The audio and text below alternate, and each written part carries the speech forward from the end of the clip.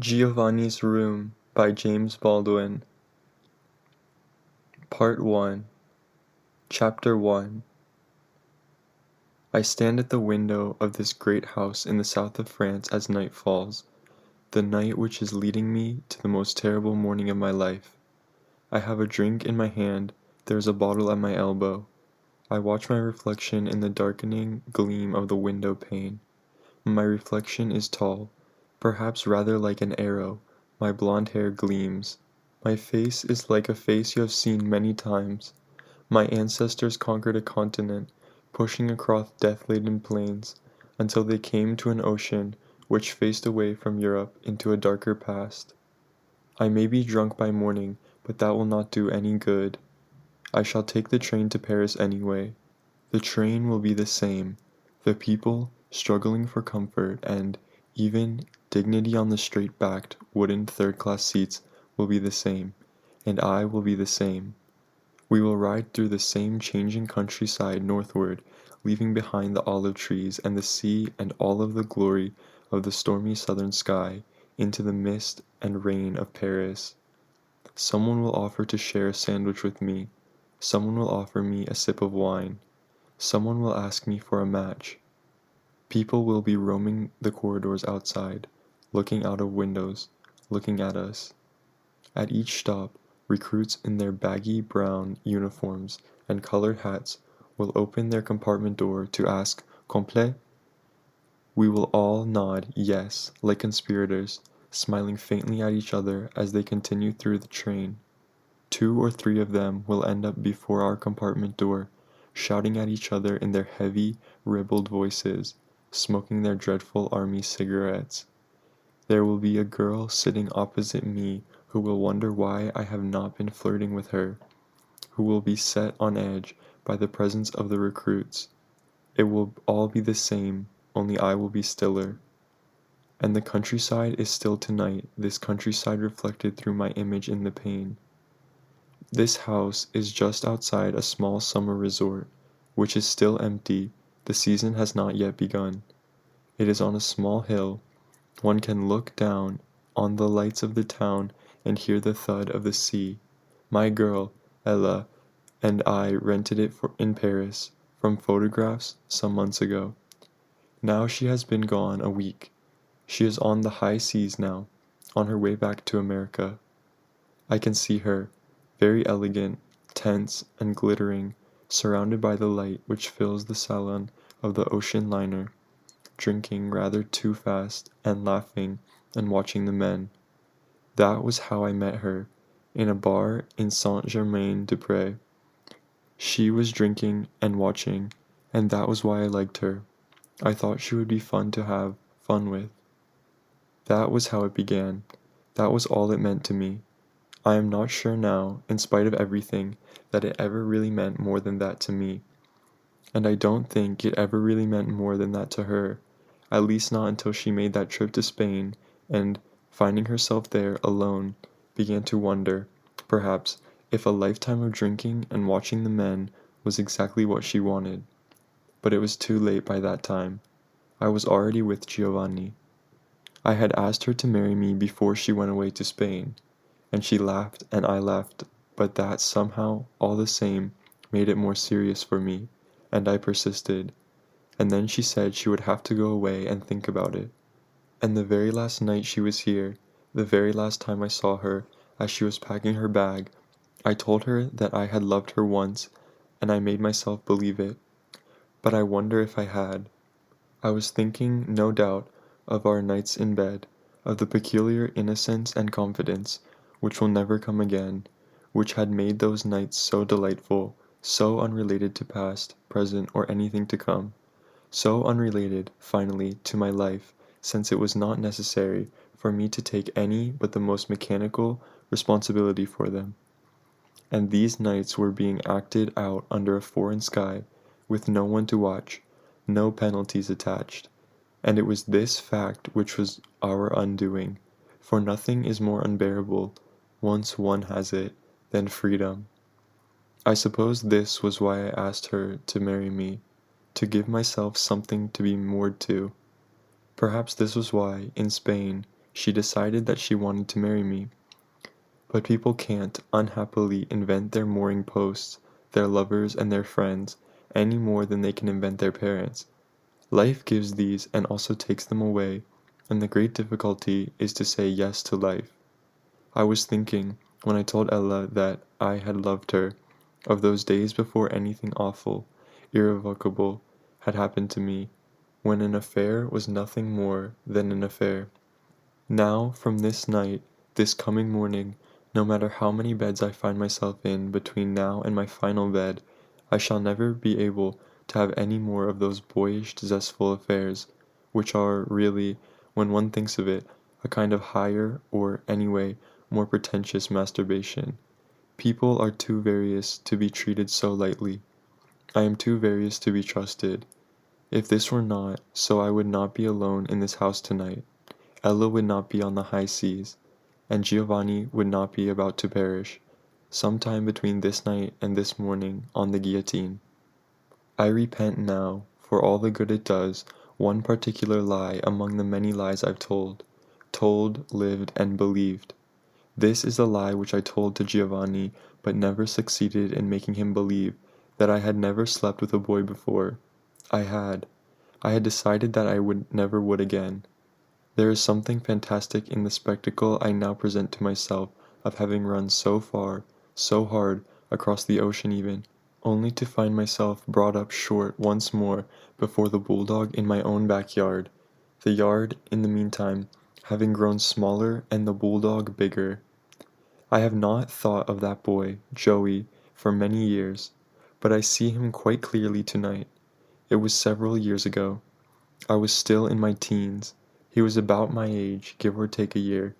He was a very nice boy, too, very quick and dark, and always laughing. For a while he was my best friend. Later, the idea that such a person could have been my best friend was proof of some horrifying taint in me. So I forgot him, but I see him very well tonight. It was in the summer, there was no school. His parents had gone some place for the weekend, and I was spending the weekend at his house, which was near Coney Island in Brooklyn. We lived in Brooklyn, too, in those days, but in a better neighborhood than Joey's. I think we had been lying around the beach, swimming a little and watching the near-naked girls pass, whistling at them and laughing.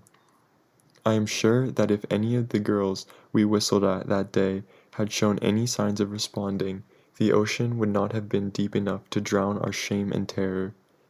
But the girls, no doubt, had some intimation of this, possibly from the way he whistled, and they ignored us. As the sun was setting, we started up the boardwalk towards his house, with our wet bathing trunks on under our trousers, and I think it began in the shower. I know that I felt something, as we were horsing around in that small, steamy room, stinging each other with wet towels, which I had not felt before, which mysteriously and yet aimlessly included him. I remember in myself a heavy reluctance to get dressed. I blamed it on the heat, but we did get dressed, sort of, and we ate cold things out of his icebox and drank a lot of beer. We must have gone to the movies. I can't think of any other reason for our going out, and I remember walking down the dark, tropical Brooklyn streets with heat coming up from the pavements and banging from the walls of the house with enough force to kill a man, with all the world's grown-ups, it seemed, sitting shrill and disheveled on the stoops, and all the world's children on the sidewalks or in the gutters or hanging from fire escapes, with my arm around Joey's shoulder. I was proud, I think, because his head came just below my ear. We were walking along, and Joey was making dirty, wise cracks, and we were laughing.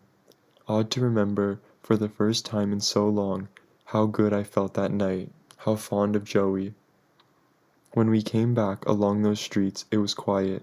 We were quiet too. We were very quiet in the apartment, and sleepily got undressed in Joey's bedroom, and went to bed. I fell asleep for quite a while, I think, but I woke up to find the light on and Joey examining the pillow with great, ferocious care. "What's the matter?" "I think a bedbug bit me." "You slob, you got bedbugs?" "I think one bit me." "You ever have a bedbug bite you before?" "No. We'll go back to sleep. You're dreaming."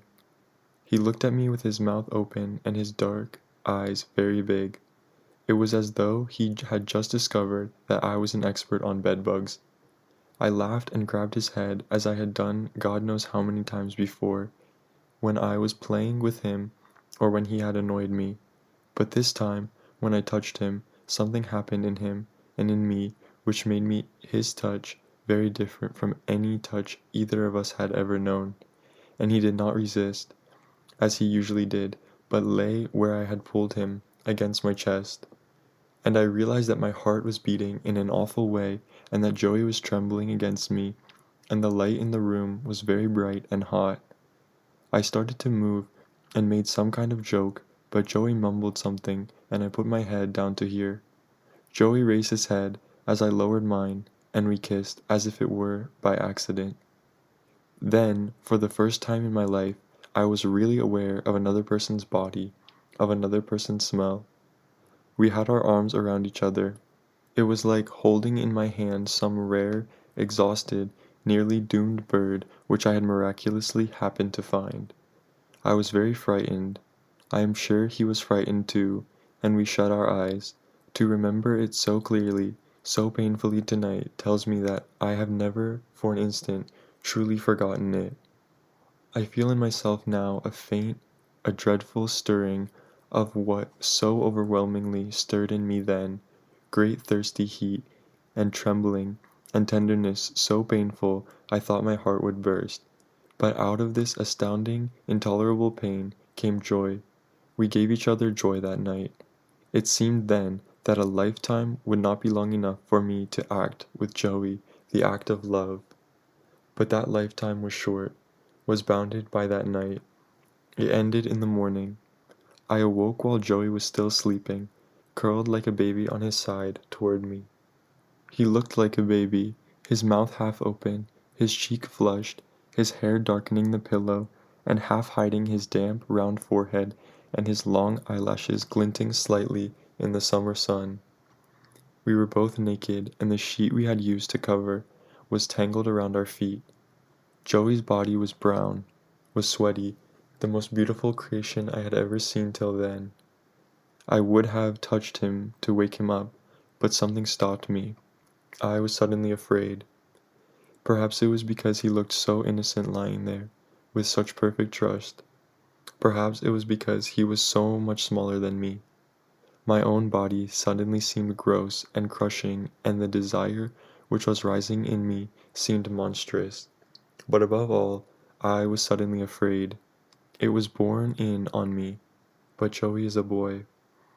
I saw suddenly the power in his thighs, in his arms, and in his loosely curled fists. The power and the promise and the mystery of that body made me suddenly afraid.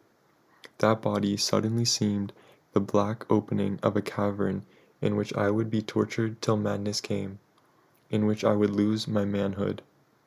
Precisely, I want to know that mystery and feel that power, and have the promise fulfilled through me. The sweat on my back grew cold. I was ashamed. The very bed, in its sweet disorder, testified to vileness. I wondered what Joey's mother would say when she saw the sheets. Then I thought of my father, who had no one in the world but me, my mother having died when I was little.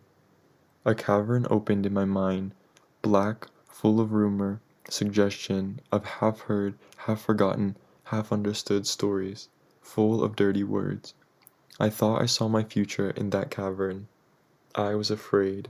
I could have cried, cried for shame and terror, cried for not understanding how this could have happened to me, how this could have happened in me, and I made my decision.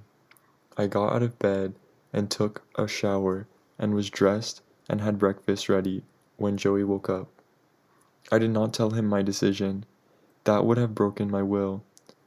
I did not wait to have breakfast with him, but only drank some coffee and made an excuse to go home. I knew the excuse did not fool Joey, but he did not know how to protest or insist. He did not know that this was all he needed to have done. Then I, who had seen him that summer nearly every day till then, no longer went to see him. He did not come to see me. I would have been very happy to see him if he had, but the manner of my leave-taking had begun a constriction which neither of us knew how to arrest. When I finally did see him, more or less by accident, near the end of the summer, I made up a long and totally untrue story about a girl I was going with, and when a school began again, I picked up with a rougher, older crowd and was very nasty to Joey. And the sadder this made him, the nastier I became. He moved away at last, out of the neighborhood, away from our school, and I never saw him again. I began, perhaps, to be lonely that summer, and began that summer the flight which has brought me to this darkening window. And yet, when one begins to search for the crucial, the definitive moment, the moment which changed all others, one finds oneself pressing in great pain through a maze of false signals and abruptly locking doors. My flight may, indeed, have begun that summer, which does not tell me where to find the germ of the dilemma which resolved itself, that summer, into a flight. Of course, it is somewhere before me, locked in that reflection I am watching in the window, as the night comes down outside. It is trapped in the room with me, always has been, and always will be, and it is yet more foreign to me than those foreign hills outside. We lived in Brooklyn then, as I say. We had also lived in San Francisco, where I was born, and where my mother lies buried, and we lived a while in Seattle, then in New York. For me, New York is Manhattan. Later on, then, we moved to Brooklyn, back to New York, and by the time I came to France, my father and his new wife had graduated to Connecticut. I had long been on my own, by then, of course, and had been living in an apartment in the East Sixties. We, in the days when I was growing up, were my father and his unmarried sister and myself. My mother had been carried to the graveyard when I was 5. I scarcely remember her at all, yet she figured in my nightmares, blind with worms, her hair as dry as metal and brittle as a twig, straining to press me against her body, that body so putrescent, so sickening soft that it opened, as I clawed and cried, into a breach so enormous as to swallow me alive. But when my father or my aunt came rushing into my room to find out what had happened to me, I did not dare describe this dream, which seemed disloyal to my mother. I said that I had dreamed about a graveyard. They concluded that in the death of my mother had this unsettling effect on my imagination, and perhaps they thought that I was grieving for her, and I may have been, but if that is so, then I am grieving still. My father and my aunt got on very badly, and without ever knowing how or why I felt it. I felt that their long battle had everything to do with my dead mother. I remember when I was very young how in the big living room of the house in San Francisco, my mother's photograph, which stood all by itself on the mantelpiece, seemed to rule the room. It was as though her photograph proved how her spirit dominated that air and controlled us all.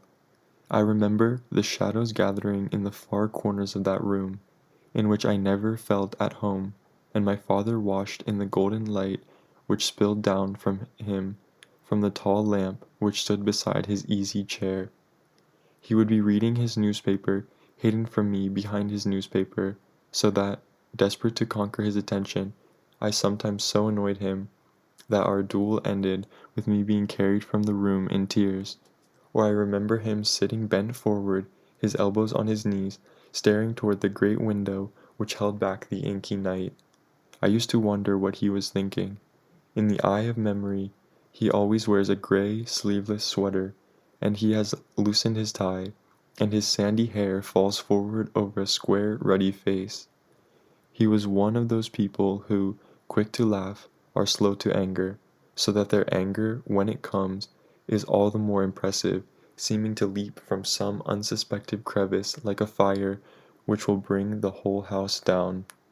And his sister Ellen, a little older than he, a little darker, always overdressed, over made up, with a face and figure beginning to harden, and with too much jewelry everywhere, clanging and banging in the light, sits on the sofa reading. She read a lot, all the new books, and she used to go to the movies a great deal, or she knits. It seems to me that she was always carrying a great bag full of dangerous-looking knitting needles, or a book, or both, and I don't know what she knitted, though I suppose she must, at least occasionally, have knitted something for my father or me, but I don't remember it any more than I remember the book she read.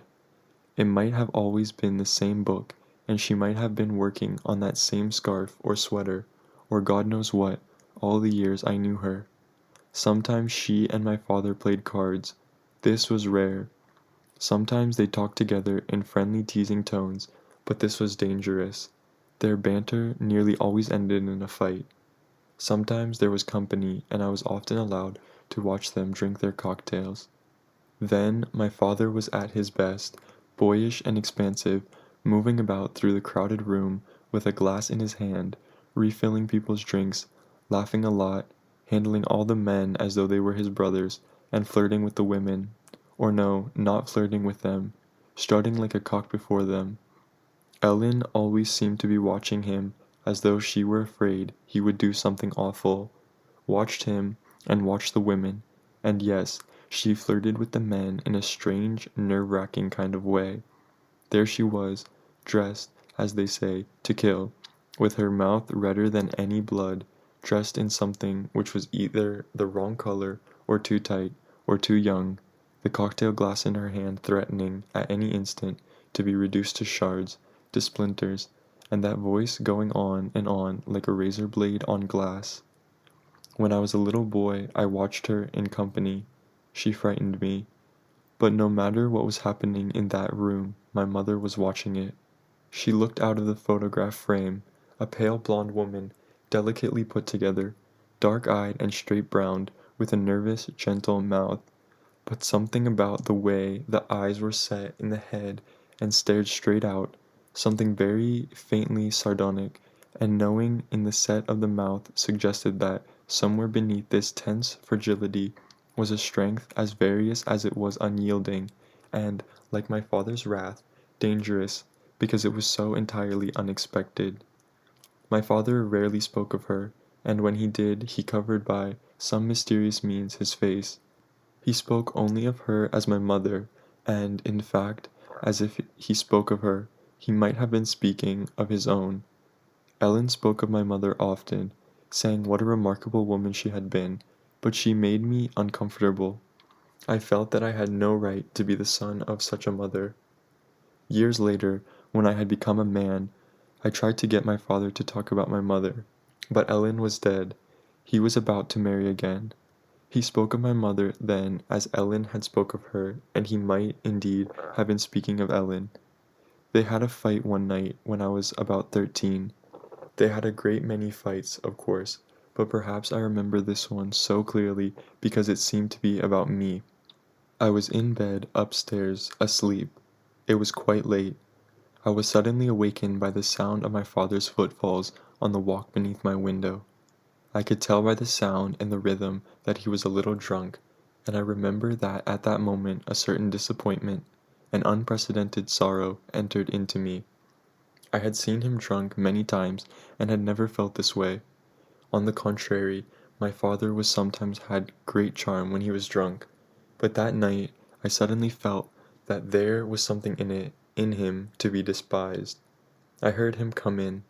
Then at once I heard Ellen's voice. "Aren't you in bed yet?" my father asked. He was trying to be pleasant and trying to avoid a scene, but there was no cordiality in his voice, only strain and exasperation. "I thought," said Ellen coldly, "that someone ought to tell you what you're doing to your son." "What am I doing to my son?"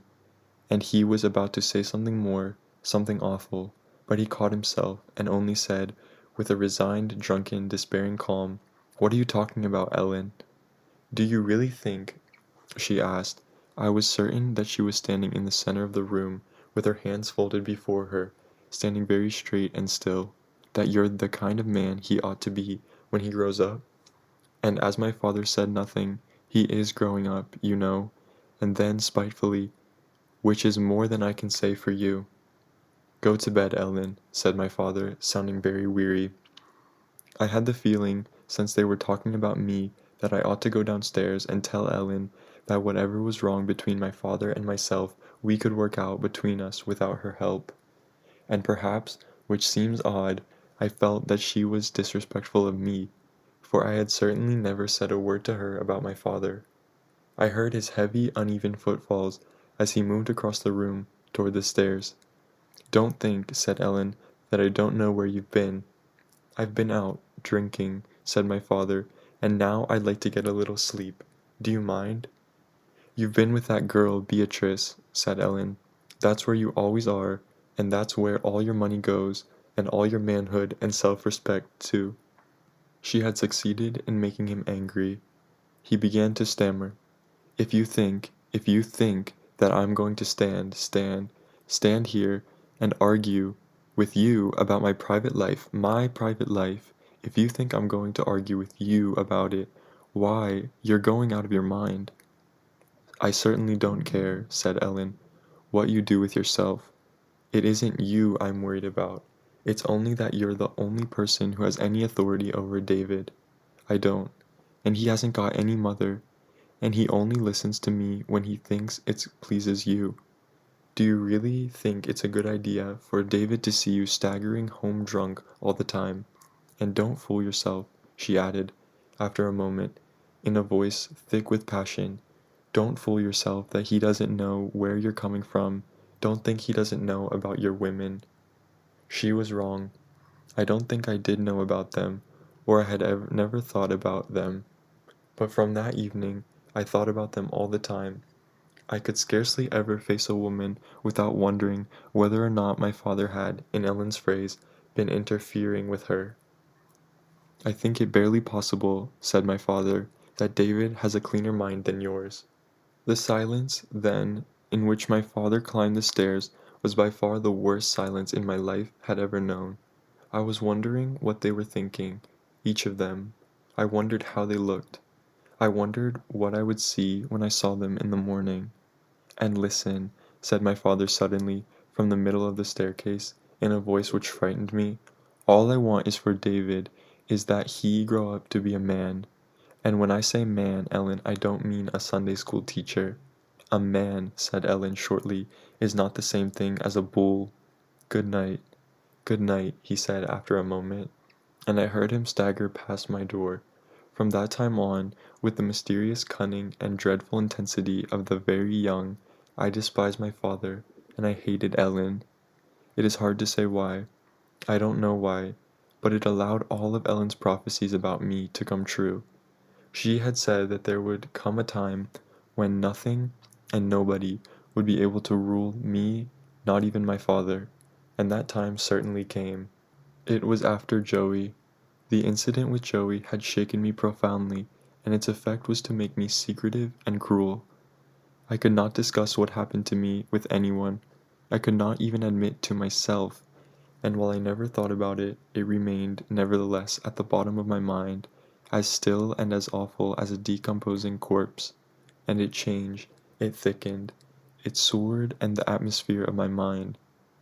Soon it was I who came staggering home late at night.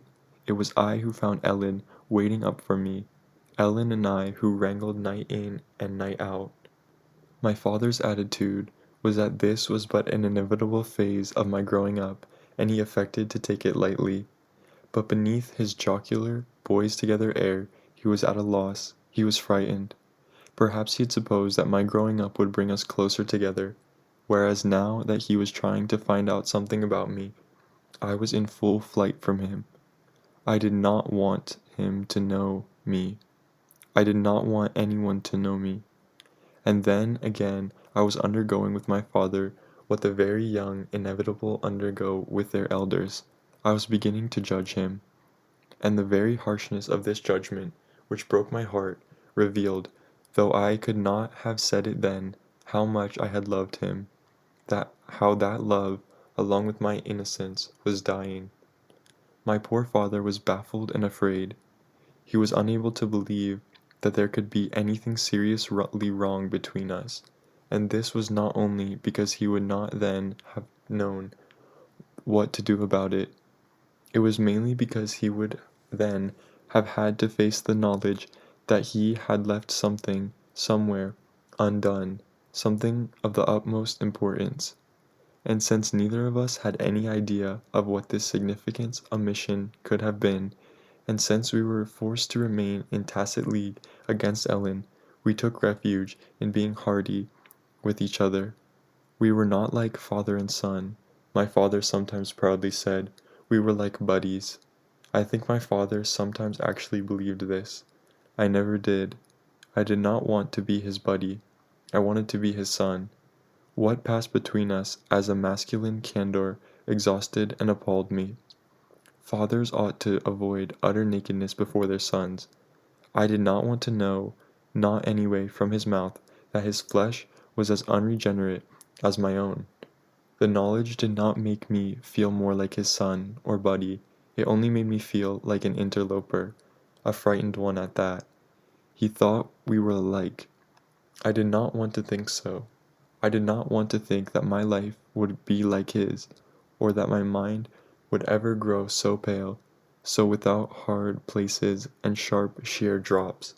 He wanted no distance between us. He wanted me to look on him as a man like myself, but I wanted the merciful distance of my father and son, which would have permitted me to love him. One night, drunk, with several other people on the way back from an out-of-town party, the car I was driving smashed up. It was entirely my fault. I was almost too drunk to walk and had no business driving, but the others did not know this, since I am one of those people who can look and sound sober while practically in a state of collapse. On a straight, level piece of highway, something weird happened to all my reactions, and the car sprang suddenly out of my control, and a telephone pole, foam white, came crying at me out of the pitch darkness. I heard screams, and then a heavy roaring, tearing sound. Then everything turned absolutely scarlet, and then, as bright as day, I went into a darkness I had never known before. I must have begun to wake up as we were being moved to the hospital. I dimly remember movement and voices, but they seemed very far away. They seemed to have nothing to do with me.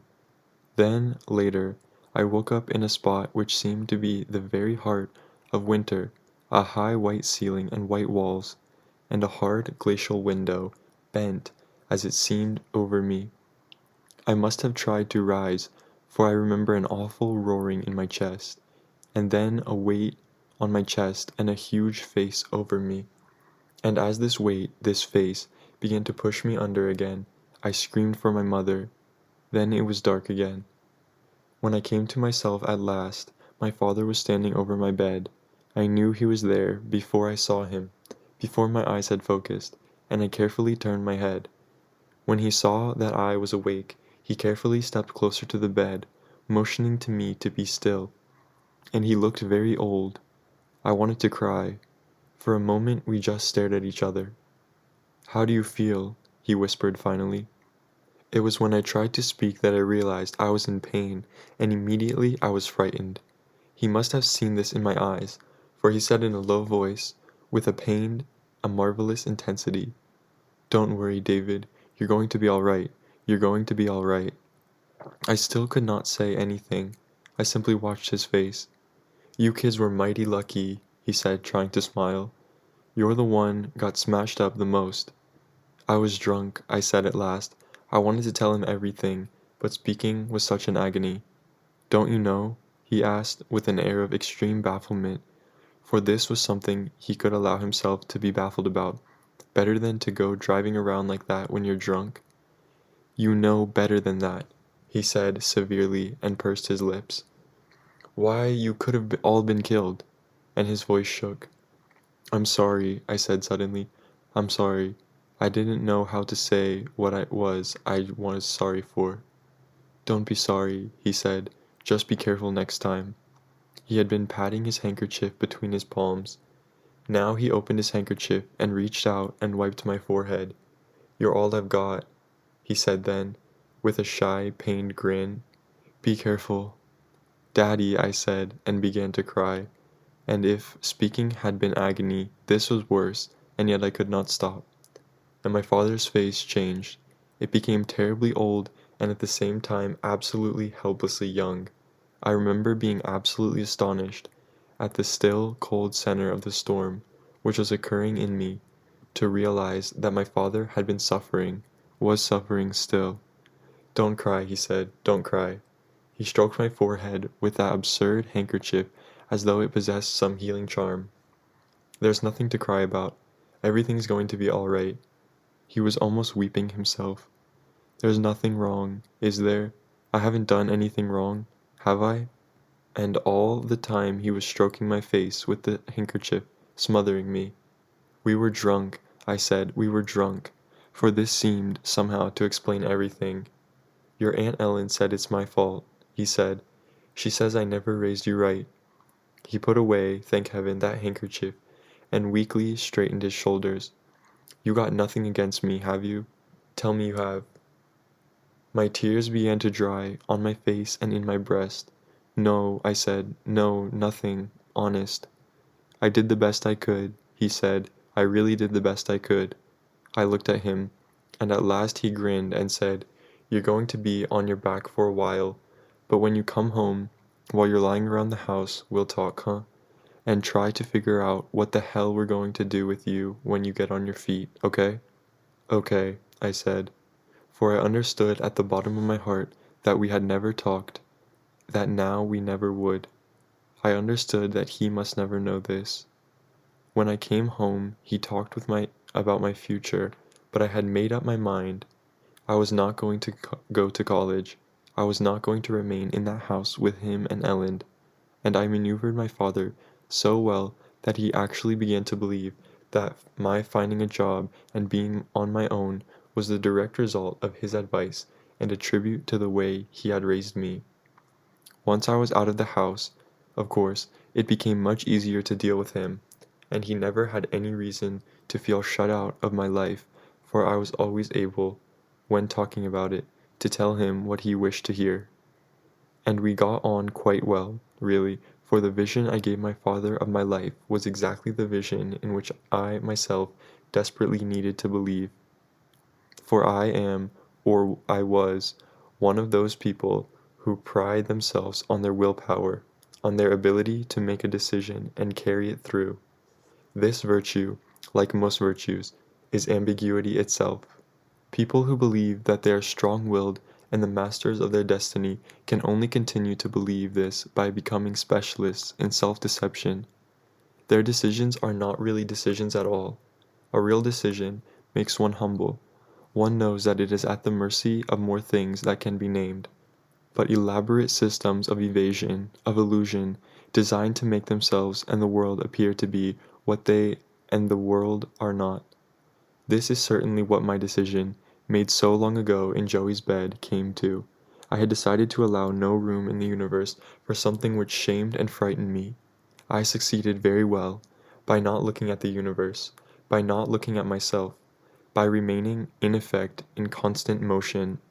Even constant motion, of course, does not prevent an occasional mysterious drag, a drop, like an airplane hitting an air pocket.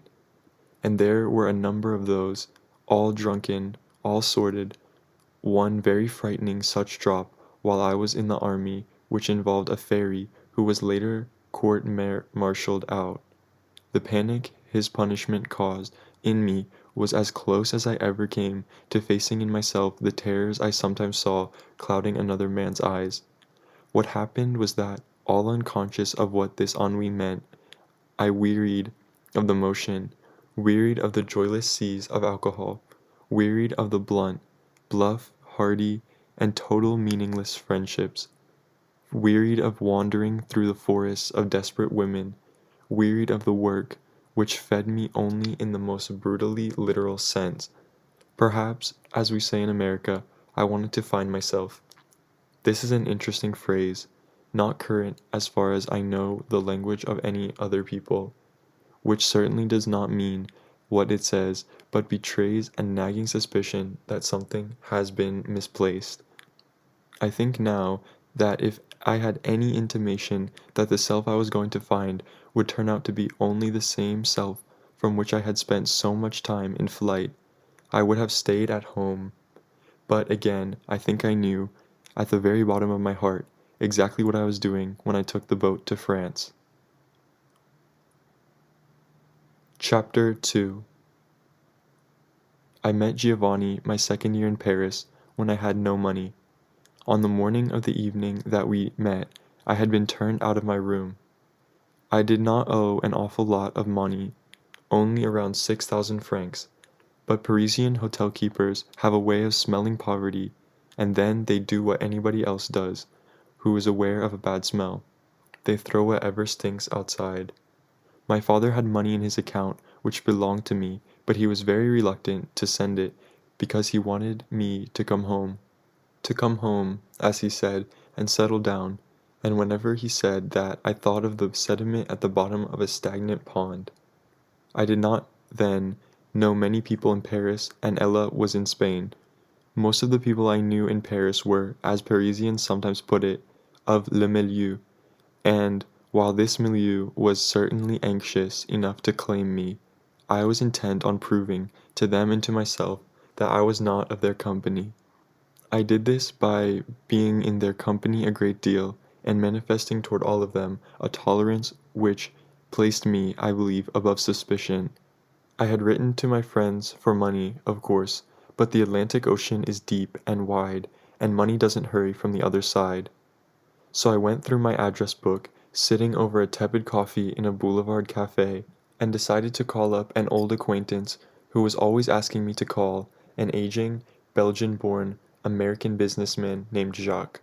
He had a big, comfortable apartment, and lots of things to drink, and lots of money. He was, as I knew he would be, surprised to hear from me, and before the surprise and the charm wore off, giving him time to become wary, he had invited me for supper. He may have been cursing as he hung up, and reaching for his wallet, but it was too late. Jacques is not too bad. Perhaps he is a fool and a coward, but almost everybody is one or the other, and most people are both. In some ways I liked him. He was silly, but he was so lonely. Anyway, I understood now that the contempt I felt for him involved my self-contempt. He could be unbelievably generous. He could be unspeakably stingy. Though he wanted to trust everybody, he was incapable of trusting a living soul. To make up for this, he threw his money away on people. Inevitably, then, he was abused.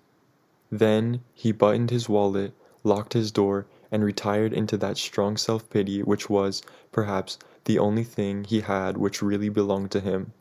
I thought for a long while that he, with his big apartment, his well-meant promises, his whiskey, his marijuana, his orgies, had helped to kill Giovanni, as indeed perhaps he had.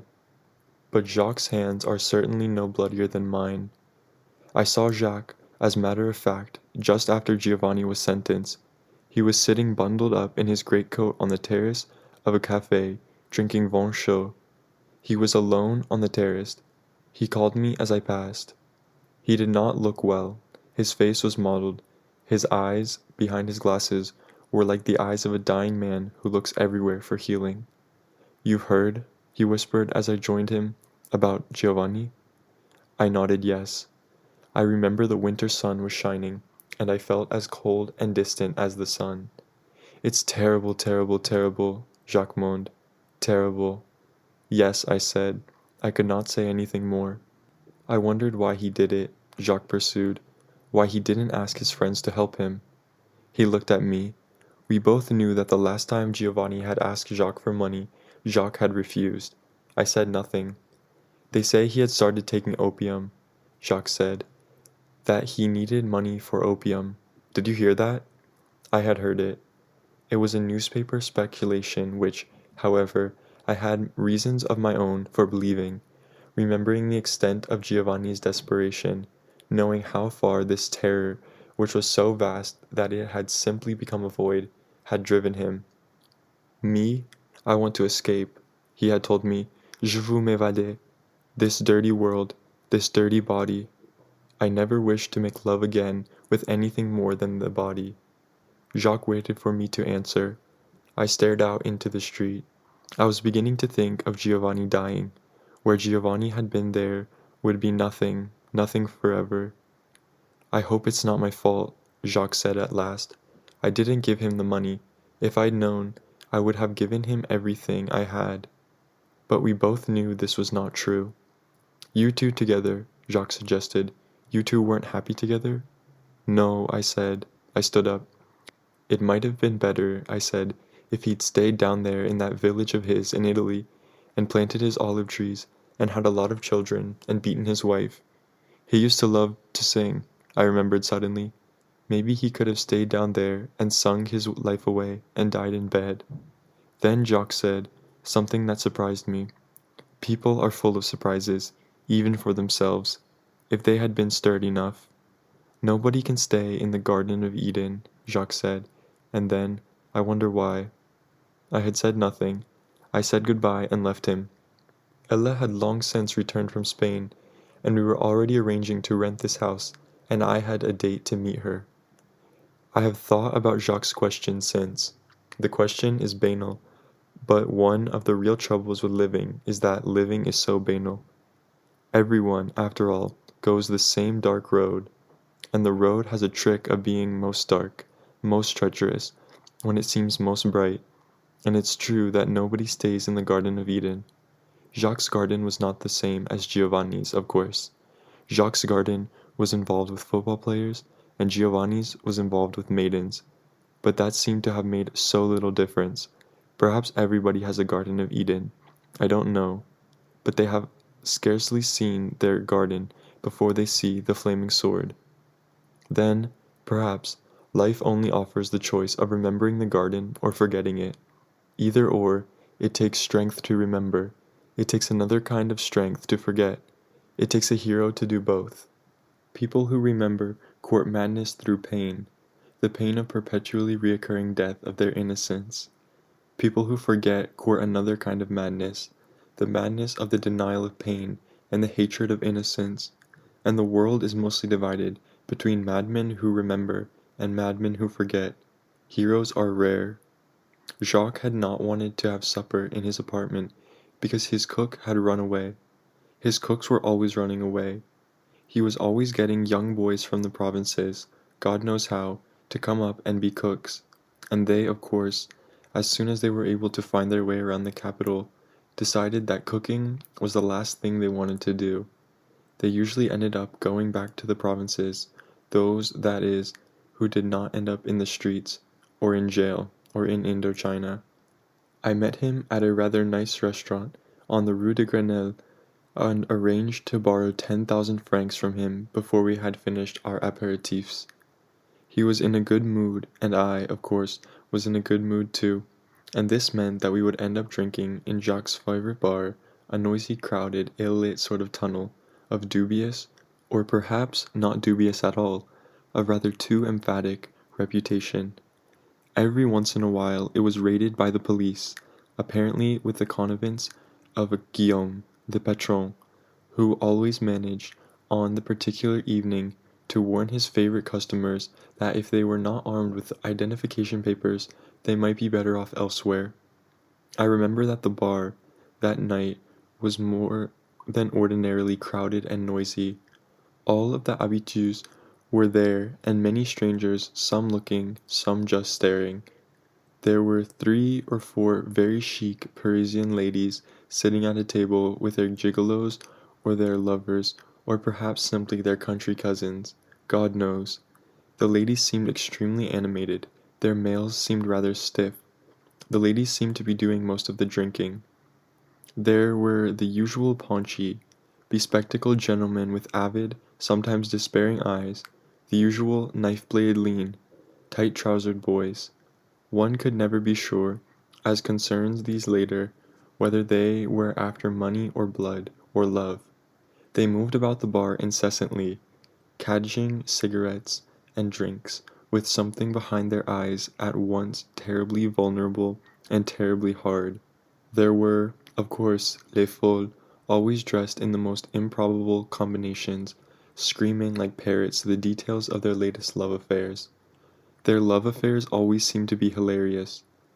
Occasionally one would swoop in, quite late in the evening, to convey the news that he, but they always just called each other she, had just spent time with a celebrated movie star or boxer. Then all of the others closed in on this newcomer, and they looked like a peacock garden, and sounded like a barnyard. I always found it difficult to believe that they ever went to bed with anybody, for a man who wanted a woman would certainly have rather had a real one, and a man who wanted a man would certainly not want one of them. Perhaps, indeed, that was why they screamed so loud. There was the boy who worked all day, it was said, in the post office, who came out at night wearing makeup and earrings, and with his heavy blonde hair piled high.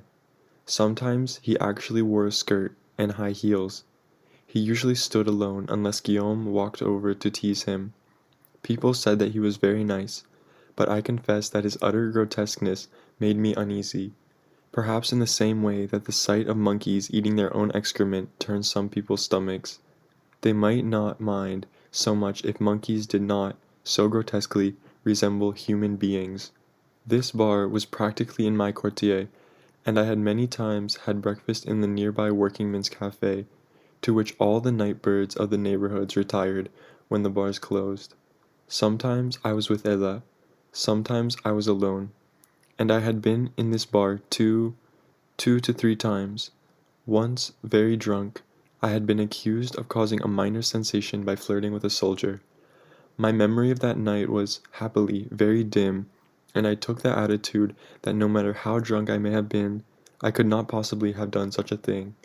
But my face was known, and I had the feeling that people were taking bets about me, or it was as though they were the elders of some strange and austere holy order, and were watching me in order to discover, by means of signs I had made, but which only they could read, whether or not I had a true vocation. Jacques was aware, I was aware, as we pushed our way to the bar. It was like moving into the field of a magnet, or like approaching a small circle of heat, of the presence of a new barman. He stood, insolent and dark and leonine, his elbow leaning on the cash register, his fingers playing with his chin, looking out at the crowd. It was as though his station were a promontory and we were the sea. Jacques was immediately attracted. I felt him, so to speak, preparing himself for conquest. I felt the necessity for tolerance. "I'm sure," I said, "that you'll want to get to know the barman, so I'll vanish any time you like." There was, in this tolerance of mine, a fund, by no means meagre, of malicious knowledge. I had drawn on it when I called up to him to borrow money. I knew that Jacques could only hope to conquer the boy before us if the boy was in effect for sale, and if he stood with such arrogance on an auction block, he could certainly find bidders richer and more attractive than Jacques. I knew that Jacques knew this. I knew something else, that Jacques' vaunted affection for me was involved with desire, the desire, in fact, to be rid of me, to be able soon to despise me, as he now despised that army of boys who had come, without love, to his bed. I held my own against this desire by pretending that Jacques and I were friends, by forcing Jacques, on pain of humiliation, to pretend this. I pretended not to see, although I exploited it, the lust not quite sleeping in his bright, bitter eyes, and, by means of the rough, male candor with which I conveyed to him his case was hopeless, I compelled him endlessly to hope. And I knew, finally, that in bars such as these I was Jacques' protection. As long as I were there, the world could see, and he could believe that he was out with me, his friend. He was not there out of desperation. He was not at the mercy of whatever adventure chance, cruelty, or the laws of actual and emotional poverty might throw his way. "You stay right here," said Jacques. "I'll look at him from time to time and talk to you, and that way I'll save money, and stay happy, too." "I wonder where Guillaume found him," I said, for he was so exactly the kind of boy that Guillaume always dreaded of that it scarcely seemed possible that Guillaume could have found him. "What will you have?" he now asked us. His tone conveyed that though he spoke no English, he knew that we had been speaking about him and hoped we were through. "Une fine à l'eau," I said, and "un cognac sec," said Jacques, both speaking too quickly, so that I blushed and realized by a faint merriment on Giovanni's face as he served us that he had seen it. Jacques, willfully misinterpreting Giovanni's nuance of a smile, made of it an opportunity. "You're new here?" he asked in English. Giovanni's almost certainly understood the question, but it suited him better to look blankly from Jacques to me and then back again at Jacques. Jacques translated his question. Giovanni shrugged. "I have been here a month," he said. I knew where the conversation was going, and I kept my eyes down and sipped my drink. "It must," Jacques insisted, with a sort of bludgeoning insistence on the light touch, "seem very strange to you." "Strange?" asked Giovanni. "Why?" And Jacques giggled. I was suddenly ashamed that I was with him. All these men, and I knew that voice, breathless, insinuating, high as no girl's had ever been, and hot, suggesting somehow the absolutely motionless, deadly heat which hangs over swamp ground in July. All these men, he gasped, and so few women. Doesn't that seem strange to you? "Ah," said Giovanni, and turned away to serve another customer. "No doubt the women are waiting at home." "I'm sure one's waiting for you," insisted Jacques, to which Giovanni did not respond. "Well, that didn't take long," said Jacques, half to me, half to the space which had just held Giovanni. "Aren't you glad you stayed? You've got me all to yourself." "Oh, you're handling it all wrong," I said. "He's mad for you. He just doesn't want to seem too anxious. Order him a drink. Find out where he likes to buy his clothes." "Well," I said, "faint heart never won fair athlete, that's for sure. Anyway, I'm sure he sleeps with girls. They always do, you know. I've heard about boys who do that. Nasty little beasts." We stood in silence for a while. "Why don't you invite him to have a drink with us?" Jacques suggested. I looked at him. "Why don't I? Well, you may find this hard to believe, but actually I'm sort of queer for girls myself. If that was his sister looking so good, I'd invite her to have a drink with us. I don't spend money on men." I could see Jacques struggling not to say that I didn't have any objection to allowing men to spend money on me. I watched his brief struggle with a silent smile, for I knew he couldn't say it. Then he said, with that cheery, brave smile of his, "I was not suggesting that you jeopardize, even for a moment, that—" He paused. "That immaculate manhood which is your pride and joy. I only suggested that you invite him because he will almost certainly refuse if I invite him." "But man," I said, grinning, "think of the confusion. He'll think that I'm the one who's lusting for his body. How do we get out of that?" "If there should be any confusion," said Jacques with dignity, "I will be happy to clear it up." We measured each other for a moment. Then I laughed. "Wait till he comes back this way. I hope he orders a magnum of the most expensive champagne in France." I turned, leaning on the bar. I felt somehow elated. Jacques, beside me, was very quiet, suddenly very frail and old, and I felt a quick, sharp, rather frightened pity for him. Giovanni had been out on the floor, serving the people at tables, and he now returned with a rather grim smile on his face, carrying a loaded tray. "Maybe," I said, "it would look better if our glasses were empty." We finished our drinks. I sat down by my glass. "Barman," I called. "The same?" "Yes." He started to turn away. "Barman," I said quickly, "we would like to offer you a drink, if we may." "Ah, bien," said a voice behind us. "C'est forçat. Not only have you finally, thank heaven, corrupted this great American football player, you use him now to corrupt my barman? Vraiment, Jacques, at your age." It was Guillaume, standing behind us, grinning like a movie star, and waving that long white handkerchief which he was never, in the bar at any rate, to be seen without. Jacques turned, hugely delighted to be accused of such rare seductiveness, and he and Guillaume fell into each other's arms like old theatrical sisters. "Eh bien, ma chérie, comment vas-tu? I have not seen you for a long time." "But I have been awfully busy," said Jacques. "I don't doubt it. Are you ashamed, vieille fool? Et toi, you certainly don't seem to have been wasting your time." And Jacques threw a delighted look in the direction of Giovanni, rather as though Giovanni were a valuable racehorse or a rare bit of china. Guillaume followed this look, and his voice dropped. Ah, ça, mon cher, c'est strictement du business, comprends-tu? They moved a little bit away. This left me surrounded, abruptly, with an awful silence. At last I raised my eyes and looked at Giovanni, who was watching me. I think you offered me a drink, he said. Yes, I said, I offered you a drink. I drink no alcohol while at work, but I will take a Coca-Cola. He picked up my glass. And for you, it is the same? The same. I realized that I was quite happy to be talking with him, and this realization made me shy. I felt menaced since Jacques was no longer at my side. Then I realized that I would have to pay for this round anyway. It was impossible to tug Jacques' sleeve for the money as though I were his ward. I coughed and put my 10,000 franc note on the bar.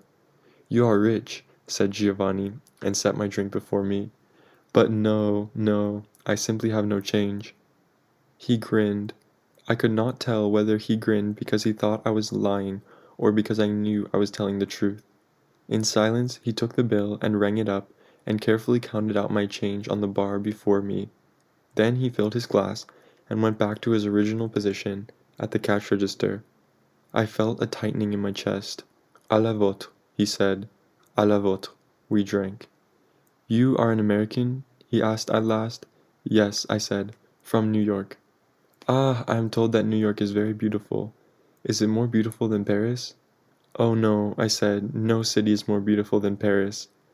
It seemed the very suggestion that one could be is enough to make you very angry, grinned Giovanni. Forgive me, was not trying to be heretical. Then, more soberly and as though to appease me, you must like Paris very much.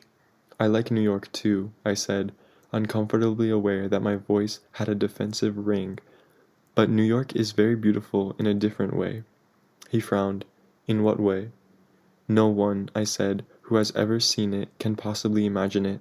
It's very high and new and electric, exciting. I paused. It's hard to describe. It's very 20th century. You find that Paris is not of this century? He asked with a smile. His smile made me feel a little foolish. Well, I said, Paris is old, is many centuries.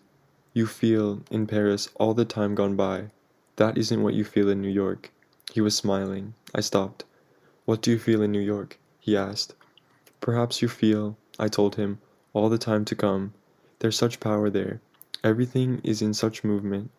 You can't help wondering, I can't help wondering, what it will all be like many years from now. Many years from now? When we are all dead and New York is old? Yes, I said. When everyone is tired, when the world, for Americans, is not so new. I don't see why the world is so new for Americans, said Giovanni. After all, you are merely immigrants, and you did not leave Europe so very long ago. The ocean is very wide, I said. We have led different lives than you. Things have happened to us there which have never happened here. Surely you can understand that this would make us a different people. Ah, if it only had made you a different people, he laughed. But it seems to have turned you into another species. You are not, are you, on another planet? For I suppose that would explain everything. I admit, I said with some heat, for I do not like to be laughed at, that we may sometimes give the impression that we think we are. But we are not on another planet, no. And neither, my friend, are you. He grinned again. I will not, he said, argue that most unlucky fact. We were silent for a moment. Giovanni moved to serve several people at either end of the bar. Guillaume and Jacques were still talking. Guillaume seemed to be recounting one of his interminable anecdotes which invariably pivoted on the hazards of business or the hazards of love, and Jacques' mouth was stretched in a rather painful grin. I knew that he was dying to get back to the bar. Giovanni placed himself before me again and began wiping the bar with a damp cloth. The Americans are funny. You have a funny sense of time. Or perhaps you have no sense of time at all. I can't tell. Time always sounds like a parade chez vous, a triumphant parade, like armies with banners entering a town, as though, with enough time, and that would not need to be so very much for Americans, n'est-ce pas? And he smiled. giving me a mocking look, but I said nothing. Well then, he continued, as though with enough time and all that fearful energy and virtue you people have, everything will be settled, solved, put in its place. And when I say everything, he added grimly, I mean all the serious, dreadful things, like pain and death and love, in which you Americans do not believe. What makes you think we don't? And what do you believe? I don't believe in this nonsense about time. Time is just common. It's like water for a fish. Everybody's in this water. Nobody gets out of it. Or if he does, the same thing happens to him that happens to the fish. He dies. And you know what happens in this water? Time? The big fish eat the little fish. That's all. The big fish eat the little fish, and the ocean doesn't care. Oh, please, I said, I don't believe that. Time's hot water, and we're not fish, and you can choose to be eaten, and also not to eat. Not to eat, I added quickly, turning a little red before his delighted and sardonic smile. The little fish, of course. To choose, cried Giovanni, turning his face away from me and speaking. It appeared to an invisible ally who had been eavesdropping on this conversation all along. To choose. He turned to me again. Ah, you are really American. J'adore votre enthousiasme. I adore yours, I said politely, though it seemed to be a blacker brand than mine. Anyway, he said mildly, I don't see what you can do with little fish except eat them. What else are they good for? In my country, I said, feeling a subtle war within me as I said it, the little fish seem to have gotten together and are nibbling at the body of the whale. That will not make them whales, said Giovanni. The only result of all that nibbling will be that there will no longer be any grandeur anywhere, not even at the bottom of the sea. Is that what you have against us, that we're not grand? He smiled like someone who, faced with the total inadequacy of the opposition, is prepared to drop the argument. Peut-être. You people are impossible, I said. You're the ones who killed grandeur off, right here in this city, with paving stones. Talk about little fish. He was grinning. I stopped. Don't stop, he said, still grinning. I am listening. I finished my drink. You people dumped all this merde on us, I said sullenly, and now you say we're barbaric because we stink. My sullenness delighted him. You're charming, he said. Do you always speak like this? No, I said, and looked down. Almost never. There was something in him of the coquette. I am flattered then, he said, with a sudden disconcerting gravity, which contained, nevertheless, the very faintest hint of mockery. And you, I said finally, have you been here long? Do you like Paris? He hesitated a moment and then grinned, suddenly looking rather boyish and shy. It's cold in the winter, he said. I don't like that. And Parisians? I do not find them so very friendly, do you? He did not wait for my answer. They are not like the people I knew when I was younger. In Italy we are friendly, we dance and sing and make love, but these people... And he looked out over the bar, and then at me, and finished his Coca-Cola. These people, they are cold. I do not understand them. But the French say, I teased, that the Italians are too fluid, too volatile, have no sense of measure. Measure, cried Giovanni. Ah, these people and their measure. They measure the gram, the centimeter, these people, and they keep pilling all the little scraps they save, one on top of the other, year in and year out, all in the stocking or under their bed. And what do they get out of all this measure? A country which is falling to pieces, measure by measure, before their eyes. Measure. I do not like to offend your ears by saying all the things I am sure these people measure before they permit themselves any act whatever. May I offer you a drink now? He asked suddenly, before the old man comes back. Who is he? Is he your uncle? I did not know whether the word uncle was being used euphemistically or not. I felt a very urgent desire to make my position clear, but I did not know how to go about it. I laughed. No, I said, he is not my uncle. He is just somebody I know. Giovanni looked at me, and this look made me feel that no one in my life had ever looked at me directly before. I hope he is not very dear to you, he said with a smile, because I think he is silly. Not a bad man, you understand, just a little silly. Perhaps, I said at once, felt like a traitor. He's not bad, I added quickly. He's really a pretty nice guy. That's not true, either. I thought, he's far from being a nice guy. Anyway, I said, he's certainly not very dear to me, and felt again, at once, the strange tightening in my chest and wondered at the sound of my voice. Carefully now, Giovanni poured my drink. Vive l'Amérique, he said. Thank you, I said, and lifted my glass. Vive le vieux continent. We were silent for a moment. Do you come here often? Asked Giovanni suddenly. No, I said, not very often. But you will come, he teased, with a wonderful, mocking light on his face. More often now? I stammered. Why? Ah, cried Giovanni. Do you know when you have made a friend? I knew I must look foolish, and that my question was foolish too. So soon? Why no, he said reasonably, and looked at his watch. We can wait another hour if you like. We can become friends then. Or we can wait until closing time. We can become friends then. Or we can wait until tomorrow.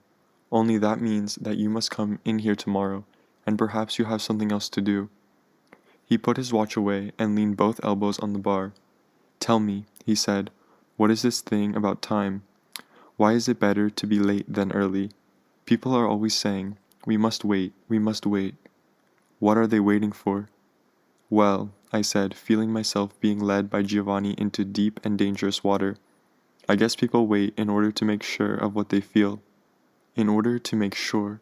He turned again to that invisible ally and laughed again. I was beginning, perhaps, to find his phantom a little unnerving, but the sound of his laughter in that airless tunnel was the most incredible sound. It's clear that you are a true philosopher. He pointed a finger at my heart. And when you have waited, has it made you sure? For this I could simply summon no answer. From the dark, crowded center of the bar, someone called, Garçon! And he moved away from me, smiling. You can wait now, and tell me how sure you have become when I return. And he took his round metal tray and moved out into the crowd.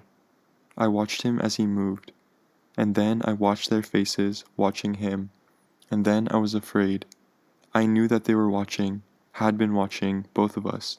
They knew that they had witnessed a beginning, and now they would not cease to watch until they saw the end. It had taken some time, but the tables had turned. Now I was in the zoo, and they were watching.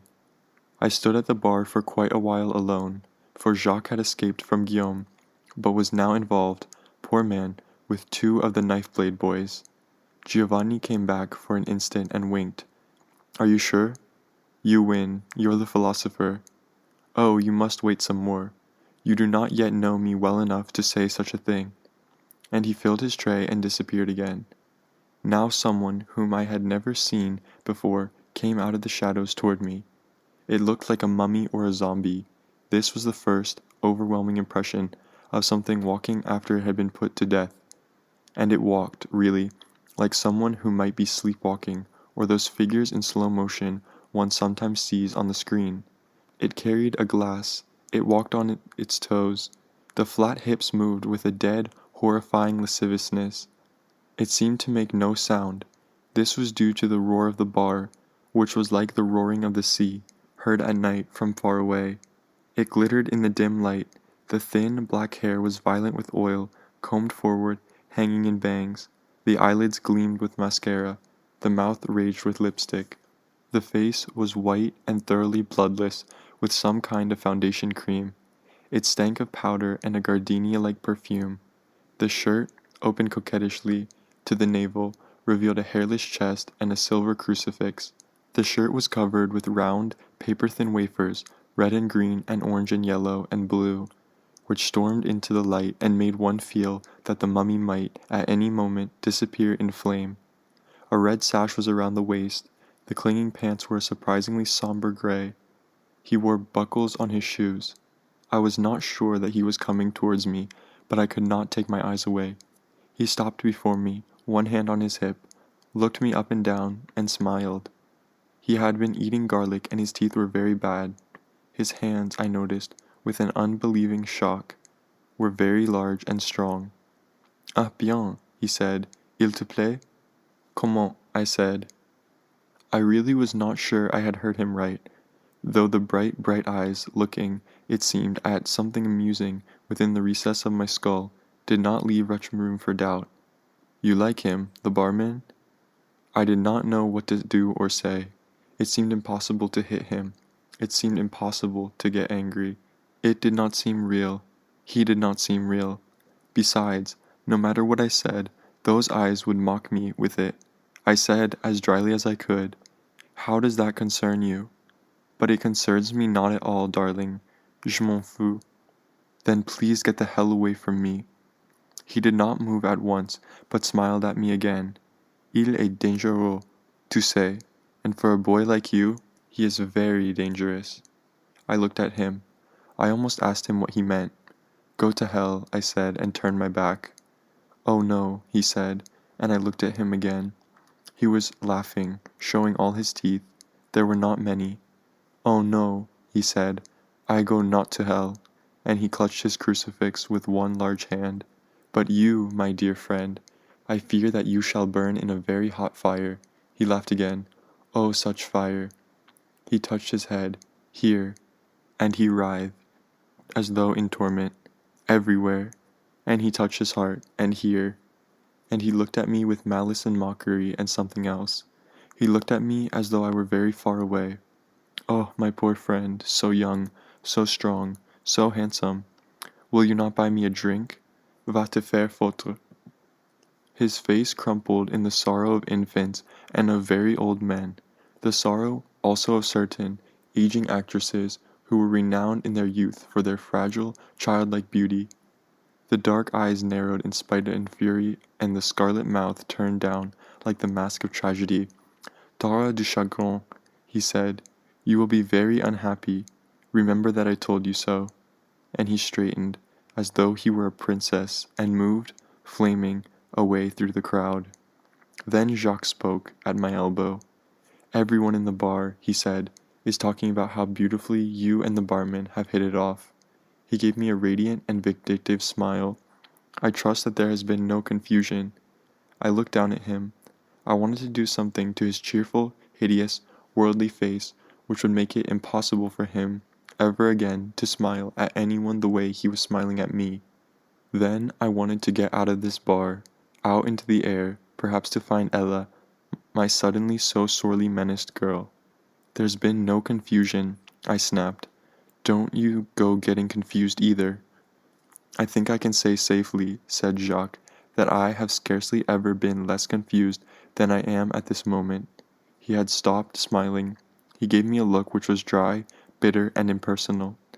"And at the risk of losing forever your so remarkably candid friendship, let me tell you something. Confusion is a luxury which only the very, very young can possibly afford, and you are not that young anymore." "I don't know what you're talking about," I said. "Let's have another drink." I felt that I had better get drunk. Now Giovanni went behind the bar again and winked at me. Jacques' eyes never left my face. I turned rudely from him and faced the bar again. He followed me. "The same," said Jacques. "Certainly," said Giovanni. "That's the way to do it." He fixed our drinks. Jacques paid.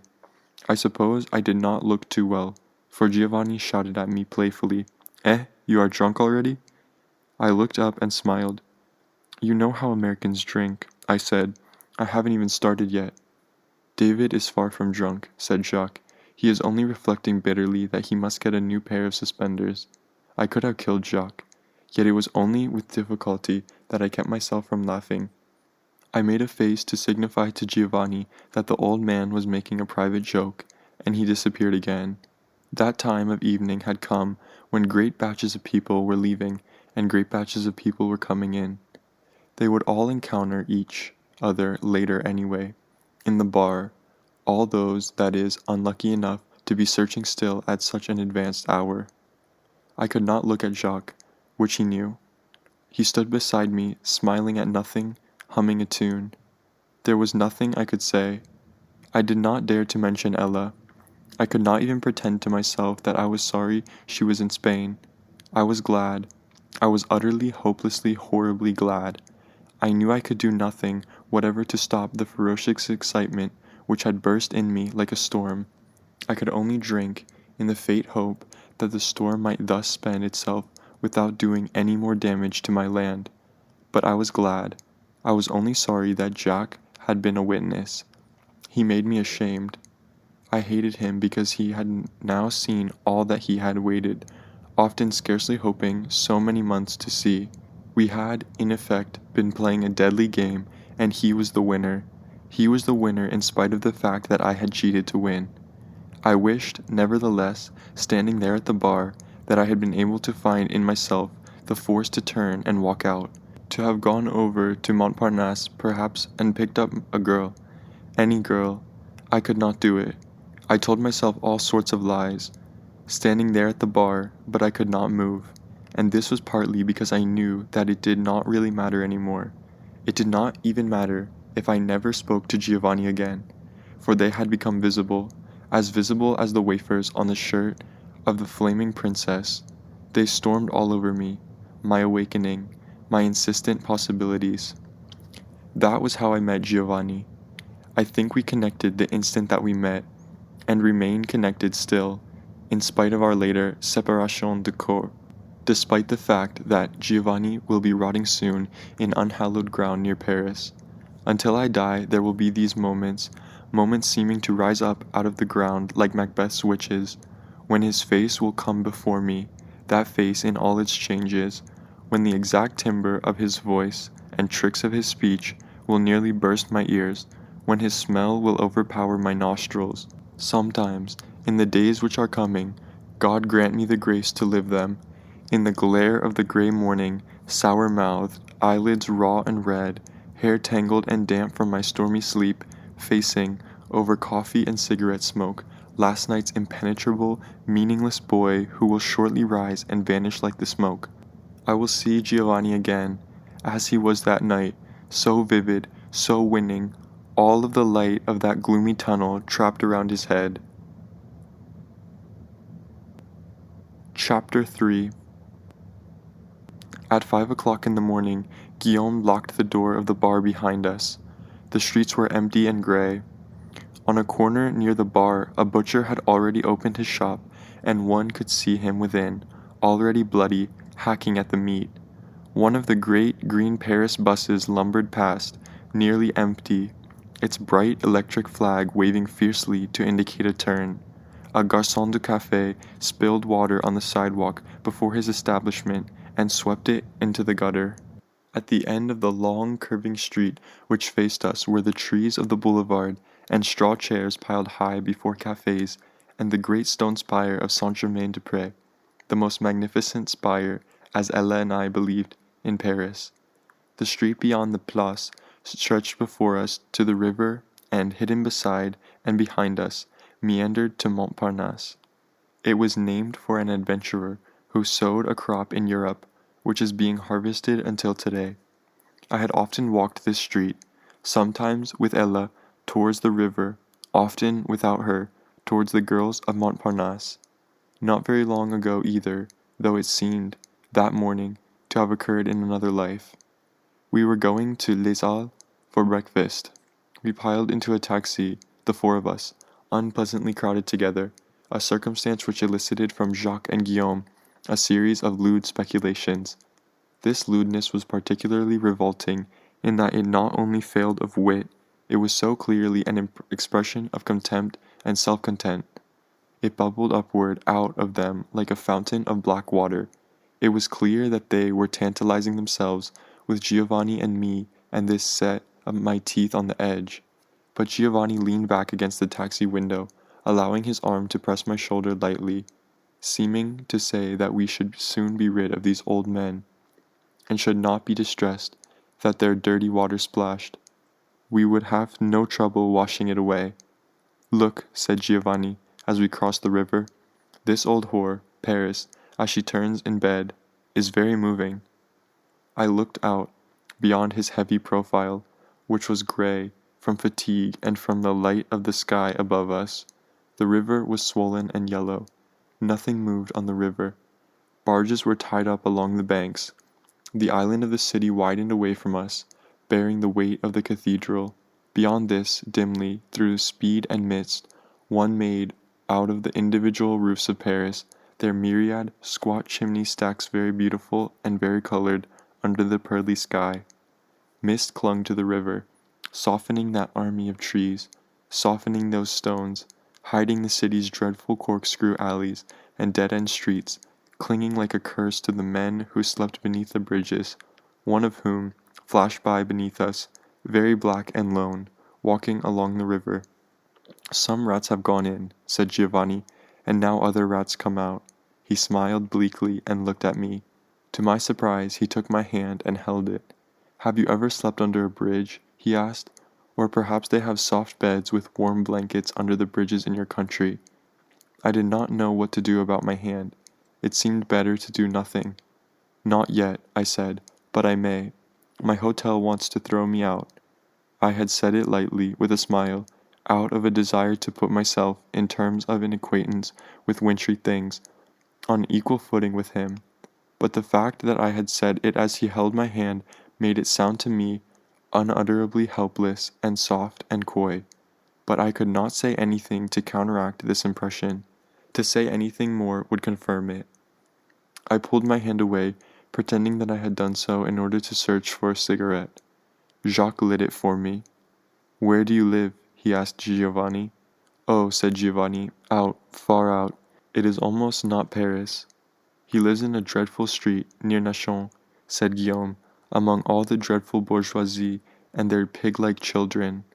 "You failed to catch the children at the right age," said Jacques. "They go through a period, all too brief, hélas, when a pig is perhaps the only animal they do not call to mind." And again to Giovanni, "In a hotel?"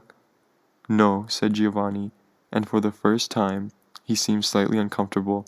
"I live in a maid's room." "With the maid?" "No," said Giovanni and smiled. "The maid is I don't know where. You could certainly tell that there was no maid if you ever saw my room." "I would love to," said Jacques. "Then we will give a party for you one day," said Giovanni. This, too courteous and too bald to permit any further questioning, nearly forced, nevertheless, a question from my lips. Guillaume looked briefly at Giovanni, who did not look at him, but out into the morning, whistling. I had been making resolutions for the last 6 hours, and now I made another one, to have this whole thing out with Giovanni as soon as I got him alone at Les Halles. I was going to have to tell him that he had made a mistake, but that we could still be friends. But I could not be certain, really, that it might not be I who was making a mistake, blindly misreading everything, and out of necessities then too shameful to be uttered. I was in a box, for I could see that, no matter how I turned, the hour of confession was upon me, and I could scarcely be averted, unless, of course, I leaped out of the cab, which would be the most terrible confession of all. Now the cab driver asked us where we wanted to go, for we had arrived at the choked boulevards and impassable side streets of Les Halles. Leeks, onions, cabbages, oranges, apples, potatoes, cauliflowers stood gleaming in mounds all over, on the sidewalks, in the streets, before great metal sheds. The sheds were blocks long, and within the sheds were piled more fruit, more vegetables. In some sheds fish, in some sheds cheese, in some whole animals lately slaughtered. It scarcely seemed possible that all of this could ever be eaten, but in a few hours it would all be gone, and trucks would be arriving from all corners of France, and making their way, to the great profit of a beehive of middlemen, across the city of Paris, to feed the roaring multitude. Who were roaring now, at once wounding and charming the ear, before and behind, and on either side of our taxi driver, and Giovanni too roared back. The multitude of Paris seems to be dressed in blue every day but Sunday, when, for the most part, they put on an unbelievably festive black. Here they were now, in blue, disputing every inch our passage with their wagons, hand trucks, camions, their bursting baskets carried at an angle, steeply self-confident on the back. A red-faced woman, burdened with fruit, shouted, to Giovanni, the driver, to the world, a particularly vivid cochonnerie, to which the driver and Giovanni at once, at the top of their lungs, responded, though the fruit lady had already passed beyond our sight and perhaps no longer even remembered her precisely obscene conjectures. We crawled along, for no one had yet told the driver where to stop, and Giovanni and the driver, who had, it appeared, immediately upon entering Les Halles, been transformed into brothers, exchanged speculations, unflattering in the extreme, concerning the hygiene, language, private parts, and habits of the citizens of Paris. Jacques and Guillaume were exchanging speculations, unspeakably less good-natured, concerning every passing mail. The pavements were slick with leavings, mainly cast off, rotten leaves, flowers, fruit, and vegetables which had met with disaster, natural and slow or abrupt, and the walls and corners were combed with pissoirs, dull-burning makeshift braziers, cafes, restaurants, and smoky yellow bistros.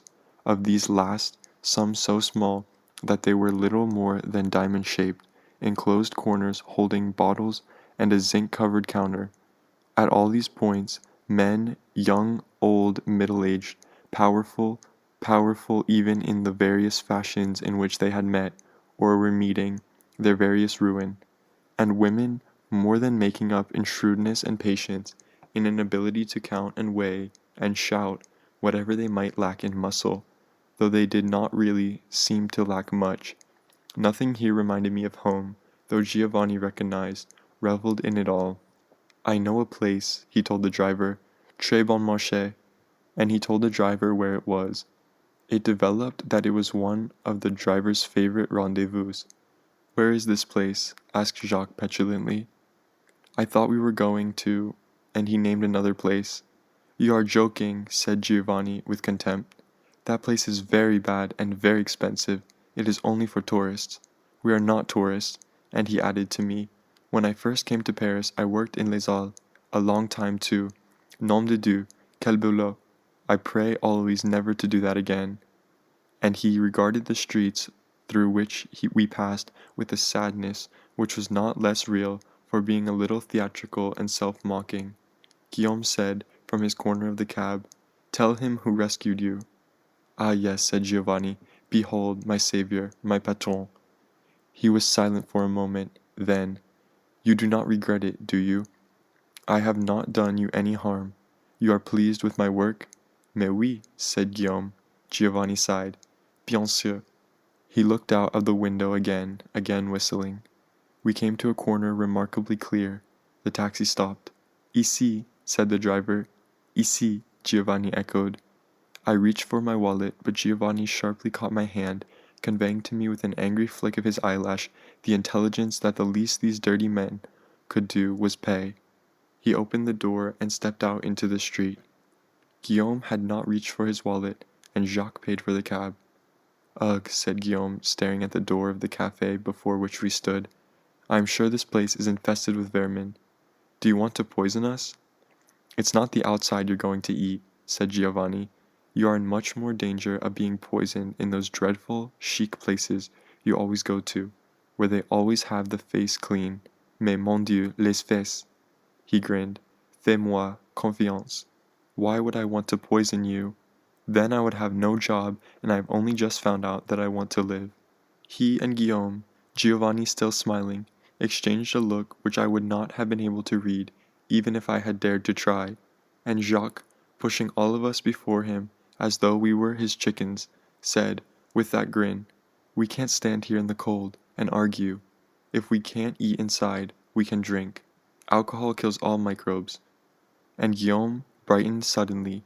He was really remarkable, as though he carried, hidden somewhere on his person, a needle filled with vitamins, which automatically, at the blackening hour, discharged itself into his veins. "Il y a les jeunes dedans," he said, and went in. Indeed, there were young people, half a dozen, at the zinc counter, before glasses of red and white wine, along with others not young at all. A pock-marked boy with a very rough-looking girl were playing the pinball machine near the window. There were a few people sitting at the tables in the back, served by an astonishingly clean-looking waiter. In the gloom, the dirty walls, the sawdust-covered floor, his white jacket gleamed like snow. Behind these tables, One caught a glimpse of the kitchen and the surly, obese cook. He lumbered about like one of those overloaded trucks outside, wearing one of those high, white hats with a dead cigar stuck between his lips. Behind the counter sat one of those absolutely inimitable and indomitable ladies, produced only in the city of Paris, but produced there in great numbers, who would be as outrageous and unsettling in any other city as a mermaid on a mountain top. All over Paris they sit behind their counters like a mother bird in a nest, and brood over the cash register as though it were an egg. Nothing occurring under the circle of heaven where they sit escapes their eye. If they have ever been surprised by anything, it was only in a dream they long ago ceased having.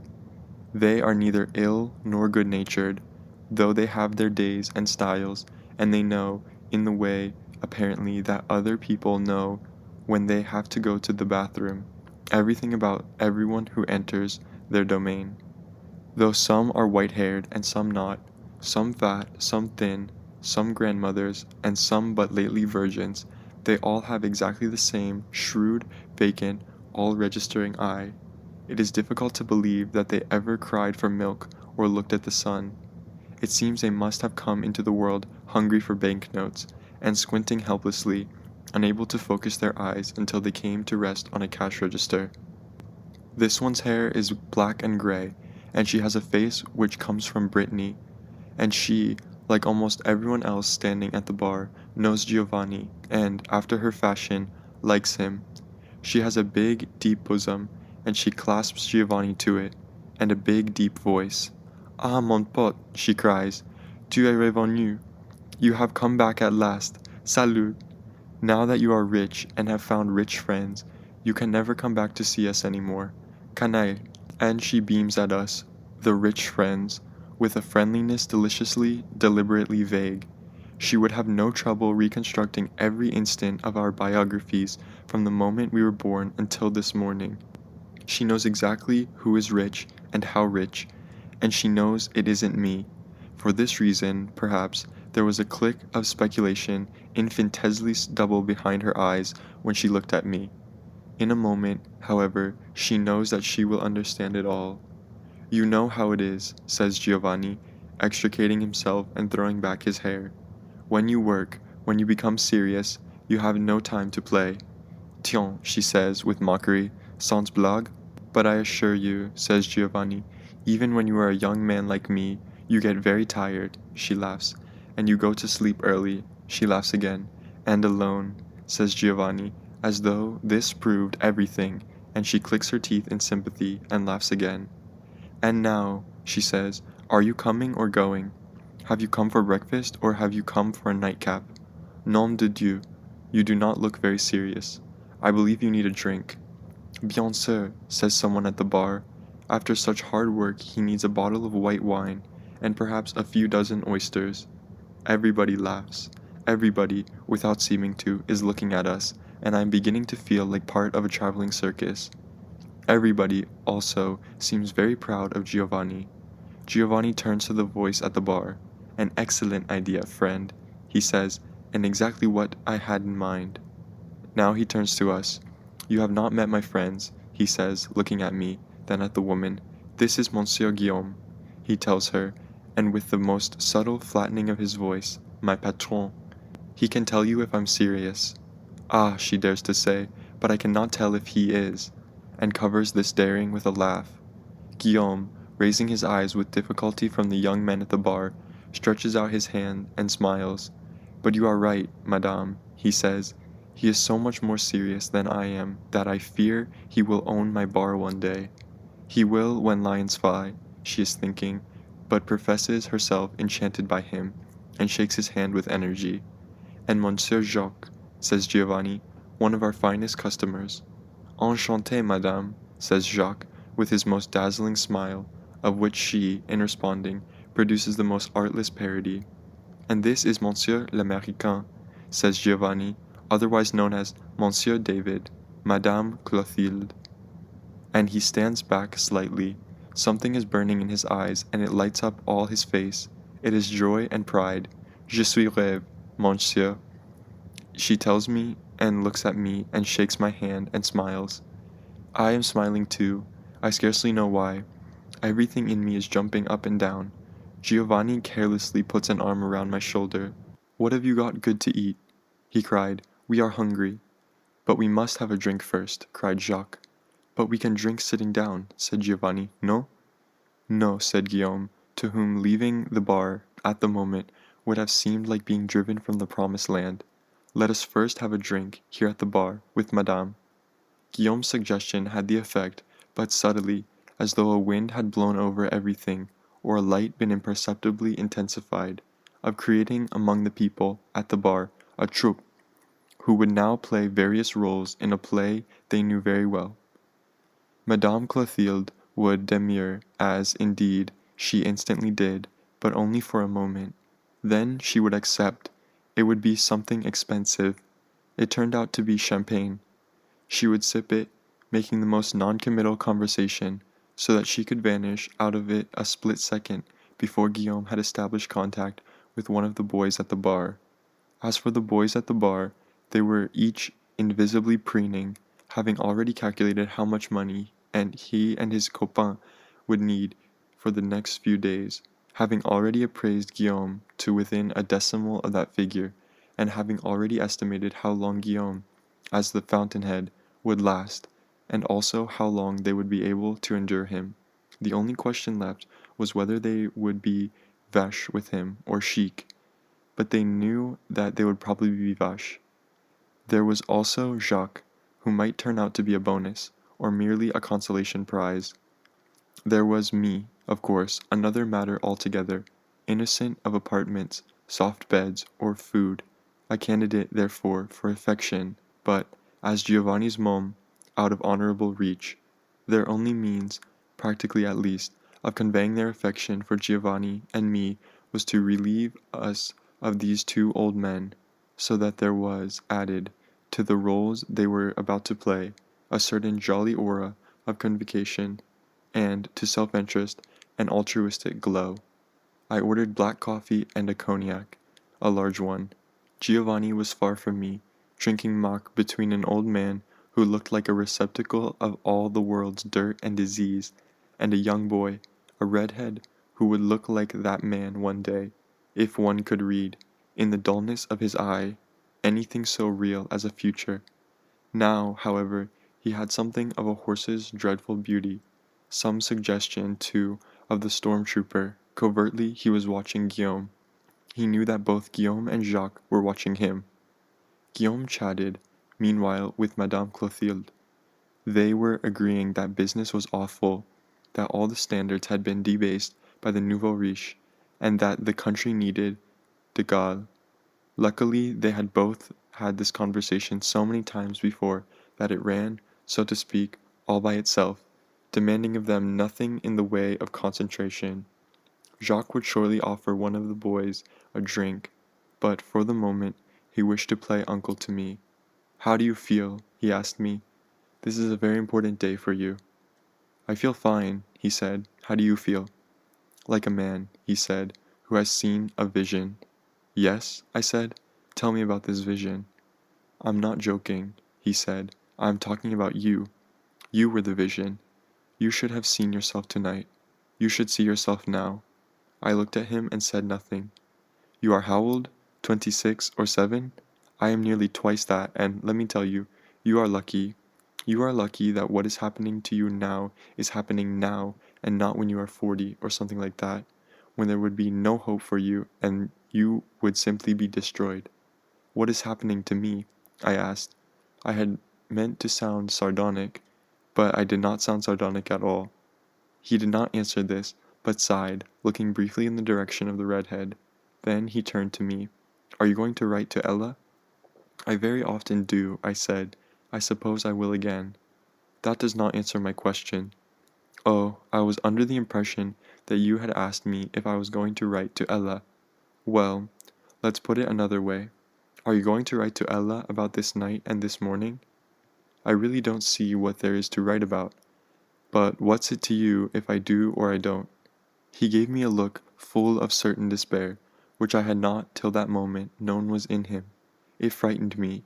It's not, he said, what it is to me, it's what it is to you. And to her, and to that poor boy yonder who doesn't know that when he looks at you the way he does, he is simply putting his head in the lion's mouth. Are you going to treat them as you've treated me? You? What have you to do with all this? How have I treated you? You have been very unfair to me, he said. You have been very dishonest. This time I did sound sardonic. I suppose you mean that I would have been fair. I would have been honest if I mean you could have been fair to me by despising me a little less. I'm sorry, but I think since you bring it up, that a lot of your life is despicable. I could say the same about yours, said Jacques. There are so many ways of being despicable it quite makes one's head spin. But the way to be really despicable is to be contemptuous of other people's pain. You ought to have some apprehension that the man you have seen before you was once even younger than you are now, and arrived at his present wretchedness by imperceptible degrees.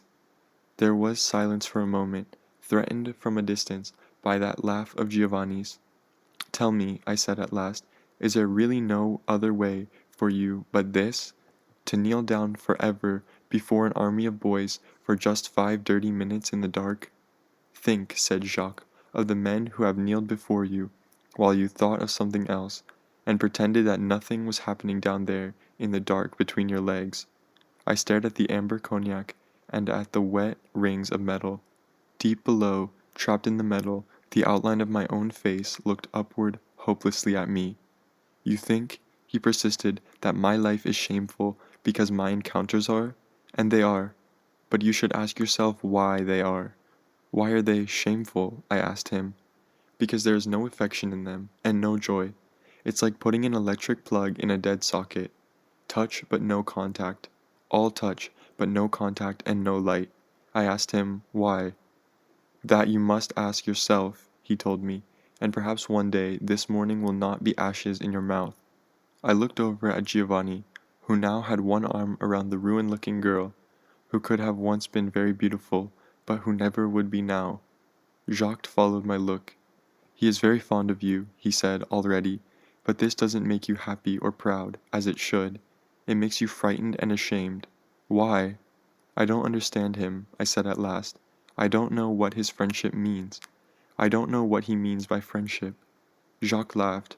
You don't know what he means by friendship, but you have the feeling it may not be safe. You are afraid it may change you. What kind of friendship have you had? I said nothing. Or for that matter, he continued, what kind of love affairs? I was silent for so long that he teased me, saying, come out wherever you are. And I grinned, feeling chilled. Love him, said Jacques with vehemence. Love him, and let him love you. Do you think anything else under heaven really matters? And how long, at the best, can it last, since you are both men and still have everywhere to go? Only 5 minutes, I assure you, only 5 minutes, and most of that, hélas, in the dark. And if you think of them as dirty, then they will be dirty.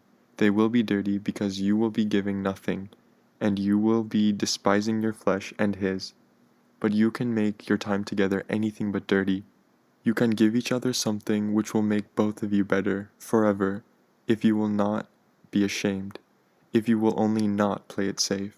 He paused, watching me, and then looked down to his cognac.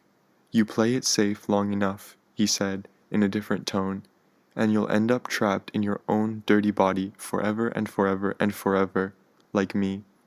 And he finished his cognac, ringing his glass slightly on the bar to attract the attention of Madame Clotilde. She came at once, beaming, and in that moment Guillaume dared to smile at the redhead. Madame Clotilde poured Jacques a fresh cognac and looked questioningly at me, the bottle poised over my half-full glass. I hesitated. "Et pourquoi pas?"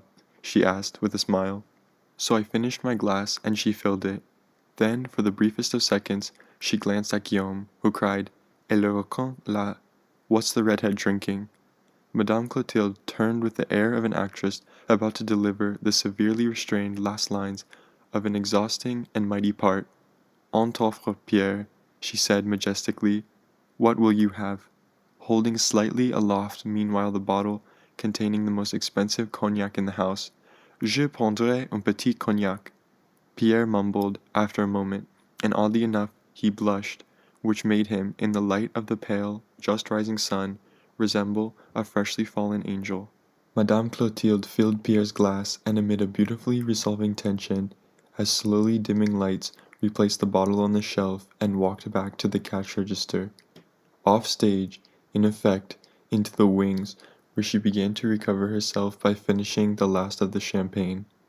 She sighed and sipped and looked outward contentedly into the slowly rising morning. Guillaume had murmured a "Je m'excuse un instant, madame," and now passed behind us on his way to the Redhead. I smiled. Things my father never told me. Somebody, said Jacques, your father or mine, should have told us that not many people have ever died of love, but multitudes have perished, and are perishing every hour, and in the oddest places, for the lack of it. And then, here comes your baby, sois sage, sois chic. He moved slightly away and began talking to the boy next to him. And here my baby came indeed. Through all that sunlight, his face flushed and his hair flying, his eyes unbelievably like morning stars. It was not very nice of me to go off for so long, he said. I hope you have not been too bored. You certainly haven't been, I told him. You look like a kid about 5 years old, waking up on Christmas morning. This delighted, even flattered him, as I could see from the way he now humorously pursed his lips. I am sure I cannot look like that, he said.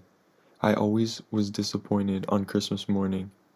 Well, I mean very early on Christmas morning, before you saw what was under the tree. But his eyes have somehow made my last statement a double entendre, and we are both laughing. Are you hungry? He asked. Perhaps I would be if I were alive and sober. I don't know. Are you?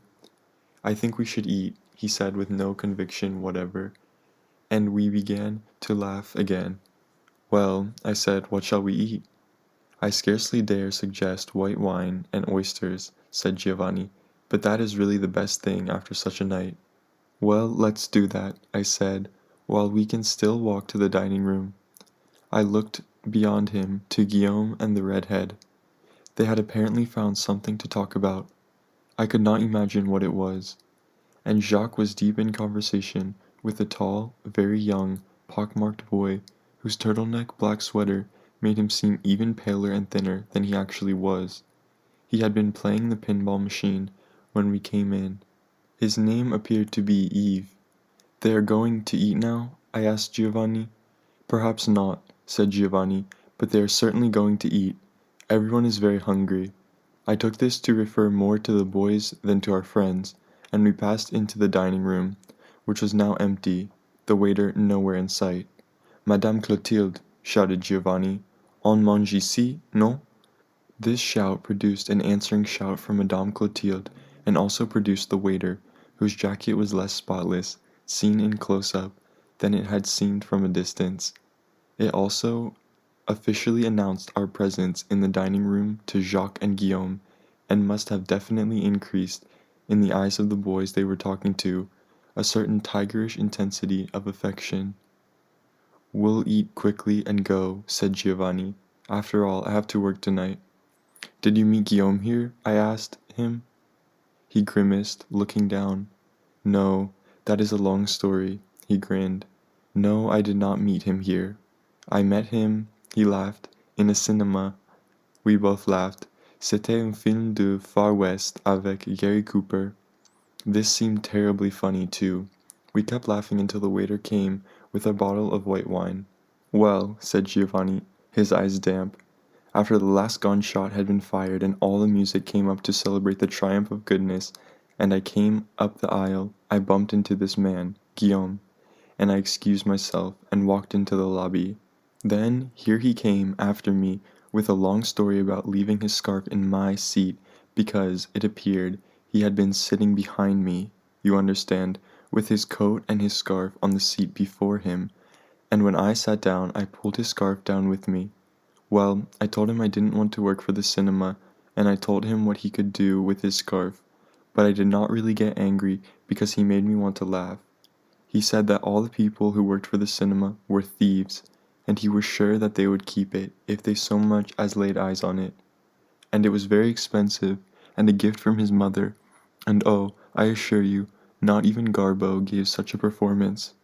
So I went back, and of course there was no scarf there, and when I told him this, it seemed he would fall dead right there in the lobby.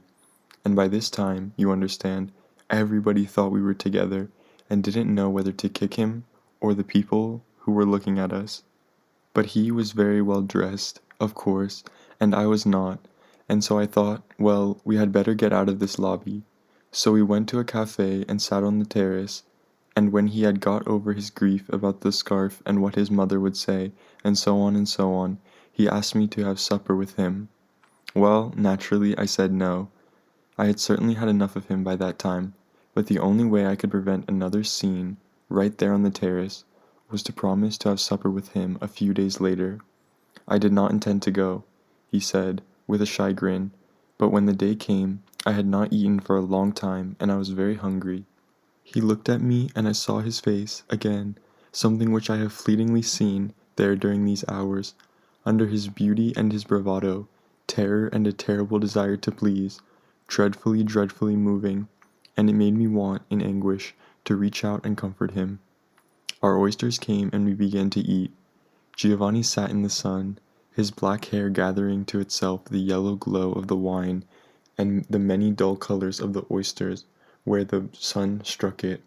Well, with his mouth turned down, dinner was awful, of course, since he can make scenes in his apartment, too. But by this time I knew he owned a bar and was a French citizen. I am not, and I had no job and no carte de travail. So I saw that he could be useful if I could only find some way to make him keep his hands off me. I did not, I must say, this with that look at me, altogether succeed in remaining untouched by him. He has more hands than an octopus, and no dignity whatever. But, grimly throwing down another oyster and refilling our glasses of wine, I do not have a carte de travail, and I have a job, which pays very well. He grinned. It appears that I am good for business. For this reason, he leaves me mostly alone. He looked out into the bar. He is really not a man at all, he said, with a sorrow and bewilderment at once childlike and ancient. I do not know what he is. He is horrible. But I will keep my carte de travail. The job is another matter, but he knocked wood. We have had trouble now for nearly 3 weeks. But you think that trouble is coming? I said. Oh yes, said Giovanni, with a quick, startled look at me, as if he were wondering if I had understood a word of what he had said. We are certainly going to have a little trouble soon again. Not right away, of course. That is not his style, but he will invent something to be angry at me about. Then we sat in silence for a while, smoking cigarettes, surrounded by oyster shells, and finishing the wine. I was all at once very tired. I looked out into the narrow street, this strange, crooked corner where we sat, which was brazen now with the sunlight and heavy with people I would never understand. I ached abruptly, intolerably, with a longing to go home.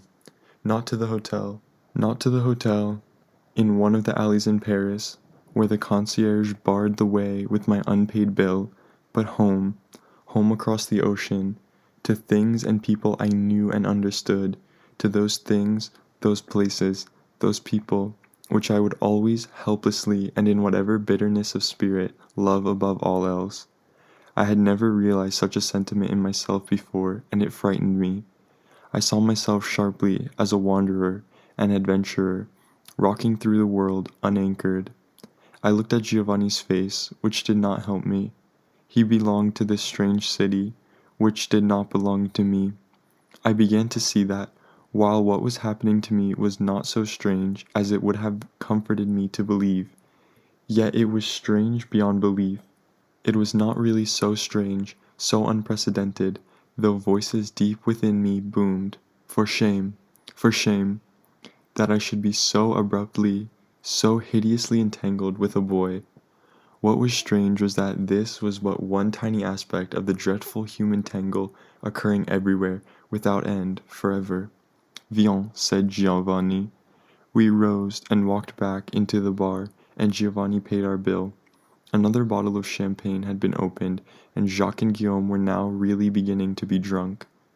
It was going to be ghastly, and I wondered if those poor patient boys were ever going to get anything to eat. Giovanni talked to Guillaume for a moment, agreeing to open up the bar. Jacques was too busy with the pale, tall boy to have much time for me. We said good morning, and left them. I must go home, I said to Giovanni when we were in the street. I must pay for my hotel bill. Giovanni stared. Mais tu es faux, he said mildly. There is a certain no point in going home now. To face an ugly concierge, and then go to sleep in that room all by yourself, and then wake up later with a terrible stomach and a sour mouth, wanting to commit suicide. Come with me. We will rise at a civilized hour and have a gentle aperitif somewhere and then a little dinner. It will be much more cheerful like that, he said with a smile. You will see. But I must get my clothes, I said. He took my arm. Bien sûr, but you do not have to get them now. I held back. He stopped. Come, I am sure that I am much prettier than your wallpaper or your concierge. I will smile at you when you wake up. They will not. Ah, I could only say, tu es vache. It is you who are vache, he said. To want to leave me alone in this lonely place when you know that I am far too drunk to reach my home unaided. We laughed together, both caught up in a stinging, teasing sort of game. We reached the Boulevard de Sébastopol, but we will not any longer discuss the painful subject of how you desired to desert Giovanni at so dangerous an hour in the middle of a hostile city. I began to realize that he, too, was nervous. Far down the boulevard a cab meandered toward us, and he put up his hand. I will show you my room, he said. It is perfectly clear that you would have to see it one of these days anyway. The taxi stopped beside us, and Giovanni, as though he were suddenly afraid that I would really turn and run, pushed me in before him. He got in beside me and told the driver, Nachon.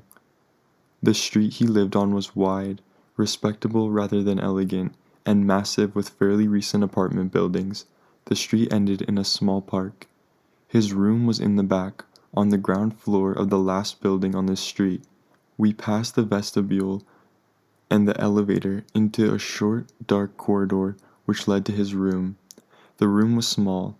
I only made out the outlines of the clutter and disorder. There was the smell of the alcohol he burned in his stove. He locked the door behind us, and then for a moment, in the gloom, we simply stared at each other, with dismay, with relief, and breathing hard. I was trembling. I thought, if I do not open the door at once and get out of here, I am lost. But I knew I could not open the door. I knew it was too late. Soon it was too late to do anything but moan. He pulled me against him, putting himself into my arms as though he were giving me himself to carry, and slowly pulled me down with him to that bed, with everything in me screaming no, yet the sum of me sighed yes. Here in the south of France it does not often snow, but snowflakes, in the beginning rather gently, and now with more force, have been falling for the last half hour. It falls as though it might quite possibly decide to turn into a blizzard. It has been cold down here this winter, though the people of the region seem to take it as a mark of ill-breeding in a foreigner if he makes any reference to this fact. They themselves, even when their faces are burning in that wind which seems to blow from everywhere at once, and which penetrates everything, are as radiantly cheerful as children at the seashore. Il fait beau bien, throwing their faces toward the lowering sky in which the celebrated southern sun has not made an appearance in days. I leave the window of the big room and walk through the house, while I am in the kitchen staring into the mirror. I have decided to shave before all the water turns cold. I hear a knocking at the door. Some vague wild hope leaps in me for a second, and then I realize that it is only the caretaker from across the road come to make certain that I had not stolen the silver or smashed the dishes or chopped up the furniture for firewood. And, indeed, she rattles the door, and I hear her voice out there cracking, Monsieur, Monsieur, Monsieur, l'Américain. I wonder with annoyance why on earth she should sound so worried, but she smiles at once when I open the door, a smile which weds the coquette and the mother. She is quite old and not really French. She came many years ago, when I was a very young girl, sir, from just across the border, out of Italy.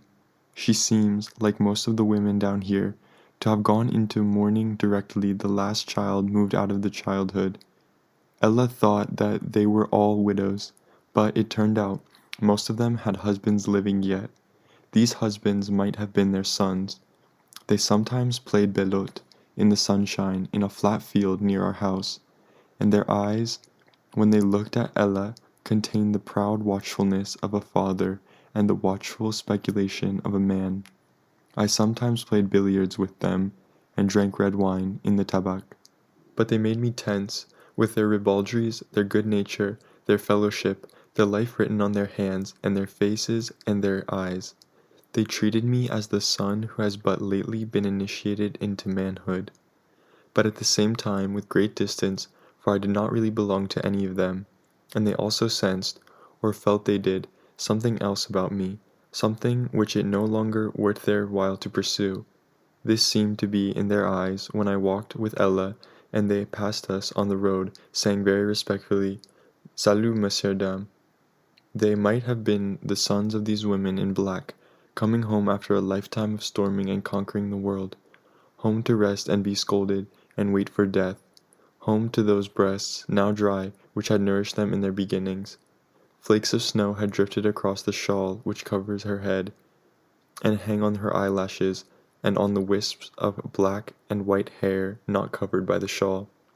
She is very strong yet, though now a little bent and a little breathless. Bonsoir, monsieur.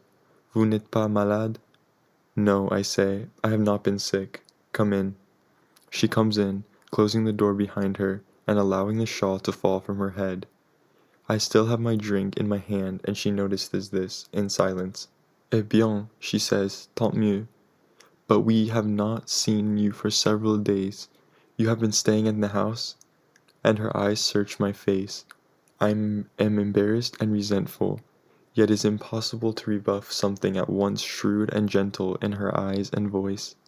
Yes, I say, the weather has been bad. It is not the middle of August, to be sure, she says, but you do not have the air of an invalid. It is not good to sit in the house alone. I am leaving in the morning, I say desperately. Did you want to take the inventory? Yes, she says, and produces from one of her pockets the list of household goods I signed upon arrival. It will not be long. Let me start from the back. We start toward the kitchen. On the way, I put my drink down on the night table in my bedroom. It doesn't matter to me if you drink, she says, not turning around, but I leave my drink behind anyway. We walk into the kitchen. The kitchen is suspiciously clean and neat. Where have you been eating? She asks sharply. They tell me at the tabac, you have not been seen for days. Have you been going to town? Yes, I say lamely, sometimes. On foot? She inquires. Because the bus driver, he has not seen you either. All this time she is not looking at me, but around the kitchen, checking off the list in her hand with a short, yellow pencil. I can make no answer to her last, sardonic thrust, having forgotten that in a small village almost every move is made under the village's collective eye and ear. She looks briefly in the bathroom. I'm going to clean that tonight, I say. I should hope so, she says. Everything was clean when you moved in. We walk back through the kitchen. She has failed to notice that 2 glasses are missing, broken by me, and I have not the energy to tell her. I will leave some money in the cupboard. She turns on the light in the guest room. My dirty clothes are lying all over. Those go with me, I say, trying to smile. You could have just come across the road, she said. I would have been glad to give you something to eat. A little soup, something nourishing. I cook every day for my husband. What difference does one more make? This touches me, but I do not know how to indicate it, and I cannot say, of course, that eating with her and her husband would have stretched my nerves to the breaking point. She is examining a decorative pillow. Are you going to join your fiancé? She asks. I know I ought to lie, but somehow I cannot. I am afraid of her eyes. I wish now that I had my drink with me. No, I say flatly. She has gone to America. Tiens, she says. And you? Do you stay in France? She looks at me directly. For a while, I say. I'm beginning to sweat. It has come to me that this woman, a peasant from Italy, must resemble in so many ways the mother of Giovanni. I kept trying not to hear her howls of anguish. I keep trying not to see in her eyes what would surely be there if she knew that her son would be dead by morning, if she knew what I had done to her son. But of course, she is not Giovanni's mother. It is not good, she says. It is not right for a young man like you to be sitting alone in a great big house with no woman. She looks for a moment very sad, starts to say something more, and thinks better of it. I know she wants to say something about Ella, whom neither she nor any of the other women here had liked. But she turns out the light in the guest room, and we go into the big bedroom, the master bedroom, which Ella and I had used, not one in which I have left my drink. This, too, is very clean and orderly. She looks about the room, and looks at me, and smiles. You have not been using this room lately, she says. I feel myself blushing painfully. She laughs. But you will be happy again, she says. You must go and find yourself another woman, a good woman, and get married and have babies. Yes, that is what you ought to do, she says, as though I had contradicted her. And before I can say anything, where is your maman? She is dead. Ah, she clicks her teeth in sympathy. That is sad. And your papa, is he dead too? No, he lives in America. Povero bambino. She looks at my face. I am really helpless in front of her, and if she does not leave soon, out she will reduce me to tears or curses. But you do not have the intention of just wandering through the world like a sailor. I am sure that would make your mother very unhappy. You will make a home some day? Yes, surely, some day. She puts her strong hand on my arm. Even if your maman is dead, that is very sad. Your papa will be very happy to see bambinos from you. She pauses. Her black eyes soften. She is looking at me, but she is looking beyond me, too. We had 3 sons. 2 of them were killed in the war. In the war, too, we lost all our money. It is sad, it is not. To have worked so hard all one's life in order to have a little peace in one's old age, and then to have it all taken away. It almost killed my husband. He has never been the same since. Then I see her eyes are not merely shrewd. They are also bitter and very sad. She shrugs her shoulders. Ah, what can one do? It is better not to think about it. Then she smiles. But our last son, he lives in the north. He came to see us 2 years ago, and he brought with him his little boy. His little boy, he was only 4 years old then. He was so beautiful. Mario, he is called. She gestures. It is my husband's name. They stayed about 10 days, and we felt young again. She smiles again, especially my husband, and she stands there a moment with this smile on her face. Then she asks abruptly, Do you pray? I wonder if I can stand this another moment. No, I stammer. No, not often. But you are a believer. I smile. It is not even a patronizing smile, though perhaps I wish it could be. Yes. But I wonder what my smile could have looked like. It did not reassure her. You must pray, she says, very soberly. I assure you, even just a little prayer from time to time. Light a little candle. If it were not for the prayers of the blessed saints, one could not live in this world at all.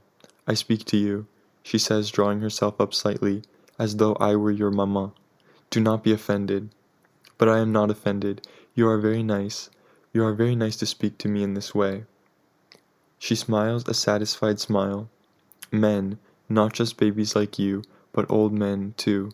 They always need a woman to tell them the truth. Les hommes, ils sont impossibles. And she smiles, and forces me to smile at the cunning of this universal joke, and turns out the light in the master bedroom. We go down the hall again, thank heaven, to my drink. This bedroom, of course, is quite untidy, the light burning, my bathroom, books, dirty socks, and a couple dirty glasses, and a coffee cup half full of stale coffee, lying around all over the place, and the sheets on the bed a tangled mess. I'll fix this up before morning, I say. Bien sûr, she sighs. You really must take my advice, monsieur, and get married. At this, suddenly, we both laugh. Then I finish my drink. The inventory is almost done. We go into the last room, the big room, where the bottle is, before the window. She looks at my bottle and then at me. You will be drunk by morning, she says. Oh no, I am taking the bottle with me. It is quite clear that she knows that this is not true, but she shrugs her shoulders again. Then she becomes, by the act of wrapping the shawl around her head, very formal, even a little shy. Now that I see she is about to leave, I wish I could think of something to make her stay. When she has gone back across the road, the night will be blacker and longer than ever. I have something to say to her, but of course it will never be said. I feel that I want to be forgiven. I want her to forgive me, but I do not know how to state my crime. My crime, in some odd way, is in being a man, and she knows all about this already. It is terrible how naked she makes me feel, like a half-grown boy naked before his mother. She puts out her hand. I take it awkwardly. Bon voyage, monsieur. I hope that you were happy while you were here, and that, perhaps one day, you will visit us again. She is smiling, and her eyes are kind, but now the smile is purely social. It is the graceful termination of a business deal. Thank you, I say. Perhaps I will be back next year.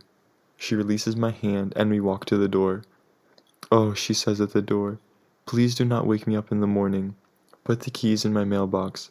I do not any more have any reason to get up so early. Surely, I smile and open the door. Good night, madame. Bonsoir, monsieur. Adieu. She steps out into the darkness, but there is a light coming from my house and from her house across the road. The town lights glimmer beneath us, and I hear briefly the sea again.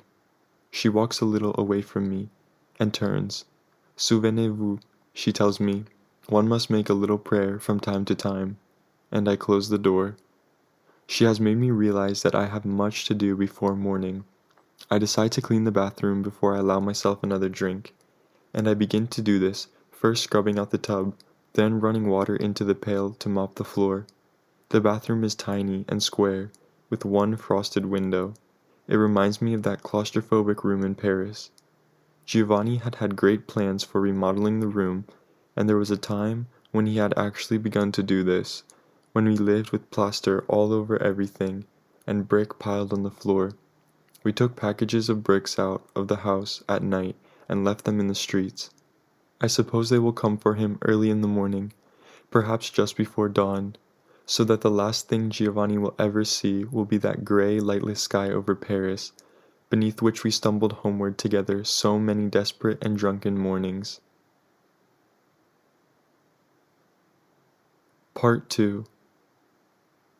Chapter 1. I remember that life in that room seemed to be occurring beneath the sea. Time flowed past indifferently above us. Hours and days had no meaning. In the beginning, our life together held a joy and amazement which was newborn every day. Beneath the joy, of course, was anguish, and beneath the amazement was fear. But they did not work themselves to the beginning until our high beginning was aloes on our tongue. By then, anguish and fear had become the surface on which we slipped and slid, losing balance, dignity, and pride. Giovanni's face, which I had memorized so many mornings, noons, and nights, hardened before my eyes, began to give in secret places, began to crack. The light in the eyes became a glitter. The wide and beautiful brow began to suggest the skull beneath.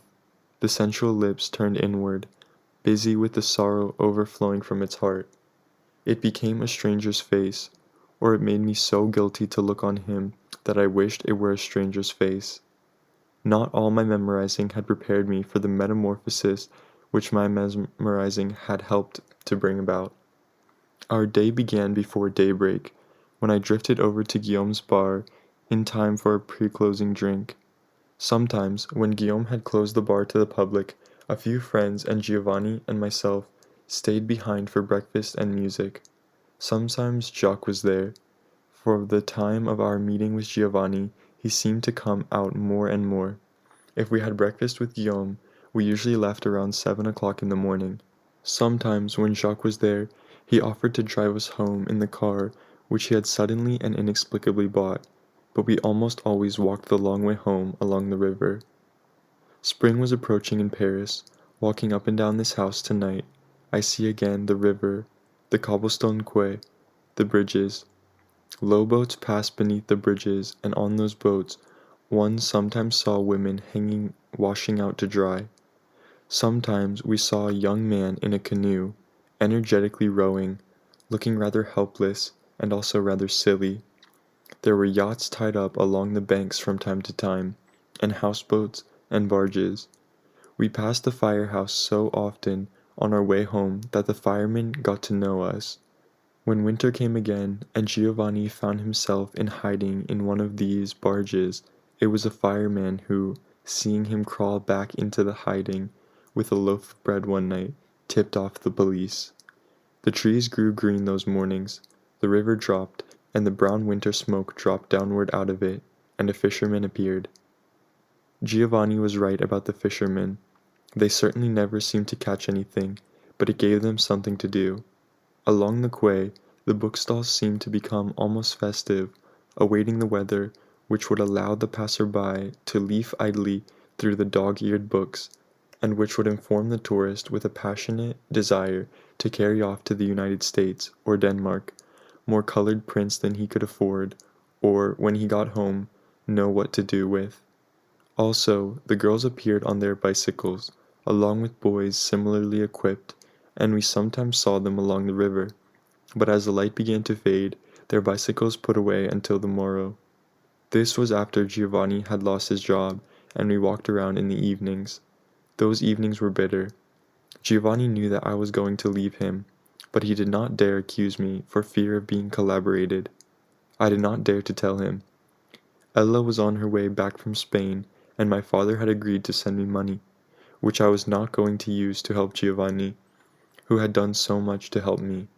I was going to use it to escape his room. Every morning the sky and the sun seemed to be a little higher, and the river stretched before us with a greater haze of promise. Every day the bookstall keepers seemed to have taken off another garment, so that the shape of their bodies appeared to be undergoing a most striking and continual metamorphosis. One began to wonder what the final shape would be. It was observable. Through open windows on the quay and side streets, the hoteliers had called in the painters to paint the rooms. The women in their dairies had taken off their blue sweaters and rolled up their sleeves of their dresses, so that one saw their powerful arms. The bread seemed warmer and fresher in the bakeries. The small school children had taken off their caps, and their knees were no longer scarlet with the cold.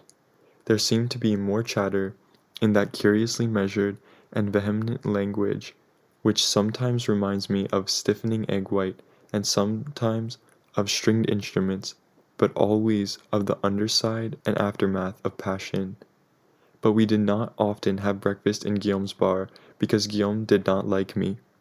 Usually I simply waited around, as inconspicuously as possible, until Giovanni had finished cleaning up the bar and had changed his clothes. Then we said good night and left. The habitués had evolved toward us a curious attitude, composed of unpleasant maternalism and envy and disguised dislike. They could not, somehow, speak to us as they spoke to one another, and they resented the strain we imposed on them of speaking in any other way. And it made them curious that the dead center of their lives was, in this instance, none of their business. It made them feel their poverty again, through the narcotics of chatter and dreams of conquest and mutual contempt. Wherever we ate breakfast and wherever we walked, when we got home we were always too tired to sleep right away. We made coffee and sometimes drank cognac with it. We sat on the bed and talked and smoked. We seemed to have a great deal to tell, or Giovanni did. Even at my most candid, even when I tried hardest to give myself to him as he gave himself to me, I was holding something back. I did not, for example, really tell him about Ella until I had been living in the room a month. I told him about her then because her letters had begun to sound as though she would be coming back to Paris very soon. "What is she doing, wandering around through Spain alone?" asked Giovanni. "She likes to travel," I said. "Oh," said Giovanni, "nobody likes to travel, especially not women. There must be some other reason. He raised his eyebrows suggestively. Perhaps she has a Spanish lover and is afraid to tell you. Perhaps she is with a torero. Perhaps she is, I thought, but she wouldn't be afraid to tell me. Giovanni laughed. I do not understand Americans at all, he said. I do not see that there's anything very hard to understand. We aren't married, you know. But she is your mistress, no? Asked Giovanni. Yes. And she is still your mistress? I stared at him. Of course, I said. Well then, said Giovanni, I do not understand what she is doing in Spain while you are in Paris. Another thought struck him. How old is she? She is 2 years younger than I am. I watched him. What's that got to do with it? Is she married? I mean to somebody else, naturally. I laughed. He laughed too. Of course not. Well, I thought she might be an older woman, said Giovanni, with a husband somewhere, and perhaps she had to go away with him from time to time in order to be able to continue her affair with you. That would be a nice arrangement. Those women are sometimes very interesting, and they usually have a little money. If that woman was in Spain, she would bring back a wonderful gift for you. But a young girl bouncing around in a foreign country by herself, I do not like that at all.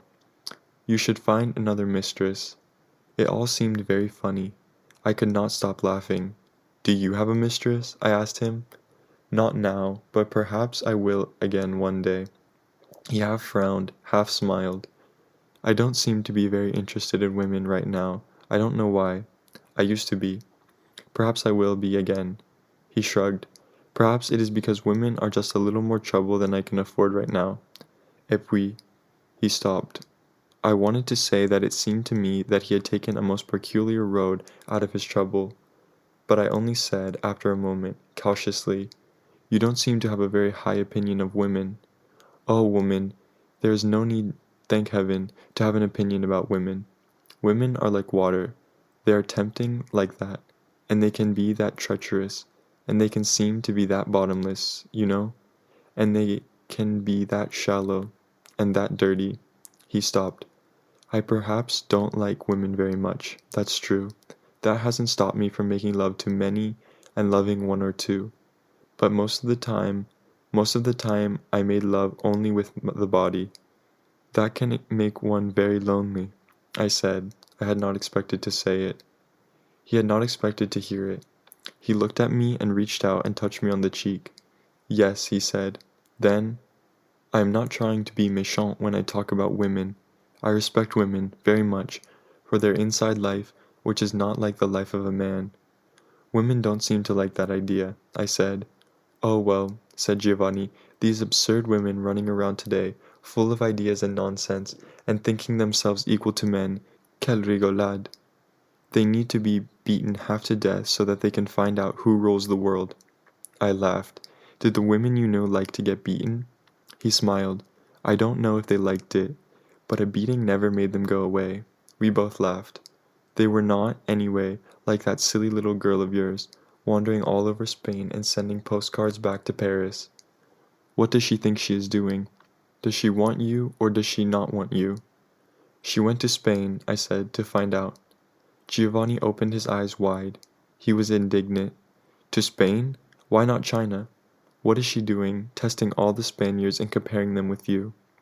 I was a little annoyed. You don't understand, I said. She is a very intelligent, very complex girl. She wanted to go away and think.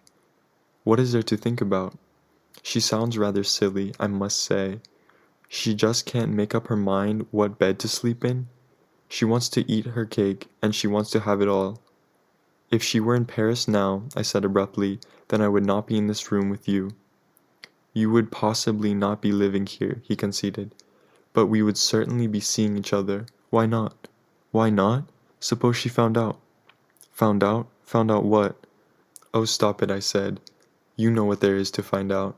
He looked at me very soberly. She sounds more and more impossible, this little girl of yours. What does she do? Follow you everywhere? Or will she hire detectives to sleep under our bed? And what business is it of hers anyway? You can't possibly be serious, I said. I certainly can be, he retorted, and I am. You are the incomprehensible one. He groaned and poured more coffee and picked up our cognac from the floor. Chez toi, everything sounds extremely feverish and complicated, like one of those English murder mysteries. To find out, to find out, you keep saying, as though we were accomplices in a crime. We have not committed any crime. He poured the cognac. It is just that she'll be terribly hurt if she does find out, that's all. People have very dirty words for this situation. I stopped. His face suggested that my reasoning was flimsy. I added defensively, besides, it is a crime. In my country, and, after all, I didn't grow up here. I grew up there. If dirty words frighten you, said Giovanni, I really do not know how you have managed to live so long. People are full of dirty words. The only time they do not use them, most people I mean, is when they are describing something dirty. He paused and we watched each other. In spite of what he was saying, he looked rather frightening himself. If your countrymen think that privacy is a crime, so much the worse for your country. And as for this girl of yours, are you always at her side when she is here? I mean, all day, every day. You go out sometimes to have a drink alone, no? Maybe you sometimes take a walk without her, to think, as you say. The Americans seem to do a great deal of thinking. And perhaps while you are thinking and having that drink, you look at another girl who passes, no? Maybe you even look up at the sky and feel your own blood in you. Or does everything stop when Ella comes? No drinks alone, no looks at other girls, no sky? Eh? Answer me. I've told you already that we're not married, but I don't seem to be able to make you understand anything at all this morning.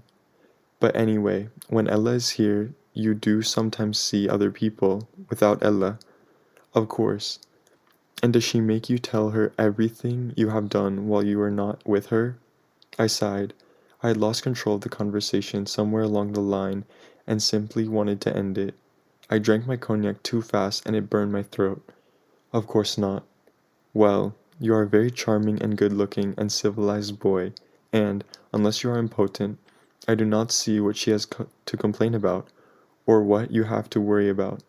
To arrange, mon cher, la vie pratique is very simple. It only has to be done. He reflected. Sometimes things go wrong, I agree. Then you have to arrange it another way. But it is certainly not the English melodrama you make it. Why that way? Life would be simply unbearable. He poured more cognac and grinned at me, as though he had solved all my problems, and there was something so artless in that smile that I had to smile back. Giovanni liked to believe that he was hard-headed, and that I was not, and that he was teaching me the stony facts of life. It was very important for him to feel this. It was because he knew, unwillingly, at the very bottom of his heart, that I, helplessly, at the very bottom of mine, resisted him with all my strength. Eventually we grew up still. We fell silent, and we slept. We awoke around 3 or 4 in the afternoon, when the dull sun was prying at the odd corners of the cluttered room. We arose and washed and shaved, bumping into each other and making jokes, and furious with the unstated desire to escape the room. Then we danced out in the streets, into Paris, and ate quickly somewhere, and I left Giovanni at the door to Guillaume's bar. Then I, alone, and relieved to be alone, perhaps went to a movie, or walked, or returned home and read, or sat in a park and read, or sat on a cafe terrace, or talked to people, or wrote letters. I wrote to Ella, telling her nothing, or I wrote to my father, asking for money. And no matter what I was doing, another me sat in my belly, absolutely cold with the terror over the question of my life. Giovanni had awakened an itch, had released a gnaw in me. I realized it one afternoon when I was taking him to work via the Boulevard Montparnasse. We had bought a kilo of cherries, and we were eating them as we walked along. We were both insufferably childish and high-spirited that afternoon, and the spectacle we presented, 2 grown men jostling each other on the wide sidewalk and aiming the cherry pits, as though they were spitballs, into each other's faces, must have been outrageous. And I realized that such childishness was fantastic at my age, and the happiness out of which it sprang yet more so. For that moment I really loved Giovanni, who had never seemed more beautiful than he was that afternoon, and watching his face, I realized that it meant much to me that I could make his face so bright. I saw that I might be willing to give a great deal not to lose that power, and I felt myself flow towards him, as a river rushes when the ice breaks up. Yet at that very moment, there passed between us on the pavement another boy, a stranger, and I invested him at once with Giovanni's beauty, and what I felt for Giovanni I also felt for him. Giovanni saw this and saw my face, and it kept him laughing the more. I blushed and he kept laughing, and then the boulevard, the light, the sound of his laughter turned into a scene from a nightmare. I kept looking at the trees, the light falling through the leaves. I felt sorrow and shame and panic and great bitterness. At the same time, it was part of my turmoil and also outside it. I felt the muscles in my neck tightened with the effort I was making not to turn my head and watch the boy diminish down the bright avenue.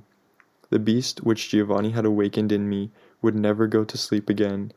But one day I would not be with Giovanni any more. And would I then, like all the others, find myself turning and following all kinds of boys down God knows what dark avenues, into what dark places?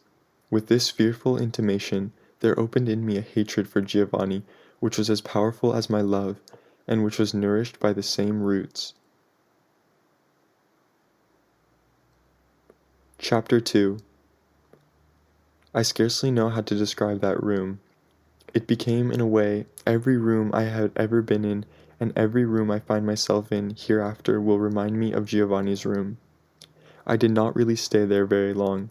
We met before the spring began, and I left there during the summer, but it still seems to me that I spent a lifetime there. Life in that room seemed to be occurring under water, as I say, and it is certain that I underwent a sea change there. To begin with, the room was not large enough for two. It looked out on a small courtyard. Looked out means only that the room had two windows against which the courtyard malevolently pressed, encroaching day by day, as though it had confused itself with a jungle. We, or rather Giovanni, kept the windows closed most of the time. He had never bought any curtains, neither did we buy any while I was in the room. To ensure privacy, Giovanni had obscured the window panes with a heavy, white cleaning polish. We sometimes heard children playing outside our window, sometimes strange shapes loomed against it. At such moments, Giovanni, working in the room, or lying in bed, would stiffen like a hunting dog, and remain perfectly silent until whatever seemed to threaten our safety had moved away. He had always had great plans for remodeling this room, and before I arrived he had already begun. One of the walls was a dirty, streaked white where he had turned off the wallpaper. The wall facing it was destined never to be uncovered, and on this wall a lady in a hoop skirt and a man in knee breeches perpetually walked together, hemmed in by roses. The wallpaper lay on the floor, in great sheets and scrolls, in dust. On the floor also lay our dirty laundry, along with Giovanni's tools, and the paint brushes, and the bottles of oil and turpentine. Our suitcases teetered on top of something, so that we dreaded ever having to open them, and sometimes went without some minor necessity, such as clean socks, for days. No one ever came to see us, except Jacques, and he did not come often. We were far from the center of the city, and we had no phone. I remember the first afternoon I woke up there, with Giovanni fast asleep beside me, heavy as a fallen rock. The sun filtered through the room so faintly that I was worried about the time. I stealthily lit a cigarette, for I did not want to wake Giovanni. I did not yet know how I would face his eyes. I looked about me. Giovanni had said something in the taxi about his room being very dirty. "I'm sure it is," I had said lightly, and turned away from him, looking out of the window. Then we had both been silent. When I woke up in his room, I remembered that there had been something strained and painful in the quality of that silence, which had been broken when Giovanni said, with a shy, bitter smile, "I must find some poetic figure." And he spread his heavy fingers in the air, as though a metaphor were tangible. I watched him. "Look at the garbage of this city," he said, finally, and his fingers indicated the flying street. "All of the garbage in this city. Where do they take it? I don't know where they take it, but it might very well be my room." "It's much more likely," I said, "that they dump it into the Seine." But I sensed, when I woke up and looked around the room, the bravado and the cowardice of his figure of speech. This was not the garbage of Paris, which would have been anonymous, This was Giovanni's regurgitated life. Before and beside me and all over the room, towering like the wall, were boxes of cardboard and leather, some tied with string, some locked, some bursting, and out of the topmost box before me spilled down sheets of violin music.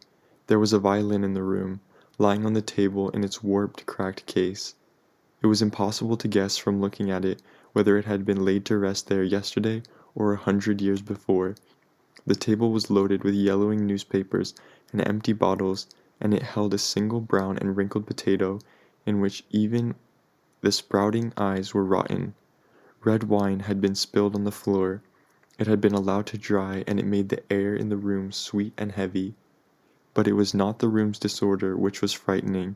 It was the fact that when one began searching for the key to disorder, one realized that it was not to be found in any of the usual places. For this was not a matter of habit or circumstance or temperament, it was a matter of punishment and grief. I do not know how I knew this, but I knew it at once. Perhaps I knew it because I wanted to live, and I stared at the room with the same nervous, calculating extension of the intelligence and of all one's forces which occurs when gauging a mortal and unavoidable danger.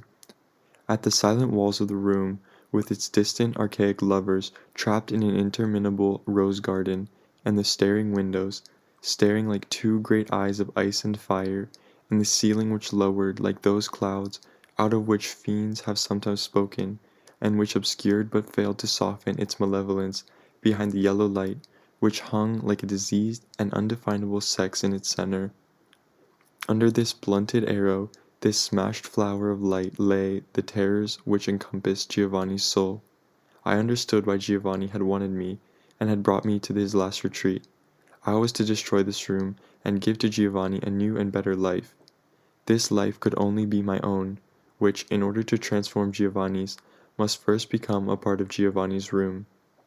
In the beginning, because the motives which led me to Giovanni's room were so mixed, had so little to do with his hopes and his desires, and were so deeply a part of my own desperation, I invented in myself a kind of pleasure in playing the housewife after Giovanni had gone to work. I threw out the paper, the bottles, the fantastic accumulation of trash. I examined the contents of the innumerable boxes and suitcases and disposed of them. But I am not a housewife. Men never can be housewives, and the pleasure was never real or deep, though Giovanni smiled his humble, grateful smile, and told me in as many ways as he could find how wonderful it was to have me there, how I stood, with my love and my ingenuity, between him and the dark.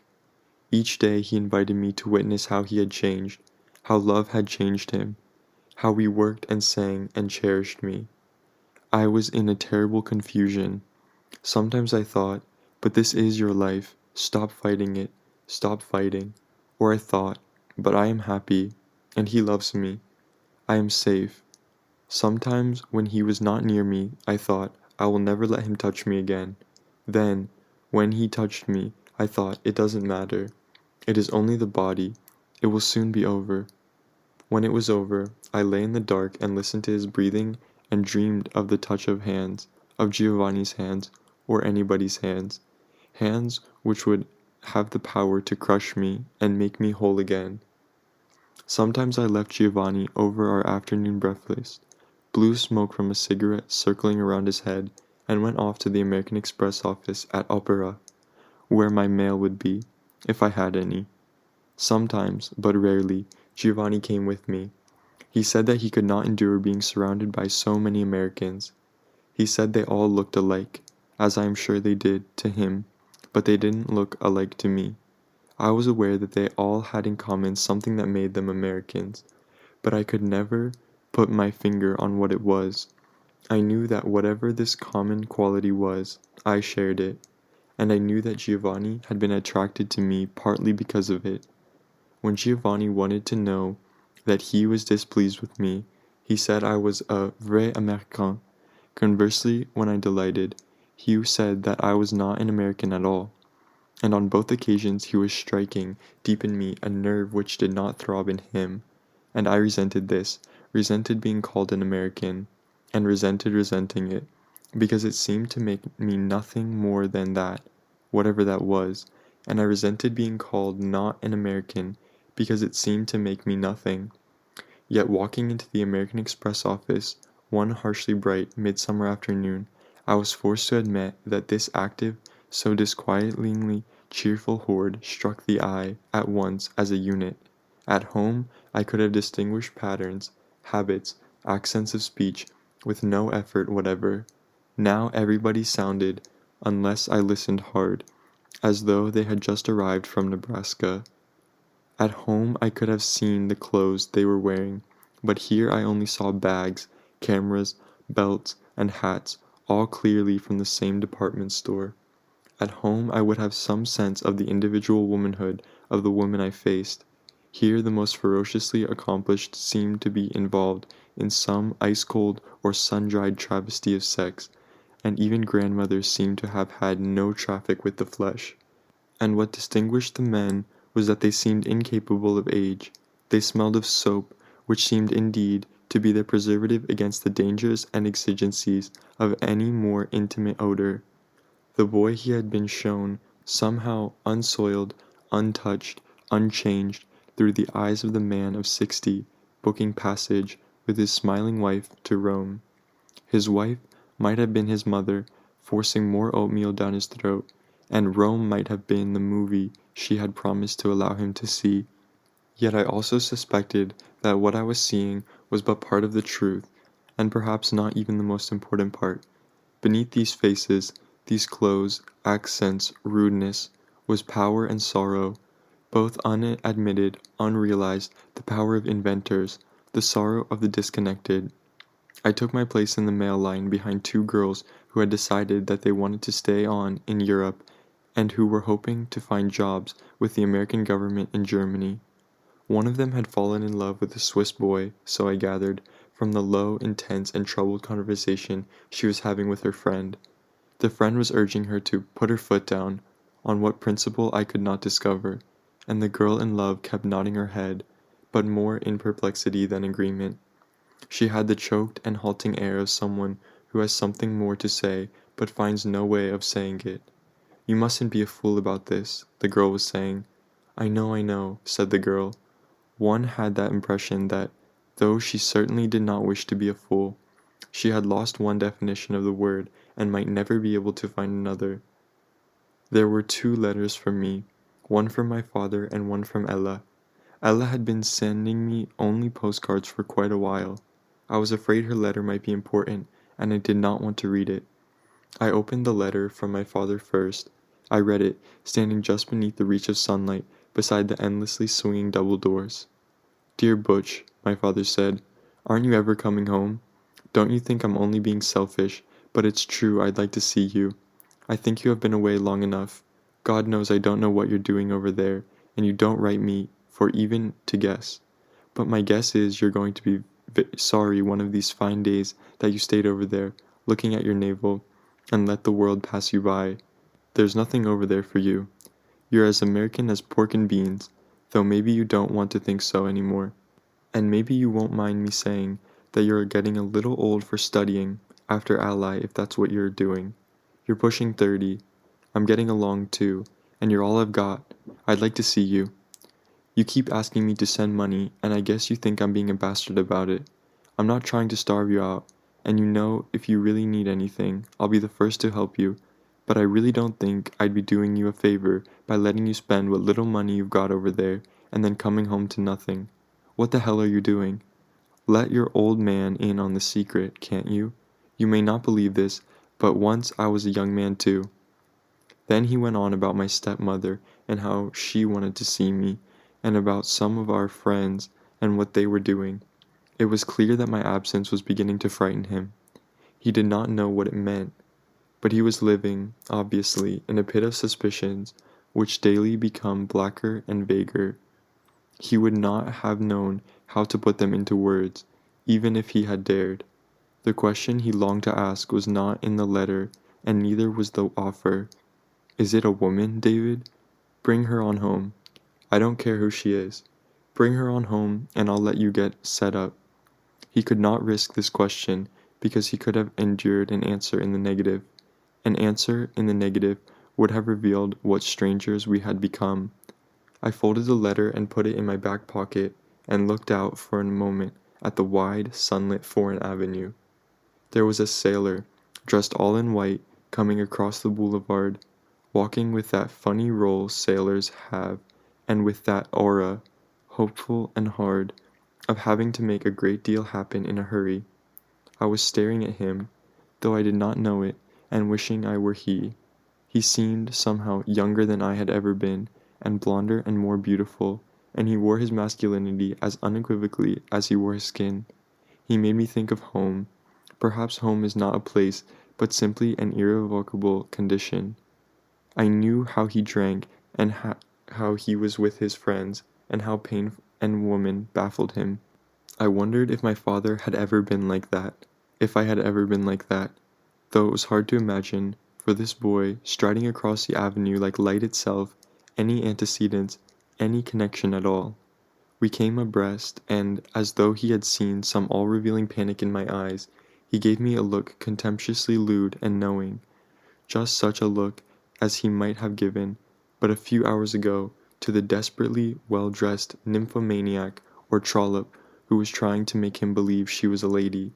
And in another second, had our contact lasted, I was certain that there would erupt into speech, out of all the light and beauty, some brutal variation of "Look, baby, I know you." I felt my face flame. I felt my heart harden and shake as I hurried past him, trying to look stonily beyond him. He had caught me by surprise, for I had, somehow, not really been thinking of him, but of the letter in my pocket, of Ella and Giovanni. I had gotten to the other side of the boulevard, not daring to look back, and I wondered what he had seen in me to elicit such instantaneous contempt. I was too old to suppose that it had anything to do with my walk, or the way I held my hands, or my voice, which anyway he had not heard. It was something else. I would never see it. I would never dare to see it. I would be like looking at the naked sun, but hurrying and not daring now to look at anyone, male or female, who passed me on the wide sidewalks. I knew that what the sailor had seen in my unguarded eyes was envy and desire. I had seen it often in Jacques' eyes, and my reaction of the sailor's had been the same. But if I were still able to feel affection, and if he had seen it in my eyes, it would not have helped, for affection, for the boys I was doomed to look at, was vastly more frightening than lust. I walked farther than I had intended, for I did not dare to stop while the sailor might be watching. Near the river, on the Rue des Pyramides, I sat down at a café table and opened Ella's letter. Mon cher, she began, Spain is my favorite country, mais ça n'empêche que Paris est toujours ma ville préférée. I long to be again among all those foolish people, running for metros, and jumping off the buses, and dodging motorcycles, and having traffic jams, and admiring all that crazy statuary in all these absurd parks. I weep for the fishy ladies in the Place de la Concorde. Spain is not like that at all. Whatever else Spain is, it is not frivolous. I think really that I would stay in Spain forever, if I had never been to Paris. Spain is very beautiful, stony and sunny and lonely, but by and by you get tired of olive oil and fish and castanets and tambourines, or, anyway, I do. I want to come home to Paris. It's funny, I've never felt any place was home before. Nothing has happened to me here. I suppose that pleases you. I confess it rather pleases me. The Spaniards are nice, but, of course, most of them are terribly poor. The ones who aren't are impossible. I don't like the tourists, mainly English and American dipsomaniacs, paid, my dear, by their families to stay away. I wish I had been a family. I'm on Majorca now, and it would be a pretty place if you could dump all the pensioned widows into the sea and make dry martini drinking illegal. I've never seen anything like it. The way these old hags guzzle and make eyes at anything in pants, especially anything about 18. Well, I said to myself, Ella, my girl, take a good look. You may be looking at your future. The trouble is that I love myself too much, and so I've decided to let two try it, this business of loving me, I mean, and see how that works out. I feel fine, now that I've made the decision. I hope you'll feel fine, too, dear knight in Gimbel's armor. I've been trapped into some dreary expedition to Seville with an English family I met in Barcelona. They adore Spain and they want to take me to see a bullfight. I never have, all the time I've been wandering around here. They're really quite nice. He's some kind of poet with the BBC, and she's his efficient and adoring spouse. Quite nice, really. They do have an impossibly lunatic son who imagines himself mad about me, but he's much too English and much, much too young. I leave tomorrow and shall be gone in 10 days. Then they to England and I to you. I folded this letter, which I now realize I had been awaiting for many days and nights, and the waiter came and asked me what I was wanted to drink. I had meant to order an aperitif, but now, in some grotesque spirit of celebration, ordered a scotch and soda, and over this drink, which had never seemed more American than it did at that moment, I stared at absurd Paris, which was as cluttered now under the scalding sun as the landscape of my heart. I wondered what I was going to do. I cannot say that I was frightened, or it would be better to say that I did not feel any fear, the way men who are shot do not, I am told, feel any pain for a while. I felt a certain relief. It seemed that necessity for decision had been taken from my hands. I told myself that we had always known, Giovanni and myself, that our idyll could not last forever, and it was not as though I had not been honest with him. He knew all about Ella. He knew that she would be returning to Paris one day. Now she would be coming back and my life with Giovanni would be finished. It would be something that had happened to me once. It would be something that happened to many men once. I paid for my drink and got up and walked across the river to Montparnasse.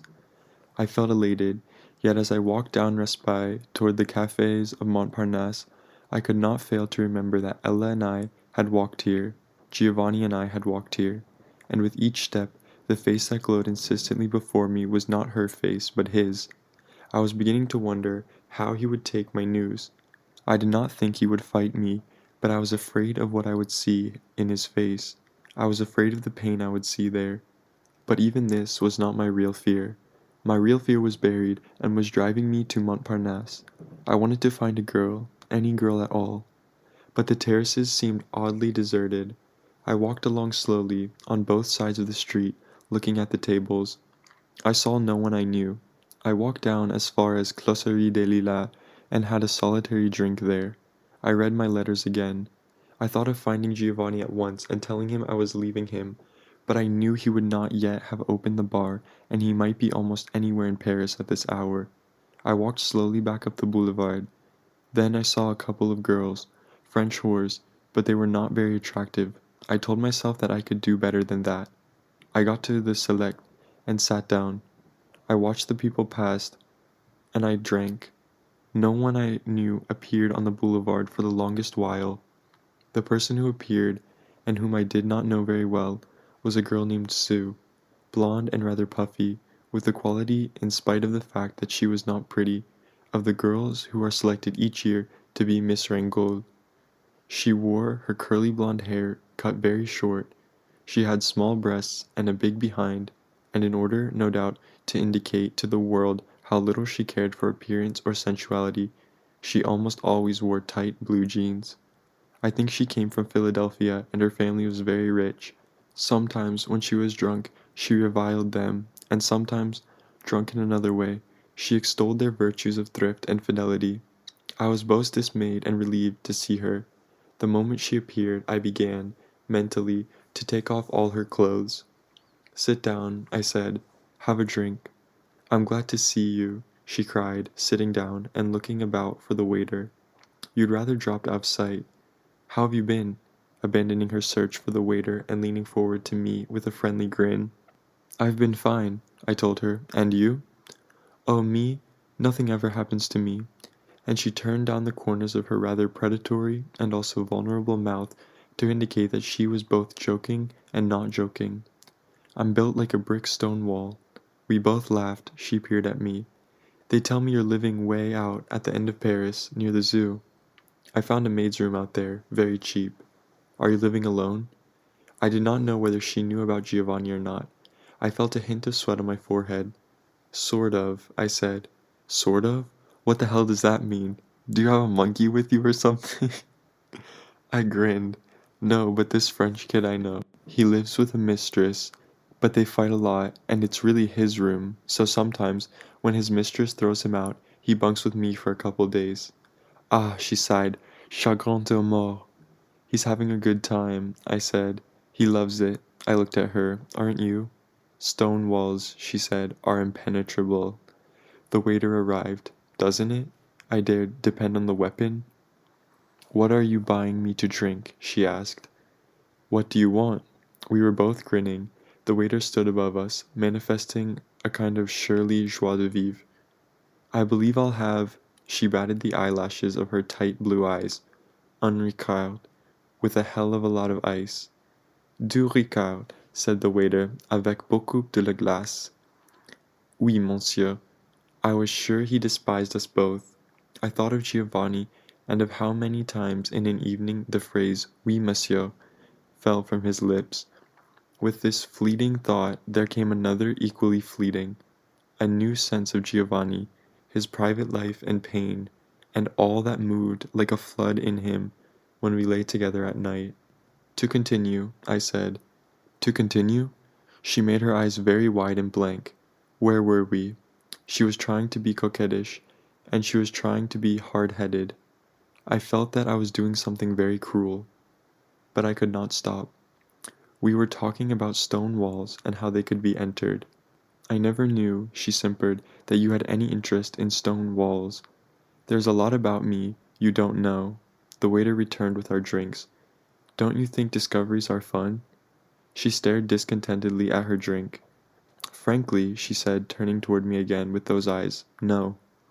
Oh, you're much too young for that, I said. Everything should be discovery. She was silent for a moment. She sipped her drink. I've made, she said finally, all the discoveries that I can stand. But I watched the way her thighs moved against the cloth of her jeans. But you can't just go on being a brick stone wall forever. I don't see why not, she said, nor do I see how not. Baby, I said, I'm making you a proposition. She picked up her glass again and sipped it, staring straight outward at the boulevard. And what's the proposition? Invite me for a drink, chez toi. I don't believe, she said, turning to me, that I've got anything in the house. We can pick up something on the way, I said. She stared at me for a long time.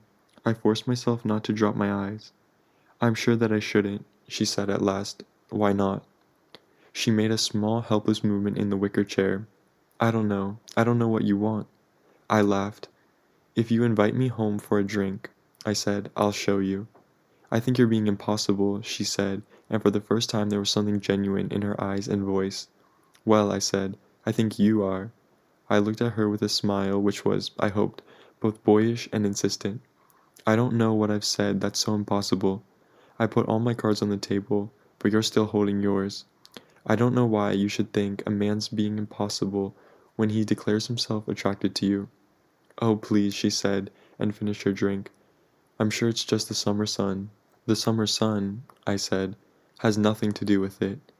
And when she still made no answer, all you've got to do, I said desperately, is decide whether we'll have another drink here or at your place.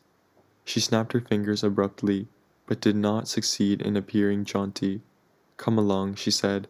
I'm certain to regret it. But you really will have to buy something to drink. There isn't anything in the house. And that way, she added for a moment, I'll be sure to get something out of the deal. It was I, then, who felt a dreadful holding back. To avoid looking at her, I made a great show of getting the waiter. And he came, as surely as ever, and I paid him, and we rose and started walking toward the Rue de Sèvres, where Sue had a small apartment. Her apartment was dark and full of furniture. None of it is mine, she said. It all belonged to the French lady of a certain age from whom I rented it, who is now in Monte Carlo for her nerves. She was very nervous, too, and I saw that this nervousness could be, for a little while, a great help to me. I had bought a small bottle of cognac, and I put it down on her marble-topped table and took her in my arms. For some reason, I was terribly aware that it was after 7 in the evening, that soon the sun would have disappeared from the river, that all the Paris night was about to begin, and that Giovanni was now at work. She was very big, and she was disquietingly fluid without, however, being able to flow. I felt a hardness and a constriction in her, a grave distrust, created already by too many men like me, ever to be conquered now. What we were about to do would not be pretty, and, as though she felt this, she moved away from me. "Let's have a drink," she said, "unless, of course, you're in a hurry. I'll try not to keep you any longer than absolutely necessary." She smiled, and I smiled too. We were as close in that instant as we would ever get, like two thieves. "Let's have several drinks," I said. "But not too many," she said, and simpered again suggestively, like a broken-down movie queen facing the cruel cameras again after a long eclipse. She took the cognac and disappeared into the corner of a kitchen. "Make yourself comfortable," she shouted out to me. "Take off your shoes. Take off your socks. Look at my books. I often wonder what I'd do if there weren't any books in the world." I took off my shoes and lay back on her sofa. I tried not to think, but I was thinking that what I did with Giovanni could not possibly be more immoral than what I was about to do with Sue. She came back with 2 great brandy snifters. She came close to me on the sofa and we touched glasses. We drank a little. She watched me all the while, and then I touched her breasts. Her lips parted and she put her glass down with extraordinary clumsiness and lay against me. It was a gesture of great despair, and I knew that she was giving herself not to me, but to that lover who would never come. And I thought of many things, lying coupled with Sue in that dark place. I wondered if she had done anything to prevent herself from becoming pregnant, and the thought of a child belonging to Sue and me, of my being trapped in that way, in the very act, so to speak, of trying to escape, almost precipitated a laughing jag. I wondered if her blue jeans had been thrown on the top of the cigarette she had been smoking.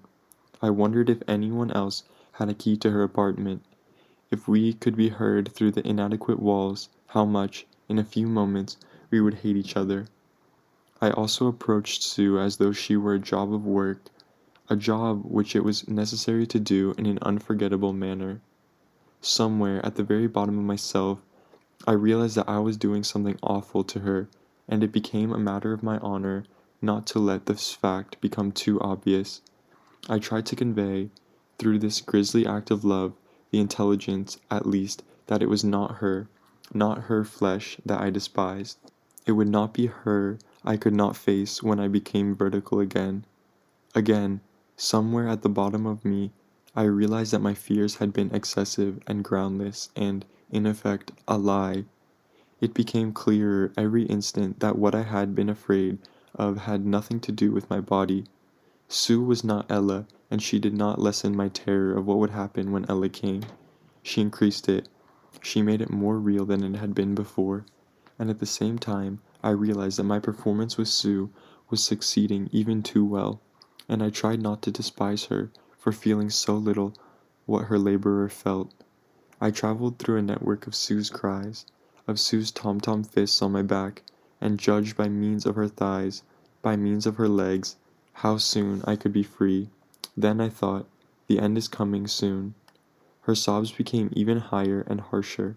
I was terribly aware of the small of my back and the cold sweat there. I thought, well, let her have it for Christ's sakes. Get it over with. Then it was ending, and I hated her and me. Then it was over, and the tiny, dark room rushed back, and I wanted only to get out of there. She lay still for a long time. I felt the night outside, and it was calling me. I leaned up at last and found a cigarette. "Perhaps," she said, "we should finish our drinks." She sat up and switched on the lamp which stood beside her bed. I had been dreading this moment, but she saw nothing in my eyes. She stared at me as though I had made a long journey on a white charger all the way to her prison house. She lifted her glass. "À la vôtre?" I said. "À la vôtre?" She giggled. "À la tienne, chérie." She leaned over and kissed me on the mouth. Then for a moment she felt something. She leaned back and stared at me, her eyes not quite tightening yet, and she said lightly, "Do you suppose we could do this again sometime?" "I don't see why not. I told her, trying to laugh. We carry our own equipment. She was silent. Then, could we have supper together, tonight? I'm sorry, I said. I'm really sorry, Sue, but I've got a date. Oh, tomorrow maybe? Look, Sue, I hate to make dates. I'll just surprise you. She finished her drink. I doubt that, she said. She got up and walked away from me. I'll just put on some clothes and come down with you.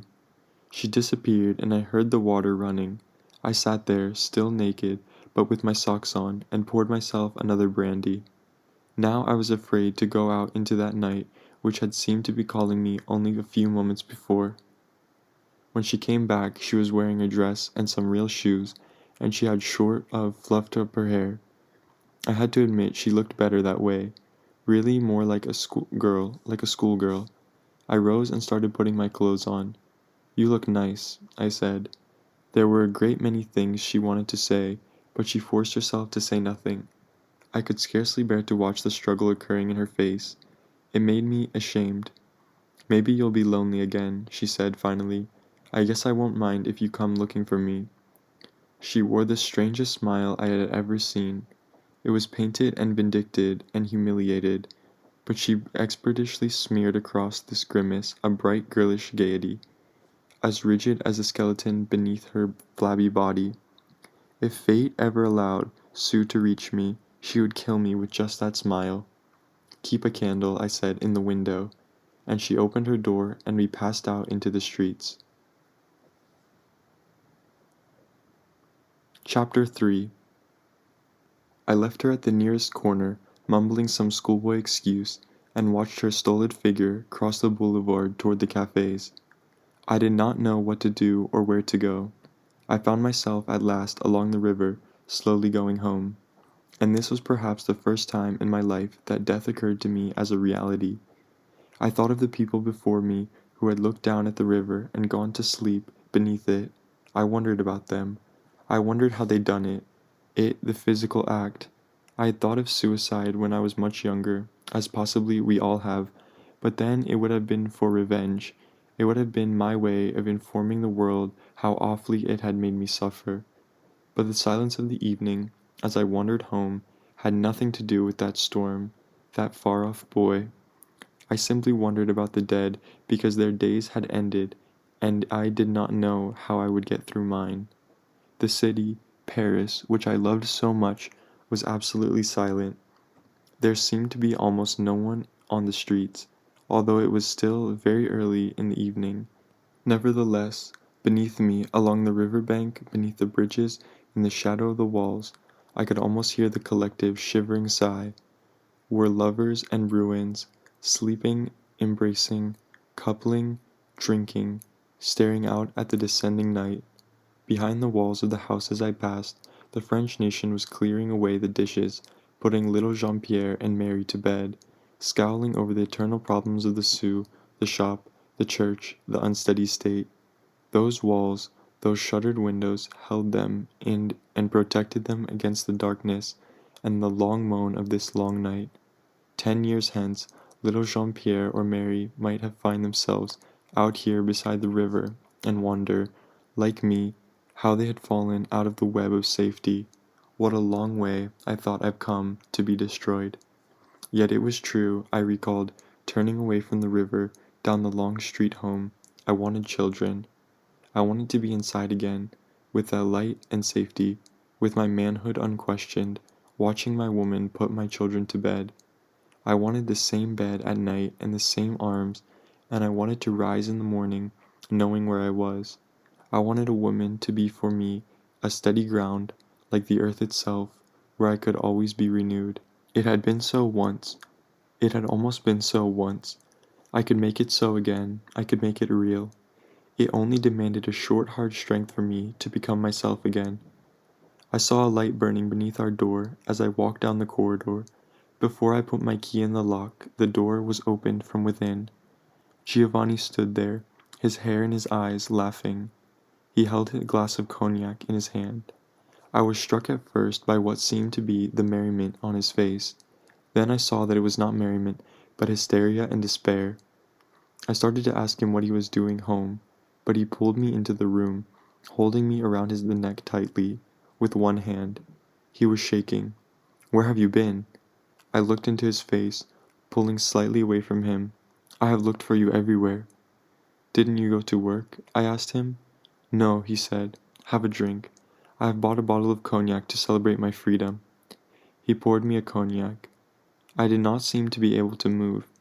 He came toward me again, thrusting the glass into my hand. "Giovanni, what happened?" He did not answer. He suddenly sat down on the edge of the bed, bent over. I saw then that he was also in a state of rage. "Ils sont sales, les gens, tu sais?" He looked up at me. His eyes were full of tears. "They are just dirty, all of them, low and cheap and dirty." He stretched out of his hand and pulled me down to the floor beside him. "All except you. Tout sauf toi." He held my face between his hands, and I suppose such tenderness has scarcely ever produced such a terror as I then felt. "Ne me laisse pas tomber, je t'en prie," he said, and kissed me, with a strange insistent gentleness on his mouth. His touch could never fail to make me feel desire, yet his hot, sweet breath also made me want to vomit. I pulled away as gently as I could and drank my cognac. "Giovanni," I said, "please tell me what happened. What's the matter?" "He fired me," he said. "Guillaume, il m'a mis à la porte." He laughed and rose and began walking up and down the tiny room. He told me never to come back to his bar any more. He said I was a gangster and a thief and a dirty little street boy, and the only reason I ran after him, was because I intended to rob him one night. Après la mort, merde. He laughed again. I could not say anything. I felt that the walls of the room were closing in on me. Giovanni stood in front of our whitewashed windows, his back to me. He said all these things in front of many people, right downstairs in the bar. He waited until people came. I wanted to kill him. I wanted to kill them all. He turned back into the center of the room and poured himself another cognac. He drank it at a breath, then suddenly took his glass and hurled it with all his strength against the wall. It rang briefly and fell in 1,000 pieces all over our bed, all over the floor. I could not move at once. Then, feeling that my feet were being held back by water, but also watching myself move very fast, I grabbed him by the shoulders. He began to cry. I held him, and while I felt his anguish entering into me, like acid in his sweat, and felt that my heart would burst for him, I also wondered, with an unwillingly unbelievable content, why I had ever thought him strong. He pulled away from me and sat against the wall, which had been uncovered. I sat facing him. "I arrived at the usual time," he said. "I felt very good today." He was not there when I arrived, and I cleaned the bar as usual, and had a little drink and a little something to eat. Then he came, and I could see at once that he was in a dangerous mood. Perhaps he had just been humiliated by some young boy. "It is funny," and he smiled. "You can tell when Guillaume is in a dangerous mood, because he then becomes so respectable. When something has happened to humiliate him, and make him see, even for a moment, how disgusting he is, and how alone, then he remembers that he is a member of one of the best and oldest families in France. But maybe then he remembers that his name is going to die with him. Then he has to do something quick to make the feeling go away.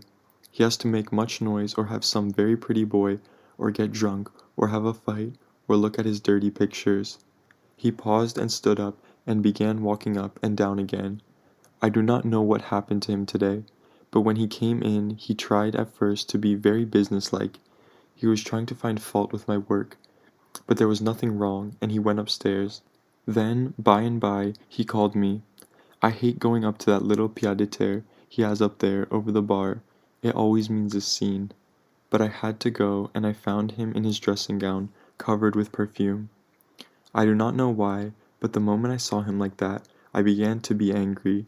He looked at me as though he were some fabulous coquette, and he is ugly, ugly, he has a body just like sour milk. And then he asked me how you were. I was a little astonished, for he never mentions you. I said you were fine. He asked me if we still lived together. I think perhaps I should have lied to him, but I did not see any reason to lie to such a disgusting old fairy. So I said, "Bien sûr." I was trying to be calm. Then he asked me terrible questions and I began to get sick watching him and listening to him. I thought it was best to be very quick with him, and I said that such questions were not asked, even by a priest or a doctor, and I said he should be ashamed. Maybe he had been waiting for me to say something like that, for then he became angry and he reminded me that he had taken me out of the streets, et il a fait ceci, et il a fait cela, everything for me because he thought I was adorable, parce qu'il m'adorait, and on, and that I had no gratitude and no decency. I maybe handled it all very badly. I know how I would have done it even a few months ago. I would have made him scream. I would have made him kiss my feet. Je te jure. But I did not want to do that. I really did not want to be dirty with him. I tried to be serious. I told him that I never told him any lies, and I had always said that I did not want to be lovers with him, and he had given me the job all the same. I said I worked very hard and was very honest with him, and that I was not my fault if I did not feel for him as he felt for me.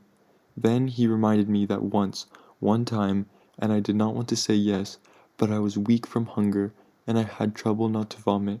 I was still trying to be calm and trying to handle it right. So I said, Mais en ce moment là je n'en vais pas un copain. I am not alone anymore. Je suis avec un garçon maintenant. I thought he would understand that. He is very fond of romance and the dream of fidelity. But not this time. He laughed and said a few more awful things about you, and he said that you were just an American boy, after all, doing things in France which you would not dare to do at home, and that you would leave me very soon. Then, at last, I got angry, and I said that he did not pay me a salary for listening to slander, and then I heard someone come into the bar downstairs, so I turned around without saying anything more and walked out. He stopped in front of me. Can I have some more cognac? He asked me with a smile. I won't break the glass this time. I gave him my glass. He emptied it and I handed it back. I watched my face. Don't be afraid, he said.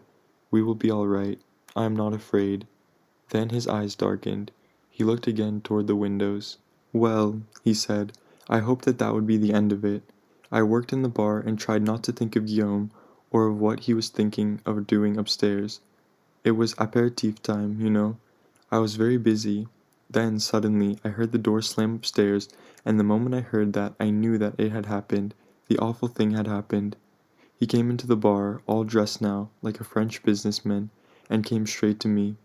He did not speak to anyone as he came in, and he looked white and angry, and naturally, this attracted attention. Everyone was waiting to see what he would do, and I must say, I thought he was going to strike me, or he had maybe gone mad and had a pistol in his pocket. So I am sure I looked frightened, and this did not help matters either. He came behind the bar and began saying that I was a tapette and a thief, and told me to leave at once or he would call the police and have me put behind bars. I was so astonished I could not say anything, and all the time his voice was rising, and people were beginning to listen, and suddenly, mon cher, I felt that I was falling from a great high place. For a long while I could not get angry, and I could feel the tears, like fire, coming up. I could not get my breath. I could not believe that he was really doing this to me. I kept saying, What have I done? What have I done? And he would not answer, and then shouted very loudly. It was like a gun going off. Mais tu le sais, salaud. You know very well. And nobody knew what he meant, but it was just as though we were back in the theater lobby again, where we met, you remember? Everyone knew that Guillaume was right and I was wrong, and I had done something awful. And he went to the cash register and took out some money, but I knew that he knew that there was not much money in the cash register at such an hour, and pushed it at me and said, take it, better to give it to you than have you steal it from me at night. Now go. And oh, the faces in that bar, you should have seen them. They were so wise and tragic, and they knew that now they knew everything, that they always had known, and they were so glad that they had never had anything to do with me. Ah, les enculs, the dirty sons of bitches, les gonzes. He was weeping again with rage this time. Then, at last, I struck him, and then many hands grabbed me, and now I hardly know what happened, but by and by I was in the street, with all these torn bills in my hand and everyone staring at me. I did not know what to do. I hated to walk away, but I knew if anything more happened, the police would come and Guillaume would have put me in jail. But I will see him again, I swear it, and on that day. He stopped and sat down, staring at the wall. Then he turned to me. He watched me for a long time in silence. Then, if you were not here, he said very slowly, this would be the end of Giovanni. I stood up. Don't be silly, I said. It's not so tragic as all that. I paused. Guillaume's disgusting. They all are. But it's not the worst thing to have ever happened to you, is it? Maybe everything bad that happens to you makes you weaker, said Giovanni, as though he had not heard me. And so you can stand less and less. Then, looking up at me, no, the worst thing happened to me long ago, and in my life has been awful since that day. You are not going to leave me, are you? I laughed. Of course not. I started shaking the broken glass off our blanket onto the floor. I do not know what I would do if you left me. For the first time I felt the suggestion of a threat in his voice, or I put it there. I have been alone so long. I do not think I would be able to live if I had to be alone again. You aren't alone now, I said, and then quickly, for I could not at that moment have endured his touch. Shall we go for a walk? Come, out of this room for a minute. I grinned and cuffed him roughly, football fashion, on the neck. Then we clung together for an instant. I pushed him away. I'll buy you a drink, I said. And will you bring me home again? He asked. Yes, I'll bring you home again. Je t'aime, tu sais? Je le sais, mon vieux. He went to the sink and started washing his face. He combed his hair. I watched him. He grinned at me in the mirror, looking suddenly beautiful and happy, and young. I had never in my life before felt so helpless or so old. But we will be all right, he cried, n'est-ce pas? Certainly, I said. He turned from the mirror. He was serious again. But you know, I do not know how long it will be before I find another job, and we have almost no money. Do you have any money? Did any money come from New York for you today? No money came from New York today, I said calmly, but I have a little money in my pocket. I took it all out and put it on the table, about 4,000 francs, and he went through his pockets, scattering bills and change. He shrugged and smiled at me, that fantastically sweet and helpless and moving smile. Je m'excuse, I went a little mad. He went down on his hands and knees and gathered it up, and put it on the table beside the money I had placed there. About 3,000 francs worth of bills had to be pasted together, and we put those aside until later. The rest of the money on the table totaled about 9,000 francs. We are not rich, said Giovanni grimly, but we will eat tomorrow. I somehow did not want him to be worried. I could not endure that look on his face. I'll write my father again tomorrow, I said. I'll tell him some kind of lie that he'll believe, and I'll make him send me some money. And I moved toward him as though I were driven, putting my hands on his shoulders and forcing myself to look into his eyes. I smiled, and I really felt that moment that Judas and the Savior had met in me. Don't be frightened. Don't worry. And I also felt, standing so close to him, feeling such a passion to keep him from terror, that a decision, once again, had been taken from my hands. For neither my father nor Ella was real at that moment, and yet even this was not as real as my despairing sense that nothing was real for me. Nothing would ever be real for me again, unless indeed this sensation of falling was reality. The hours of this night began to dwindle, and now, with every second that passes on the clock, the blood at the bottom of my heart begins to boil, to bubble, and I know that no matter what I do, anguish is about to overtake me in this house, as naked and silver as the great knife which Giovanni will be facing very soon. My executioners are here with me, walking up and down with me, washing things and packing and drinking from my bottle. They are everywhere I turn. Walls, windows, mirrors, water, the night outside, they are everywhere. I might call, as Giovanni, at this moment, lying in his cell, might call, but no one will hear. I might try to explain. Giovanni tried to explain. I might ask to be forgiven. If I could name and face my crime, if there were anything or anybody anywhere with the power to forgive. No, it would help if I were able to feel guilty, but the end of innocence is also the end of guilt. No matter how it seems now, I must confess, I loved him. I do not think I will ever love anyone like that again, and this might be a great relief if I do not also know that when the knife has fallen, Giovanni, if he feels anything, will feel relief. I walk up and down this house, up and down this house. I think of prison. Long ago, before I ever met Giovanni, I met a man at a party at Jacques' house who was celebrated because he had spent half his life in prison. He had then written a book about it, which displeased the prison authorities and won a literary prize. But this man's life was over. He was fond of saying that since to be in prison was simply not to live, the death penalty was the only merciful verdict any jury could deliver. I remember thinking that, in effect, he had never left prison. Prison was all that was real to him.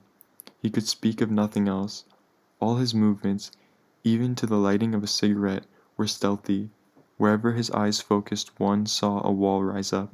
His face, the color of his face, brought to mind darkness and dampness.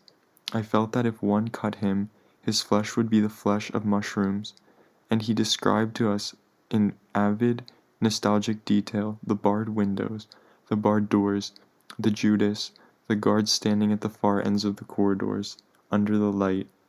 It is 3 tiers high inside the prison, and everything is the color of gunmetal. Everything is dark and cold, except for those patches of light where authority stands.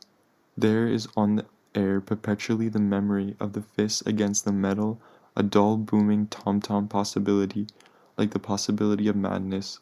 The guards move and mutter and pace the corridors and boom dully up and down the stairs. They are in black, they carry guns, they are always afraid, they scarcely dare be kind. 3 tiers down, in the prison center, in the prison's great cold heart, there is always activity, trusted prisoners wheeling things about, going in and out of the offices, ingratiating themselves with the guards for privileges of cigarettes, alcohol, and sex. The night deepens in the prison, there is muttering everywhere, and everybody knows, somehow, that death will be entering the prison courtyard early in the morning. Very early in the morning, before the trustees begin wheeling great garbage cans of food along the corridors, 3 men in black will come noiselessly down the corridor. One of them will turn the key in the lock. They will lay hands on someone and rush down the corridor, first to the priest, and then to a door which will open only for him, which will allow him, perhaps, one glimpse of the morning before he is thrown forward on his belly on a board and the knife falls on his neck. I wonder about the size of Giovanni's cell. I wonder if it's bigger than his room. I know that it is colder. I wonder if he is alone or with 2 or 3 others, if he is perhaps playing cards, or smoking, or talking, or writing a letter. To whom would he be writing a letter? Or walking up and down? I wonder if he knows that the approaching morning is the last morning of his life, for the prisoner usually does not know. The lawyer knows, and tells the family or friends, but does not tell the prisoner. I wonder if he cares. Whether he knows it or not, cares or not, he is certainly afraid. Whether he is with others or not, he is certainly alone. I try to see him, his back to me, standing at the window of his cell.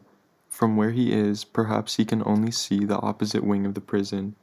Perhaps, by straining a little, just over the high wall, a patch of the street outside. I do not know if his hair has been cut, or is long. I should think it would have been cut. I wonder if he is shaven. And now a million details, proof and fruit of intimacy, flood my mind. I wonder, for example, if he feels the need to go to the bathroom, if he has been able to eat today, if he is sweating or dry. I wonder if anyone has made love to him in prison. And then something shakes me. I feel shaken hard and dry, like some dead thing in the desert, and I know that I am hoping that Giovanni is being sheltered in someone's arms tonight. I wish that someone were here with me. I would make love to whoever was here all night long. I would labor with Giovanni all night long. Those days after Giovanni had lost his job, we dawdled. Dawdled as doomed mountain climbers may be said to dawdle above the chasm, held only by a snapping rope. I did not write my father. I put it off from day to day. It would have been too definitive an act. I knew which lie I would tell him, and I knew the lie would work, only I was not sure that it would be a lie. Day after day we lingered in that room, and Giovanni began to work on it again. He had some weird idea that it would be nice to have a bookcase sunk in the wall, and he chipped through the wall until he came to the brick and began pounding away at the brick. It was hard work, it was insane work, but it did not have the energy or the heart to stop him. In a way, he was doing it for me, to prove his love for me. He wanted me to stay in the room with him. Perhaps he was trying, with his own strength, to push back the encroaching walls without, however, having the walls fall down. Now, of course, I see something very beautiful in those days, which was such torture then. I felt then that Giovanni was dragging me with him to the bottom of the sea. He could not find a job. I knew that he was not really looking for one, that he could not. He had been bruised, so to speak, so badly that the eyes of strangers lacerated him like salt. He could not endure being far from me for very long. I was the only person on God's cold green earth who cared about him, who knew his speech and silence, knew his arms, and did not carry a knife. The burden of his salvation seemed to be on me, and I could not endure it. And the money dwindled. It did not dwindle, very fast. Giovanni tried to keep panic out of his voice when he asked me each morning, "Are you going to American Express today?" "Certainly," I would answer. "Do you think your money will be there today?" "I don't know." "What are they doing with your money in New York?" Still I could not act. I went to Jacques and borrowed 10,000 francs from him again. I told him that Giovanni and I were going through a difficult time, but that it would be over soon. "He was very nice about it," said Giovanni. "He can, sometimes, be a very nice man." We were sitting on a terrace near Odeon. I looked at Giovanni and thought for a moment how nice it would be if Jacques would take him off my hands. "What are you thinking?" asked Giovanni. For a moment I was frightened, and I was also ashamed. "I was thinking," I said, "that I'd like to get out of Paris." "Where would you like to go?" he asked. "Oh, I don't know, anywhere. I'm sick of this city," I said suddenly, with a violence that surprised us both. "I'm tired of this ancient pile of stone and all these goddamn smug people. Everything you put your hands on here comes to pieces in your hands." "That," said Giovanni, gravely, "is true." He was watching me with a terrible intensity. I forced myself to look at him and smile. "Wouldn't you like to get out of here for a while?" I asked. "Ah," he said, and raised both his hands briefly, palms outward, in kind of mocking resignation. "I would like to go wherever you go. I do not feel so strongly about Paris as you do, suddenly. I have never liked Paris very much." "Perhaps," I said, I scarcely knew what I was saying, "we could go to the country, or to Spain." "Ah," he said lightly, "you are lonely for your mistress." I was guilty and irritated and full of love and pain. I wanted to kick him, and I wanted to take him in my arms. "That's no reason to go to Spain," I said sullenly. "I just like to see it, that's all. This city's expensive." "Well," he said brightly, "let us go to Spain. Perhaps it will remind me of Italy." "Would you rather go to Italy? Would you rather visit your home?" He smiled. "I do not think I have a home there any more." And then, "No, I would not like to go to Italy. Perhaps, after all, for the same reason you do not want to go to the United States." "But I am going to the United States," I said quickly, and he looked at me. "I mean, I'm certainly going to go back there one of these days." "One of these days?" he said. "Everything bad will happen, one of these days." "Why is it bad?" He smiled. "Why, you will go home, and then you will find that home is not home any more. Then you will really be in trouble. As long as you stay here, you can always think, 'One day I will go home.'" He played with my thumb and grinned. "N'est-ce pas?" "Beautiful logic," I said. "You mean I have a home to go to as long as I don't go there." He laughed. "Well, isn't that true? You don't have a home until you leave it, and then, when you have left it, you never can go back." I said, "to have heard this song before." "Ah, yes," said Giovanni, "and you will certainly hear it again. It is one of those songs that somebody somewhere will always be singing. We rose and started walking. And what would happen, I asked idly, if I shut my ears? He was silent for a long time. Then, you do, sometimes, remind me of the kind of man who is tempted to put himself in prison in order to avoid being hit by a car. That, I said sharply, would seem to apply much more to you than to me. What do you mean? He asked. I'm talking about that room, that hideous room. Why have you buried yourself there for so long? Buried myself? Forgive me, mon cher Américain, but Paris is not like New York. It is not full of palaces for boys like me. Do you think I should be living in Versailles instead? There must, I said, be other rooms. Ça ne manque pas les chambres. The world is full of rooms, big rooms, little rooms, round rooms, square ones, rooms high up, rooms low down, all kinds of rooms. What kind of room do you think Giovanni should be living in? How long do you think it took me to find the room I have? And since when, since when? He stopped and beat with his forefinger on his chest. Have you so hated the room? Since when? Since yesterday? Since always? Dis-moi. Facing him, I faltered. I don't hate it. I didn't mean to hurt your feelings. His hands dropped on his sides. His eyes grew big. He laughed. Hurt my feelings? Am I now a stranger that you speak to me like that, with such American politeness? All I mean, baby, is that I wish we could go move. We can move tomorrow. Let us go to a hotel. Is that what you want? Le Crillon peut-être. I sighed, speechless, and we started walking again. I know, he burst out after a moment, I know you want to leave Paris, you want to leave the room. Ah, you are wicked. Comme tu es méchant. You misunderstand me, I said.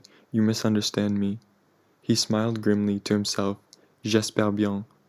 Later, when we were back in the room, putting the loose bricks Giovanni had taken out of the wall into a sack, he asked me, "This girl of yours, have you heard from her lately?" "Not lately," I said. I did not look up, but I expect her to turn up in Paris almost any day now.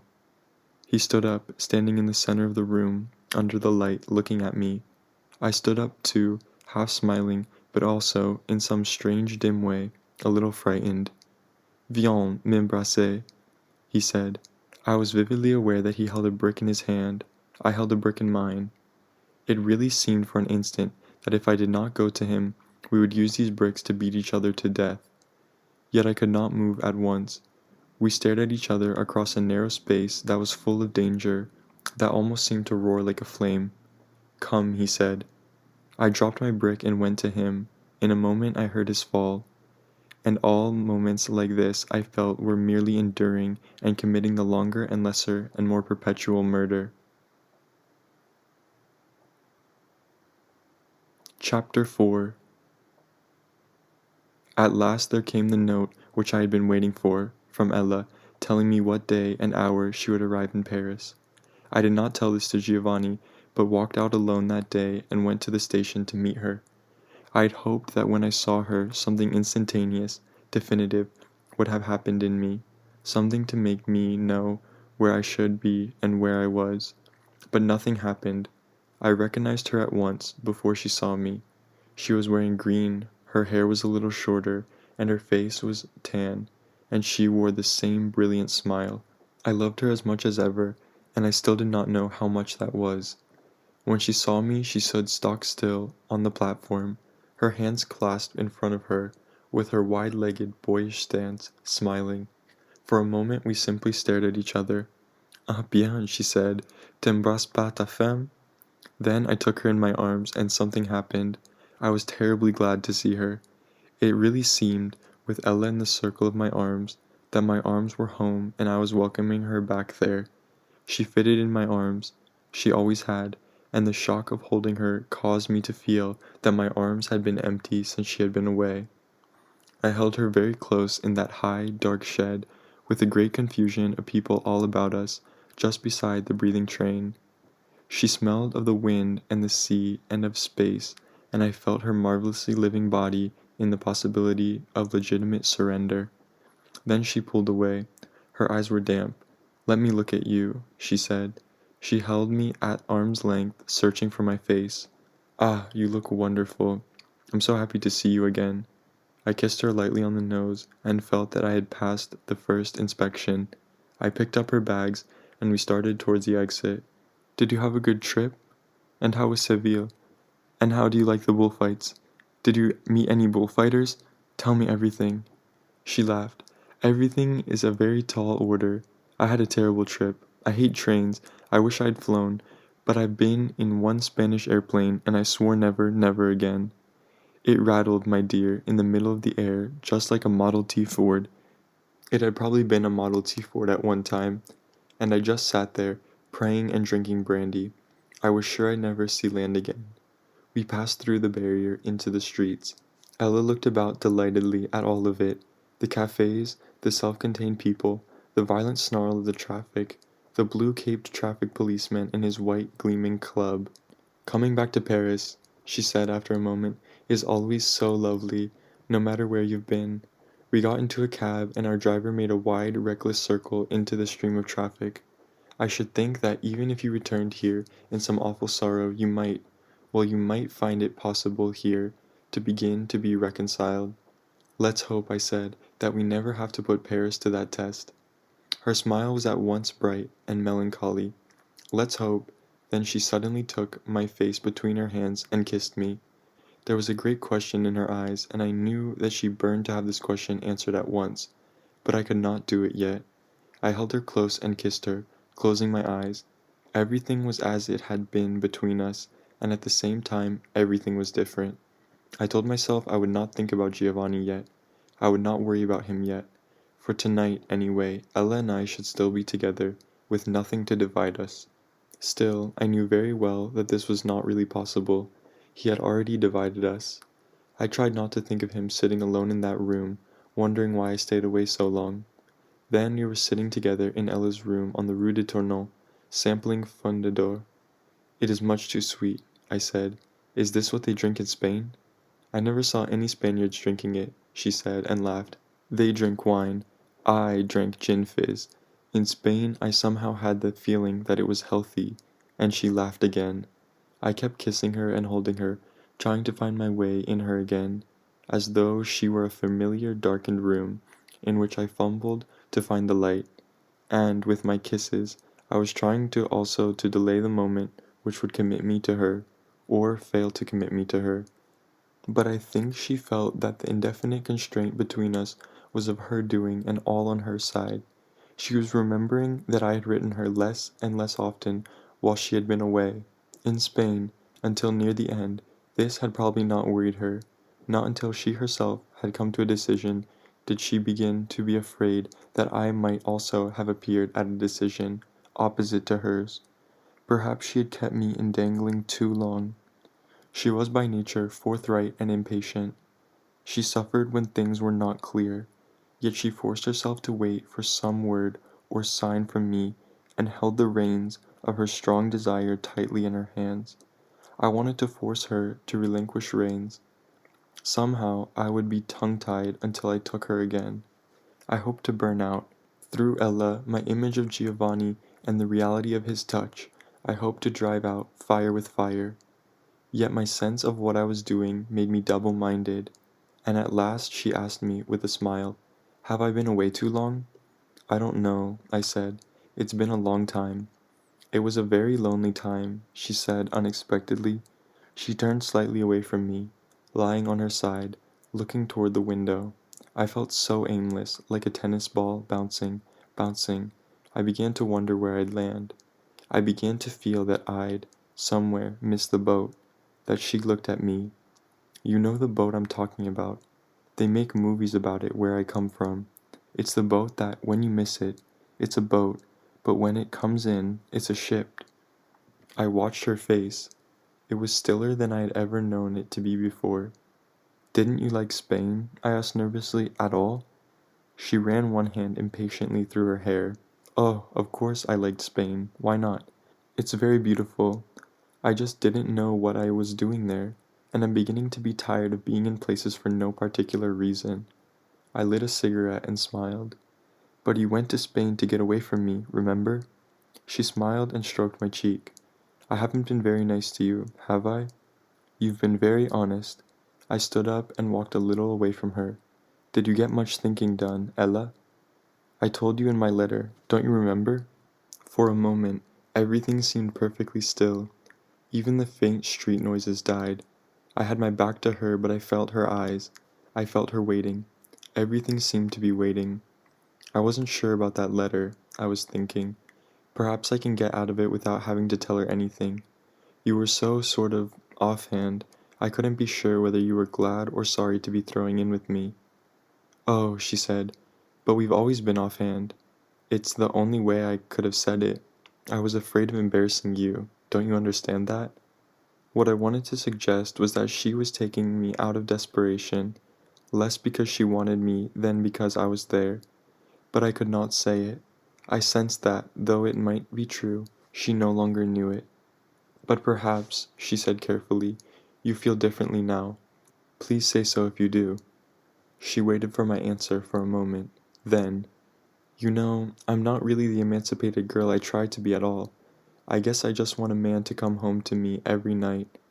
I want to be able to sleep without a man, without being afraid he's going to knock me up. Hell, I want to be knocked up. I want to start having babies. In a way, it's really all I'm good for.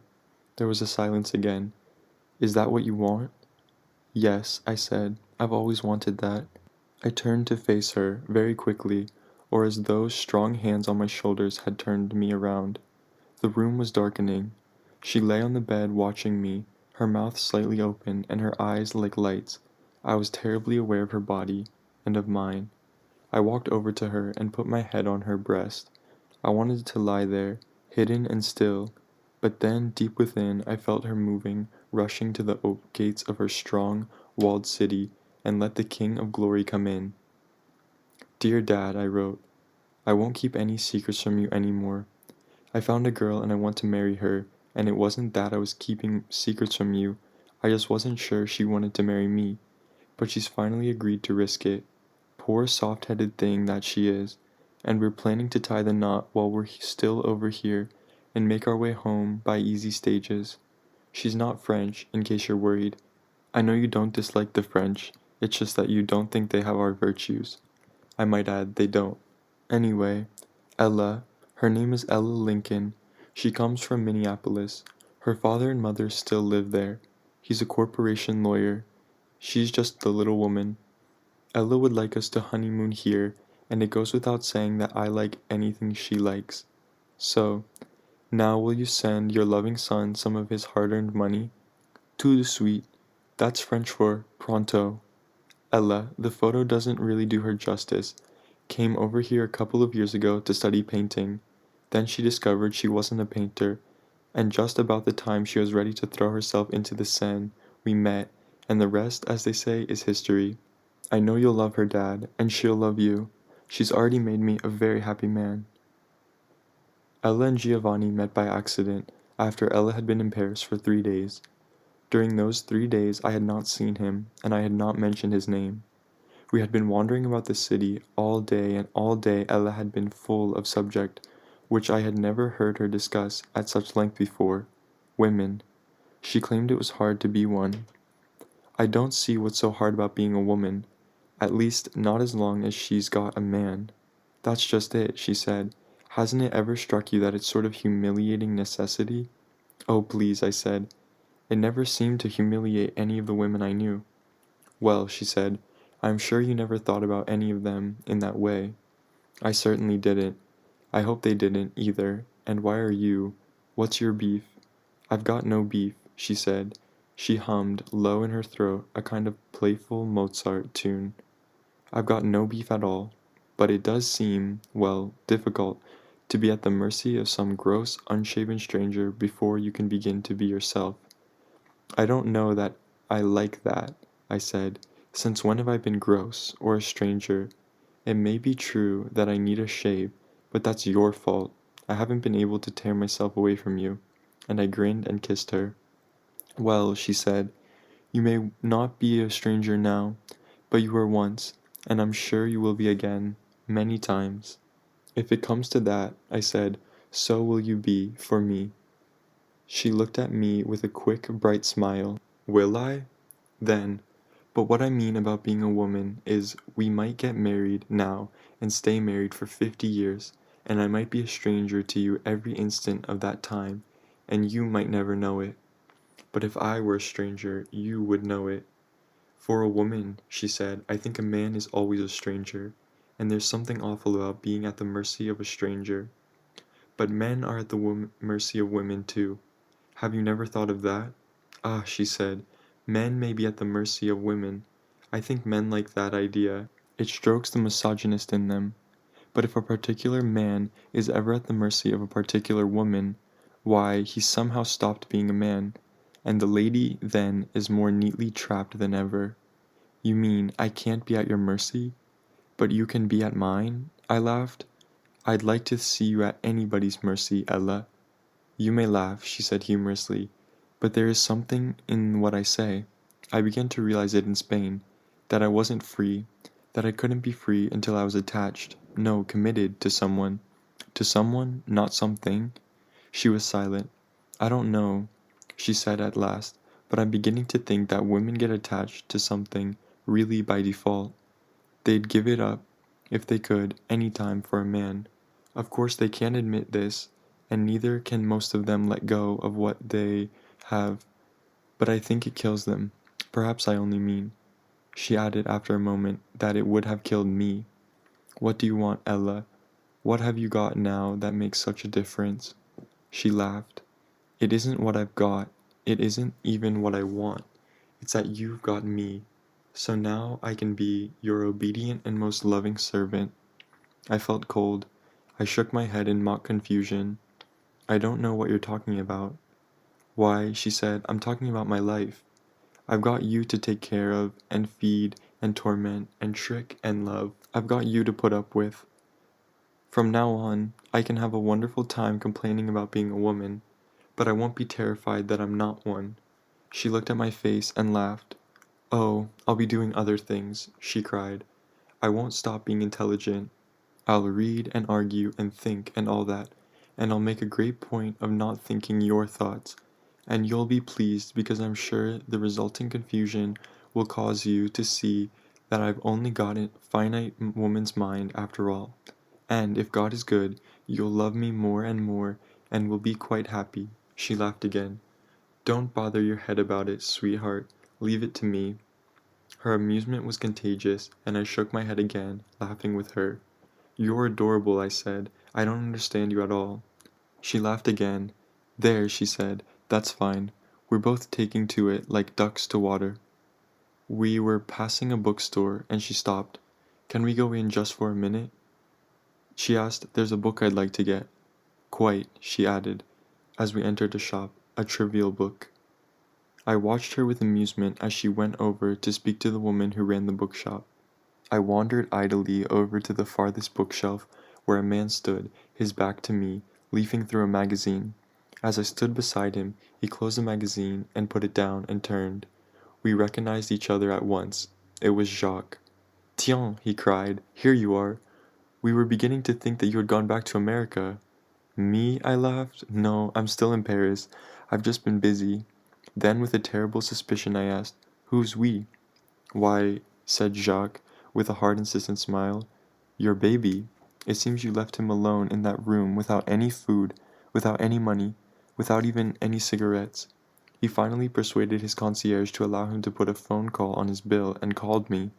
The poor boy sounded as though he would have put his head in the gas oven if, he laughed, if he had a gas oven. We stared at each other.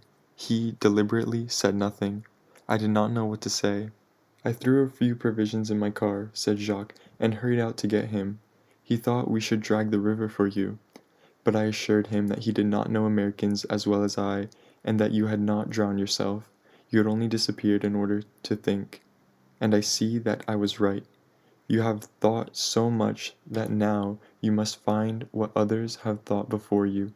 One book, he said finally, that you can surely spare yourself the trouble of reading is the Marquis de Sade. Where is Giovanni now? I asked. I finally remembered the name of Ella's hotel, said Jacques. Giovanni said that you were more or less expecting her, and so I gave him the bright idea of calling you there. He had stepped out for an instant to do that, just that.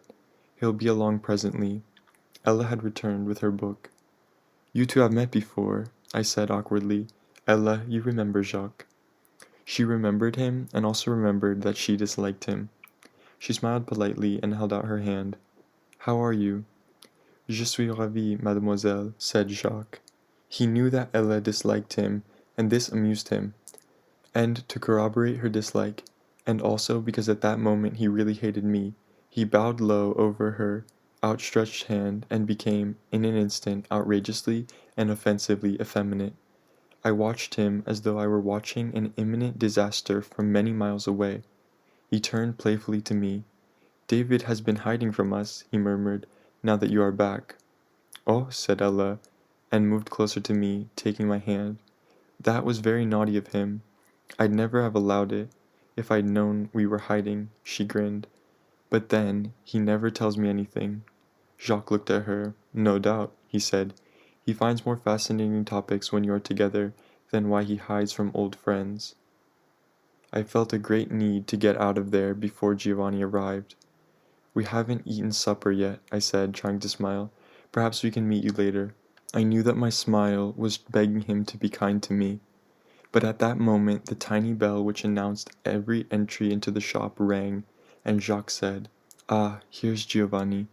And indeed I felt him behind me, standing stock still, staring, and felt in Ella's clasp, in her entire body, a kind of wild shrinking, and not all her composure kept this from showing in her face. When Giovanni spoke, his voice was thick with fury and relief and unshed tears. Where have you been? He cried. I thought you were dead. I thought you had been knocked down by a car or thrown into the river. What have you been doing all these days? I was able, oddly enough, to smile, and I was astonished at my calm. Giovanni, I said, I want you to meet my fiancée, Mademoiselle Ella, Monsieur Giovanni.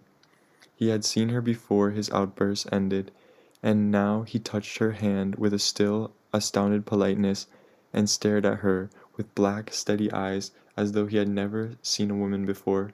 Enchanté, mademoiselle, he said, and his voice was dead and cold. He looked briefly at me, then back at Ella. For a moment we, all four, stood there as though we were posing for a tableau. Really, said Jacques, now that we are all together, I think we should have one drink together. A very short one, he said to Ella, cutting off her attempt for a polite refusal and taking her arm. It's not every day, he said, that old friends get together. He forced us to move, Ella and he together, Giovanni and I ahead. The bell rang viciously as Giovanni opened the door. The evening air hit us like a blaze. We started walking away from the river toward the boulevard. When I decide to leave a place, said Giovanni, I tell the concierge, so that at least she will know where to forward my mail. I flared briefly, unhappily. I had noticed that he was shaven and wore a clean white shirt and a tie which surely belonged to Jacques. I don't see what you've got to complain about, I said. You sure knew where to go. But with the look he gave me then, my anger left me and I wanted to cry. You are not nice, he said. Tu n'es pas chic du tout. Then he said no more and we walked to the boulevard in silence. Behind us I could hear the murmur of Jacques' voice. On the corner we stood and waited for them to catch up with us. Darling, said Ella as she reached me, you stay and have a drink if you want to. I can't. I really can't. I don't feel well at all. She turned to Giovanni. Please forgive me, she said, but I've just come back from Spain and I've hardly sat down a moment since I got off the train. Another time, truly, but I must get some sleep tonight. She smiled and held out her hand, but he did not seem to see it. I'll walk Ella home, I said, and then I'll come back, if you'll tell me where you're going to be. Giovanni laughed abruptly. Why, we will be in the quarter, he said.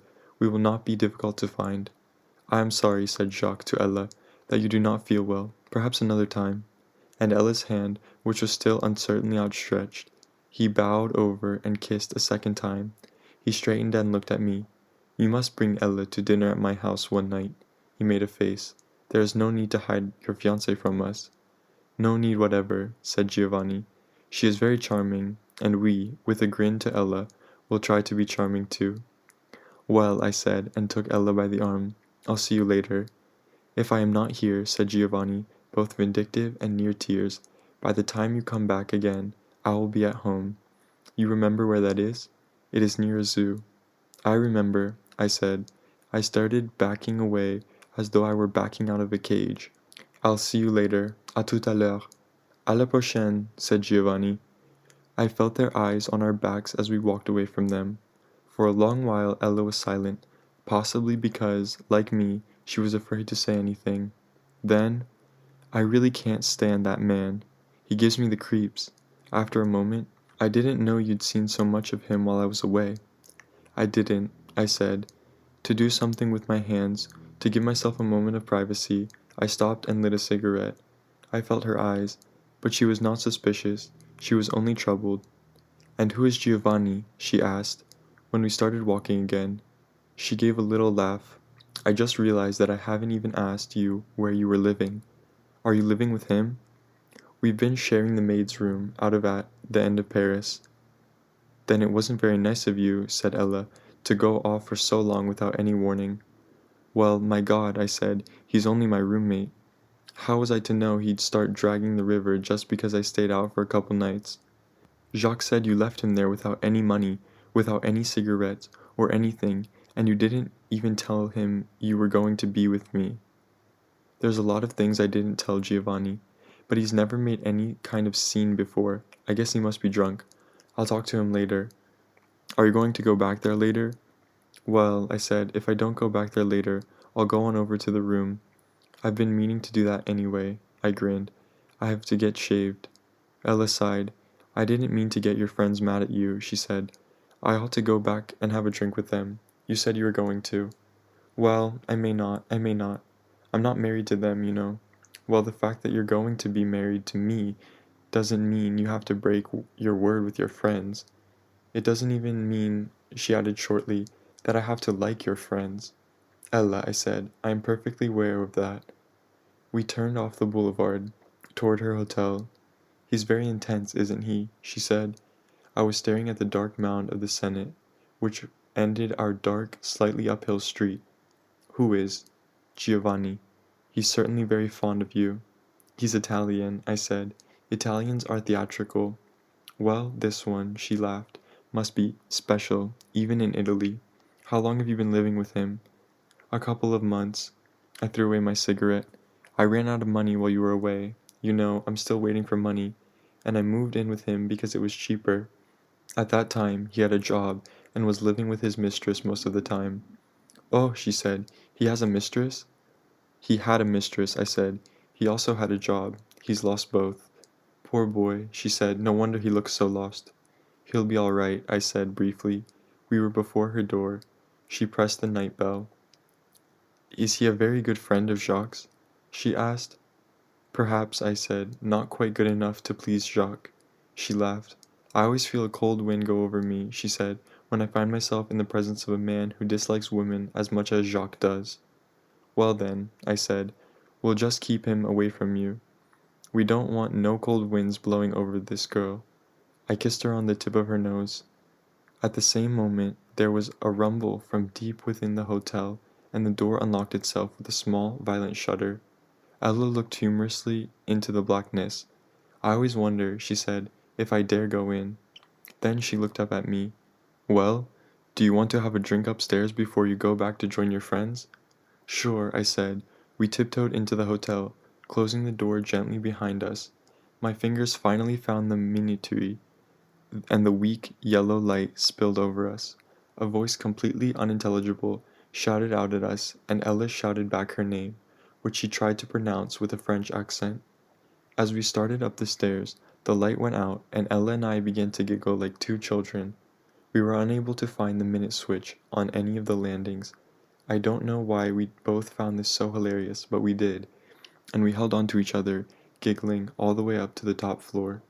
Tell me about Giovanni, she asked much later while we lay in bed and watched the black night tease her stiff white curtains. He interests me. That's a pretty tactless thing to say at this moment, I told her. What the hell do you mean he interests you? I mean who he is, what he thinks about, how he got that face. What's the matter with his face? Nothing. He's very beautiful, as a matter of fact. There's something in that face. So old-fashioned. Go to sleep, I said. You're babbling. How did you meet him? Oh, in a bar one drunken night, with lots of other people. Was Jacques there? I don't remember. Yes, I guess so. I guess he met Giovanni at the same time I did. What made you go live with him? I told you, I was broke and he had this room. But that can't have been the only reason. Oh, well, I said, I liked him. And you don't like him anymore? I'm very fond of Giovanni. You don't see him at his best tonight, but he's a very nice man. I laughed, covered by the night, emboldened by Ella's body and my own, and protected by the tone of my voice. I found great relief in adding, I love him, in a way, I really do. He seems to feel that you have a funny way of showing it. Oh, well, I said, these people have another style from us. There's much more demonstrative. I can't help it. I just can't do all that. Yes, she said thoughtfully, I've noticed that. You've noticed what? Kids here, they think nothing of showing a lot of affection for each other. It's sort of a shock at first. Then you begin to think it's sort of nice. It is sort of nice, I said. Well, said Ella, I think we ought to take Giovanni out to dinner or something one of these days. After all, he did sort of rescue you. That's a good idea, I said. I don't know what he's doing these days, but I'll imagine he'll have an free evening. Does he hang around with Jacques much? No, I don't think so. I think he just ran into Jacques tonight. I paused. I'm beginning to see, I said carefully, that kids like Giovanni are in a difficult position. This isn't, you know, the land of opportunity. There's no provision made for them. Giovanni's poor. I mean, he comes from poor folks, and there really isn't much he can do. And for what he can do, there's terrific competition. And, at that, very little money, not enough for them to be able to think of building any kind of future. That's why so many of them wander the streets and turn into gigolos and gangsters and God knows what. It's cold, she said, out here in the old world. Well, it's pretty cold out there in the new one, too, I said. It's cold out here, period. She laughed. But we have our love to keep us warm. We're not the first people who thought that as they lay in bed, nevertheless, we lay silent and still in each other's arms for a while. Ella, I said at last, yes? Ella, when the money gets here, let's take it and get out of Paris. Get out of Paris. Where do you want to go? I don't care. Just out. I'm sick of Paris. I want to leave it for a while. Let's go south. Maybe there'll be some sun. Shall we get married in the south? Ella, I said, you have to believe me. I can't do anything or decide anything. I can't even see straight until we get out of this town. I don't want to get married here. I don't even want to think about getting married here. Let's just get out. I didn't know you felt this way, she said. I've been living in Giovanni's room for months, I said, and I just can't stand it anymore. I have to get out of there, please. She laughed nervously and moved slightly away from me. Well, I don't really see why getting out of Giovanni's room means getting out of Paris. I sighed. Please, Ella, I don't feel like going into long explanations now. Maybe it's just that if I stay in Paris, I'll keep running into Giovanni and... I stopped. Why should that disturb you? Well, I can't do anything to help him, and I can't stand having him watch me, as though I'm an American, Ella. He thinks I'm rich. I paused and sat up, looking outward. She watched me. He's a very nice man, as I say, but he's very persistent. And he's got this thing about me. He thinks I'm God. And that room is so stinking and dirty. And soon winter'll be here, and it's going to be cold. I turned to her again and took her in my arms. Look, let's just go. I'll explain a lot of things to you later, when we get out. There was a long silence. And you want to leave right away, she said. Yes, as soon as that money comes, let's rent a house. You're sure, she said, that you don't just want to go back to the United States? I groaned. No, not yet. That isn't what I mean. She kissed me. I don't care where we go, she said, as long as we're together. Then she pushed me away. It's almost morning, she said. We better get some sleep. I got to Giovanni's room very late the next evening. I had been walking by the river with Ella, and, later, I drank too much in several bistros. The light crashed on as I came into the room, and Giovanni sat up in bed, crying out in a voice of terror, Qui est là? Qui est là? I stopped in the doorway, weaving a little in the light, and said, It's me, Giovanni. Shut up. Giovanni stared at me and turned on his side, facing the wall, and began to cry. I thought, Sweet Jesus, and I carefully closed the door. I took my cigarettes out of my jacket pocket and hung my jacket over the chair. With my cigarettes in my hand, I went to the bed and leaned over Giovanni. I said, Baby, stop crying. Please stop crying. Giovanni turned and looked at me. His eyes were red and wet, but he wore a strange smile. It was composed of cruelty and shame and delight. He held out his arms, and I leaned down, brushing his hair from his eyes. You smell of wine, said Giovanni then. I haven't been drinking wine. Is that what frightened you? Is that why you are crying? No. What is the matter? Why have you gone away from me? I did not know what to say. Giovanni turned to the wall again. I had hoped, I had supposed that I would feel nothing, but I felt a tightening in a far corner of my heart, as though a finger had touched me there. I have never reached you, said Giovanni. You have never really been here. I do not think you have ever lied to me, but I know that you have never told me the truth. Why? Sometimes you were here all day long, and you read, or you opened the window, or you cooked something, and I watched you, and you never said anything, and you looked at me with such eyes, as though you did not see me, all day while I worked to make this room for you. I said nothing. I looked beyond Giovanni's head at the square windows which held back the feeble moonlight. What are you doing all the time, and why do you say nothing? You are evil, you know, and sometimes when you smiled at me, I hated you. I wanted to strike you. I wanted to make you bleed. You smiled at me the way you smiled at everyone. You told me what you told everyone, and you tell nothing but lies. What are you always hiding? And do you think I did not know when you made love to me, or you were making love to no one? No one, or everyone, but not me, certainly. I am nothing to you, nothing, and you bring me fever, but no delight. I moved, looking for a cigarette. There were in my hand. I lit one. In a moment, I thought, I will say something. I will say something, and then I will walk out of this room forever. You know I cannot be alone. I have told you. What is the matter? Can we never have a life together? He began to cry. I watched the hot tears roll from the corners of his eyes onto the dirty pillow. You cannot love me. I will die. Before you came, I wanted to die. I have told you many times. It is cruel to have made me want to live only to make my death more bloody. I wanted to say so many things, yet when I opened my mouth, I made no sound, and yet I do not know what I felt for Giovanni. I felt nothing for Giovanni. I felt terror and pity and a rising lust. He took my cigarette from his lips and puffed on it, sitting up in bed, his hair in his eyes again. I have never known anyone like you before. I was never like this before you came. Listen, in Italy I had a woman, and she was very good to me. She loved me. She loved me. And she took care of me, and she was always there when I came in from work, in from the vineyards, and there was never any trouble between us, never. I was young then, and did not know the things I learned later, or terrible things you have taught me. I thought all women were like that. I thought all men were like me. I thought I was like all other men. I was not unhappy then, and I was not lonely, for she was there, and I did not want to die. I wanted to stay forever in our village, and work in the vineyards, and drink the wine we made, and made love to my girl. I have told you about my village. It is very old, and in the south it is on a hill. At night, when we walked by the wall, the world seemed to fall down before us, the whole far-off dirty world. I did not ever want to see it. Once we made love under the wall.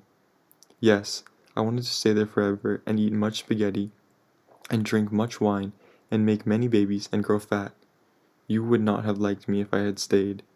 I can see you, many years from now, coming through our village in the ugly, fat American motor car you will surely have by then, and looking at me, and looking at all of us, and tasting our wine, and shitting on us with those empty smiles Americans wear everywhere, and which you wear all the time, and driving off with a great roar of the motors and a great sound of the tires, and telling all the other Americans you meet that they must come and see our village because it is so picturesque, and you will have no idea of the life there, dripping and bursting and beautiful and terrible, and you'll have no idea of my life now. But I think I would have been happier there, and I would not have minded your smiles. I would have had my life.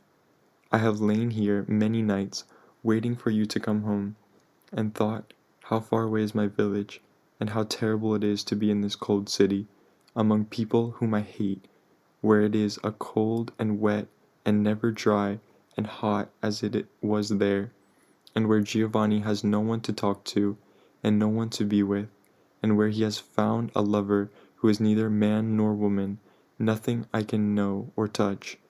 You do not know, do you, what it is like to lie awake at night and wait for someone to come home? But I am sure you do not know. You do not know anything. You do not know any of the terrible things. That is why you smile and dance the way you do, and you think the comedy you are playing is the short-haired, moon-faced little girl is love. He dropped the cigarette to the floor where it lay burning faintly. He began to cry again. I looked at the room, thinking, I cannot bear it. I left my village one wild, sweet day. I will never forget that day. It was the day of my death. I wish it had been the day of my death. I remember the sun was hot and scratchy on the back of my neck as I walked the road away from the village, and the road went upward, and I walked bent over. I remember everything, the brown dust at my feet, and the little pebbles which rushed before me, and the short trees along the road, and all the flat houses, and all their colors under the sun. I remember I was weeping, but not as I am weeping now, much worse, more terrible, since I am with you. I cannot even cry as I cried then. That was the first time in my life that I wanted to die. I had just buried my baby in the churchyard where my father and my father's fathers were, and I had left my screaming girl in my mother's house. Yes, I had made a baby, but it was born dead. It was all gray and twisted when I saw it, and it made no sound. And we spanked it on the buttocks, and we sprinkled it with holy water, and we prayed, but it never made a sound. It was dead. It was a little boy. It would have been a wonderful, strong man, perhaps even the kind of man you and Jacques and Guillaume and all your disgusting band of fairies spend all your days and nights looking for and dreaming of, but it was dead, and it was my baby, and we had made it, my girl and I, and it was dead. When I knew that it was dead, I took our crucifix off the wall and I spat on it and threw it on the floor, and my mother and my girl screamed, and I went out. We buried it right away, the next day, and then I left my village and came to this city, where surely God has punished me for all my sins, and for spitting on his holy Son, where I will surely die. I do not think that I will ever see my village again. I stood up. My head was turning. Salt was in my mouth. The room seemed to rock, as it had the first time I had come here, so many lifetimes ago. I heard Giovanni's moan behind me. Chérie, mon très cher, don't leave me, please don't leave me. I turned and held him in my arms, staring above his head at the wall, at the man and woman on the wall who walked together among roses.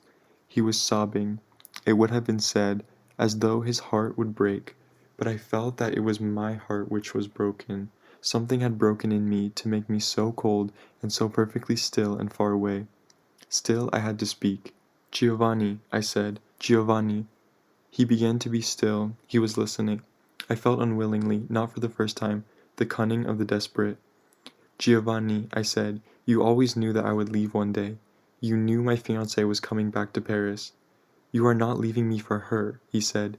You are leaving me for some other reason. You lie so much, but have come to believe all your own lies. But I have senses. You are not leaving me for a woman. If you were really in love with this little girl, you would not have to be so cruel to me. She's not a little girl, I said. She's a woman, and no matter what you think, I do love her. You do not, cried Giovanni, sitting up, love anyone. You never have loved anyone. I'm sure you never will. You love your purity. You love your mirror. You are just like a little virgin. You walk around with your hands in front of you as though you had some precious metal, gold, silver, rubies, maybe diamonds down there between your legs. You will never give it to anybody. You will never let anybody touch it, man or woman. You want to be clean. You think you came here covered with soap, and you think you will get out covered with soap, and you do not want to stink, not even for 5 minutes in the meantime. He grasped me by the collar, wrestling and caressing at once, fluid and iron at once. Saliva sprang from his lips, and his eyes full of tears, but with the bones of his face showing the muscles leaping in his arms and neck. You want to leave Giovanni because he makes you stink. You want to despise Giovanni because he is not afraid of the stink of love. You want to kill him in the name of all your little lying moralities. And you are immoral. You are, by far, the most immoral man I have met in all my life. Look, look what you have done to me. Do you think you could have done this if I did not love you? Is this what you should do to love? Giovanni, stop it. For God's sake, stop it. What in the world did you want me to do? I can't help the way I feel. Do you know how you feel? Do you feel? What do you feel? I feel nothing now, I said, nothing. I want to get out of this room. I want to get away from you. I want to end this terrible scene. You want to get away from me? He laughed. He watched me. The look in his eyes was so bottomlessly bitter, it was almost benevolent. At last you are beginning to be honest. And do you know why you want to get away from me? Inside me something locked. I cannot have a life with you, I said, but you can have a life with Ella, with that moon-faced little girl who thinks babies come out of cabbages or Frigidaires. I'm not acquainted with the mythology of your country. You can have a life with her. Yes, I said wearily, I can have a life with her. I stood up. I was shaking. What kind of life can we have in this room, this filthy little room? What kind of life can two men have together anyway? All this love you talk about, isn't it just that you want to be made to feel strong? You want to go out and be the big laborer and bring home the money, and you want me to stay here and wash the dishes and cook the food and clean this miserable closet of a room and kiss you when you come home in through the door and lie with you at night and be your little girl. That's what you want. That's what you mean, and that's all you mean when you say you love me. You say I want to kill you. What do you think you've been doing to me? I am not trying to make you a little girl. If I wanted a little girl, I would be with a little girl. Why aren't you? Is it just that you're afraid? And you take me because you haven't got the guts to go after a woman, which is what you really want. He was pale. You are the one who keeps talking about what I want, but I have only been talking about who I want. But I'm a man, I cried, a man. What do you think can happen between us? You know very well, said Giovanni slowly, what can happen between us. It is for the reason you are leaving me. He got up and walked to the window and opened it. Bon, he said. He struck his fist once against the window. If I could make you stay, I would, he shouted. If I had to beat you, chain you, starve you, if I could make you stay, I would. He turned back into the room. The wind blew in his hair. He shook his finger at me, grotesquely playful. One day, perhaps, you will wish I had. It's cold, I said. Close the window. He smiled. Now that you are leaving, you want the windows closed. Bien sûr. He closed the window, and we stood staring at each other in the center of the room. We will not fight any more, he said. Fighting will not make you stay. In French we have what is called une séparation de corps. Not a divorce, you understand.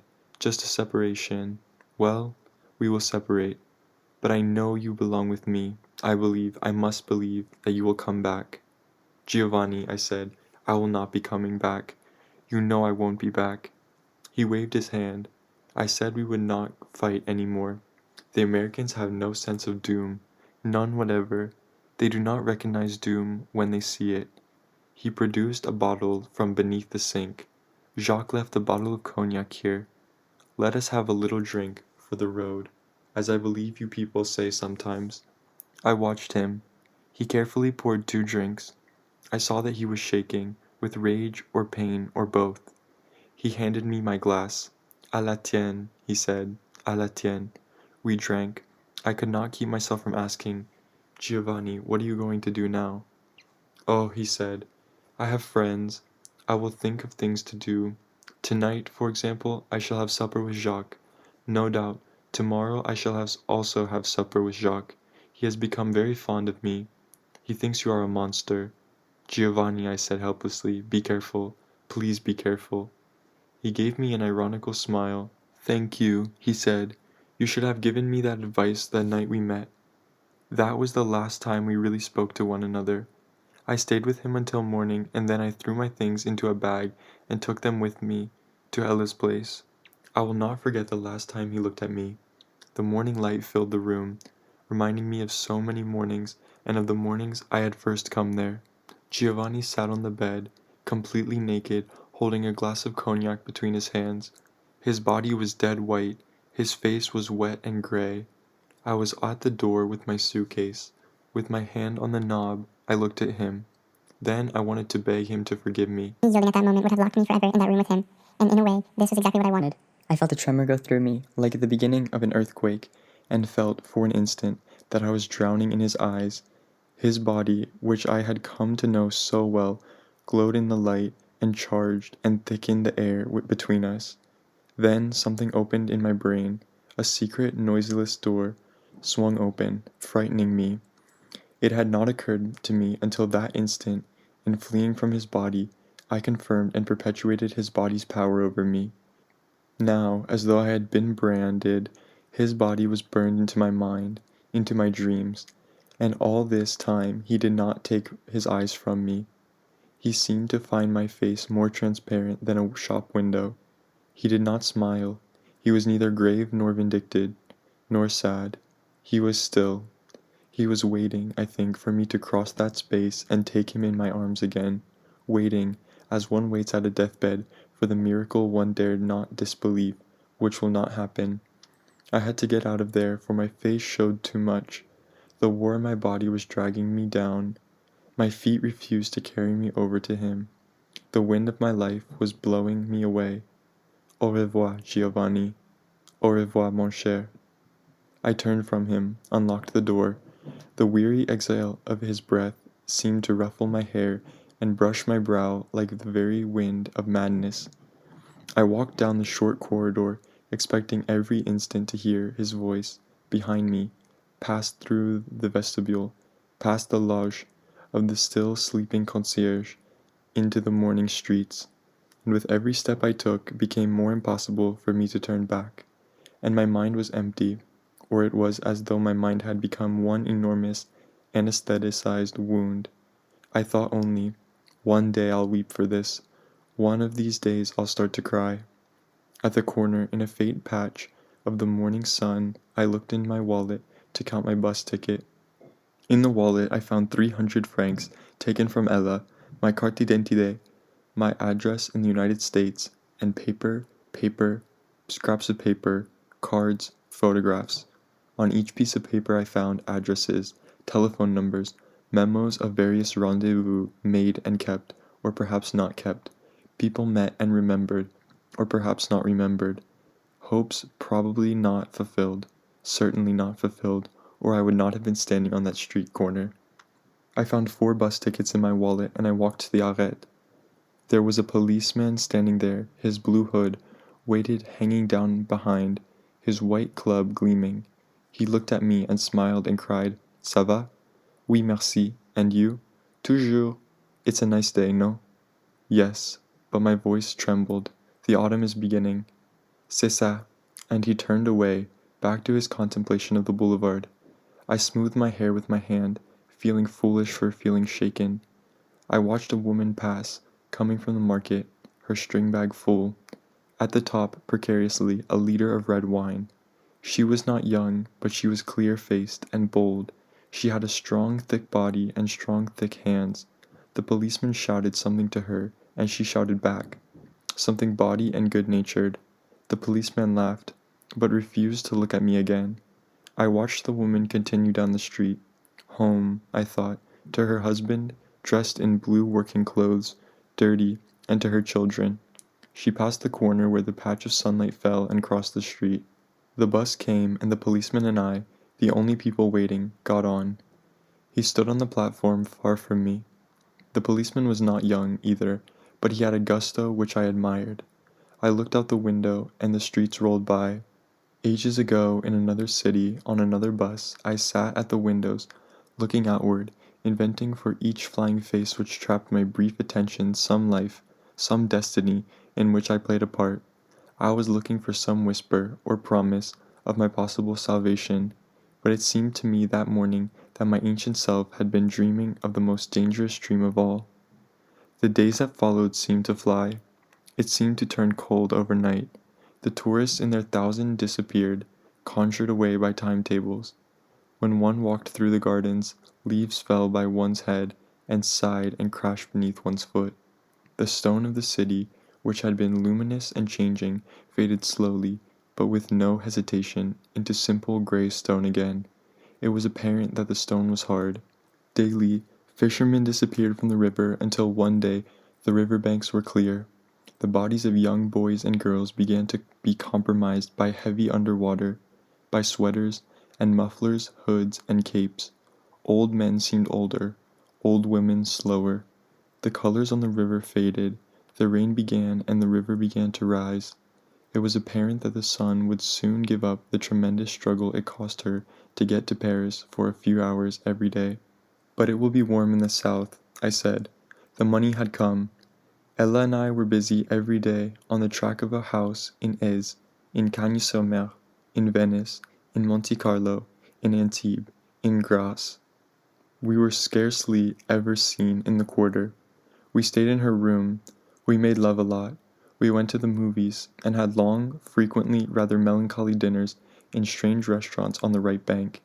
It is hard to say what produced this melancholy, which sometimes settled over us like the shadow of some vast, some predatory, waiting bird.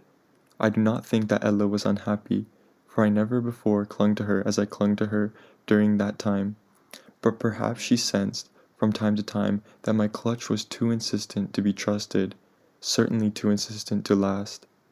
And from time to time, around the quarter, I ran into Giovanni. I dreaded seeing him, not only because he was almost always with Jacques, but also because, though he was often rather better dressed, he did not look well.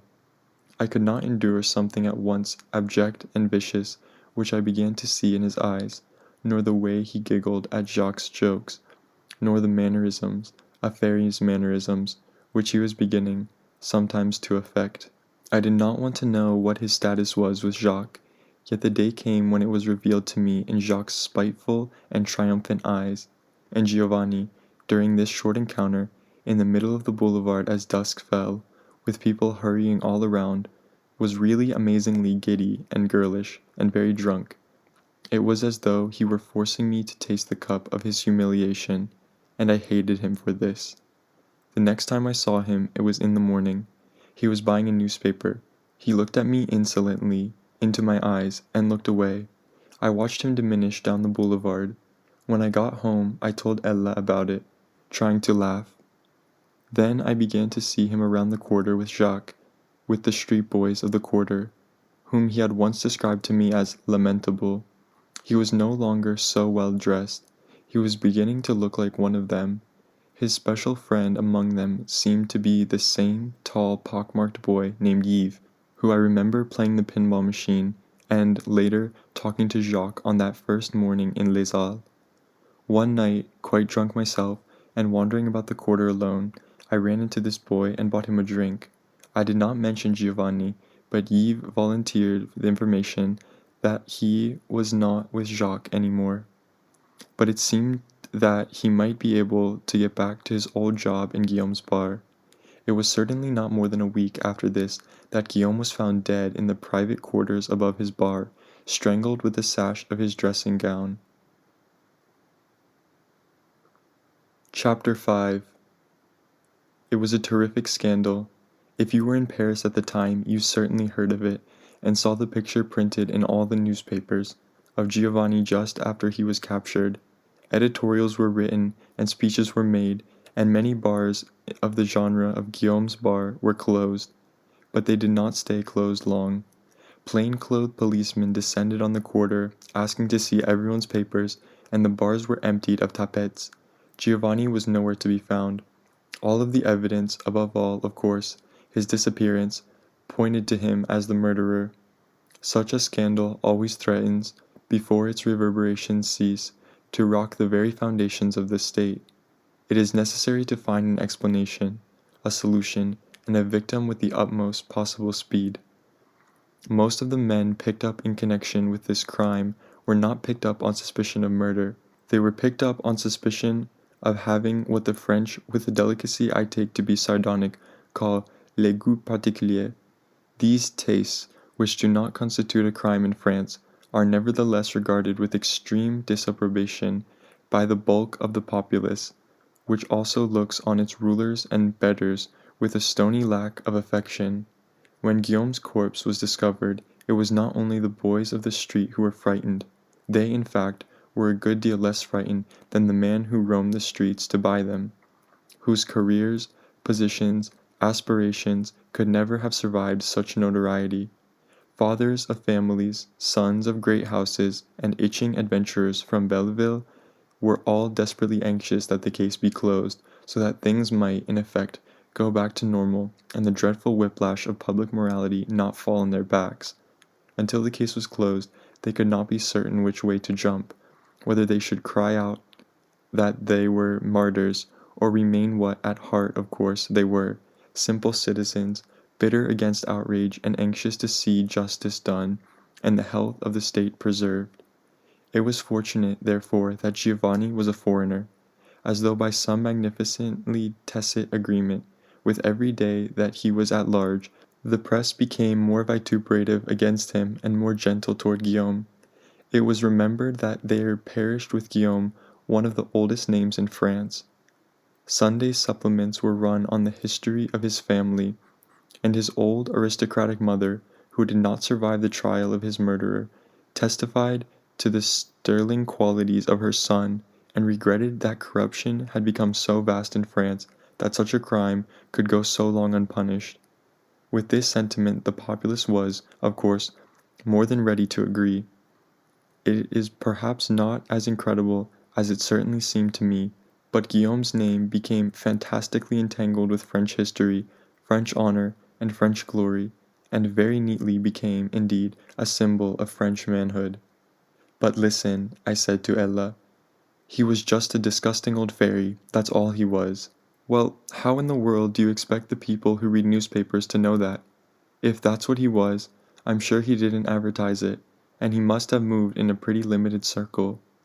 Well, somebody knows it. Some of the people who write this drivel know it. There doesn't seem to be much point, she said quietly, in defaming the dead. But isn't there some point in telling the truth? They're telling the truth. He's a member of a very important family and he's been murdered. I know what you mean. There's another truth they're not telling, but newspapers never do. That's not what they're for. I sighed. Poor, poor, poor Giovanni. Do you believe he did it? I don't know. It certainly looks as though he did it. He was there that night. People saw him go upstairs before the bar closed, and they don't remember seeing him come down. Was he working there that night? Apparently not. He was just drinking. He and Guillaume seemed to have become friendly again. You certainly made some peculiar friends while I was away. They wouldn't seem so damn peculiar if one of them hadn't gotten murdered. Anyway, none of them were my friends, except Giovanni.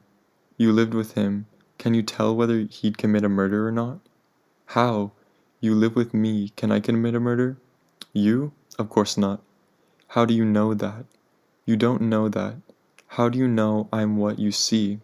Because she leaned over and kissed me. I love you. Ah, I love Giovanni.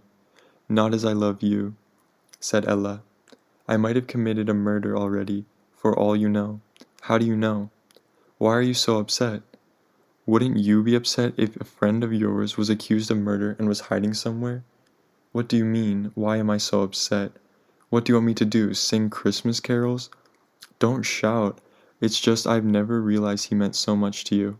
He was a nice man, I said finally. I just hate to see him in trouble. She came to me and put her hand lightly on my arm. We'll leave the city soon, David. You won't have to think about it anymore. People get into trouble, David, but don't act as though it were somehow your fault. It's not your fault. I know it's not my fault, but my voice and Ella's eyes astounded me into silence. I felt, with terror, that I was about to cry. Giovanni stayed at large for nearly a week. As I watched from Ella's window each night creeping over Paris, I thought of Giovanni somewhere outside, perhaps under one of those bridges, frightened and cold and not knowing where to go. I wondered if he had, perhaps, found friends to hide him. It was astonishing that in so small and policed a city he should prove so hard to find. I feared, sometimes, he might come to find me, to beg me to help him or to kill me. Then I thought that he probably considered it beneath him to ask me for help. He no doubt felt by now that I was not worth killing. I looked to Ella for help. I tried to bury each night in her all of my guilt and terror. The need to act was like a fever in me. The only act possible was the act of love. He was finally caught very early one morning in a barge tied up along the river. Newspaper speculation had already placed him in Argentina, so it was a great shock to discover that he had gotten no farther than the Seine. This lack on his part of dash did nothing to endear him to the public. He was a criminal, Giovanni, of the dullest kind, a bungler. Robbery, for example, had been insisted on as the motive for Guillaume's murder, but, though Giovanni had taken all the money Guillaume had in his pockets, he had not touched the cash register, and had not even suspected, apparently, that Guillaume had over 100,000 francs hidden in another wallet at the bottom of his closet. The money he had taken from Guillaume was still in his pockets when he was caught. He had not been able to spend it. He had not eaten for 2 or 3 days, and was weak and pale and unattractive. His face was on newsstands all over Paris. He looked young, bewildered, terrified, depraved, as though he could not believe that he, Giovanni, had come to this and would go no further, his short road ending in a common knife. He seemed already to be rearing back, every inch of his flesh revolting before that icy vision, and it seemed, as it had seemed so many times, that he looked to me for help. The newsprint told the unforgiving world how Giovanni repented, cried for mercy, called on God, wept that he had not meant to do it, and told us, too, in delicious detail how he had done it, but not why. Why was too black for the newsprint to carry and too deep for Giovanni to tell. I may have been the only man in Paris who knew that he had not meant to do it, who could read why he had done it beneath the details printed in the newspapers. I remembered again the evening I had found him at home, and he told me how Guillaume had fired him. I heard his voice again, and saw the vehemence of his body, and saw his tears. I knew his bravado, how he liked to feel himself débrouillard, more than equal to any challenge, and saw him swagger into Guillaume's bar. He must have felt that, having surrendered to Jacques, his apprenticeship was over, love was over, and he could do with Guillaume anything he liked. He could indeed have done with Guillaume anything at all, but he could not do anything about being Giovanni. Guillaume certainly knew. Jacques would have lost no time in telling him that Giovanni was no longer le Jean Américain. Perhaps Guillaume had even attended one or two of Jacques' parties, armed with his own entourage. And he certainly knew, all his circle knew, that Giovanni's new freedom, his loverless state, would turn into license, into riot. It had happened to every one of them. It must have been a great evening for the bar when Giovanni swaggered alone. I could hear the conversation. Alors, tu es revenu? This is from Guillaume, with a seductive sardonic speaking look. Giovanni sees that he does not wish to be reminded of his last disastrous tantrum, that he wishes to be friendly. At the same moment Guillaume's face, voice, manner, smell hit him. He is actually facing Guillaume, not conjuring him up in his mind. The smile with which he responds to Guillaume almost causes him to vomit. But Guillaume does not see this, of course, and offers Giovanni a drink. I thought you might have needed a barman, Giovanni says. But are you looking for work? I thought your American would have bought you an oil well in Texas by now. No, my American, he makes a gesture, has flown. They both laughed. The Americans always fly. They are not serious, says Guillaume. C'est vrai, says Giovanni. He finishes his drink, looking away from Guillaume, looking dreadfully self-conscious, perhaps almost unconsciously whistling. Guillaume, now, can hardly keep his eyes off him, or control his hands. Come back later, at closing, and we will talk about this job, he says at last, and Giovanni nods and leaves. I can imagine him, then, finding some of his street cronies, drinking with them, and laughing, stiffening up his courage as the hours tick by. He is dying for someone to tell him not to go back to Guillaume, not to let Guillaume touch him. But his friends tell him how rich Guillaume is, how he's a silly old queen, how much he can get out of Guillaume if he will only be smart. No one appears on the boulevards to speak to him, to save him. He feels that he is dying. Then the hour comes when he must go back to Guillaume's bar. He walks there alone. He stands outside a while. He wants to turn away, to run away, but there is no place to run. He looks up the long, dark, curving street as though he were looking for someone, but there is no one there. He goes into the bar.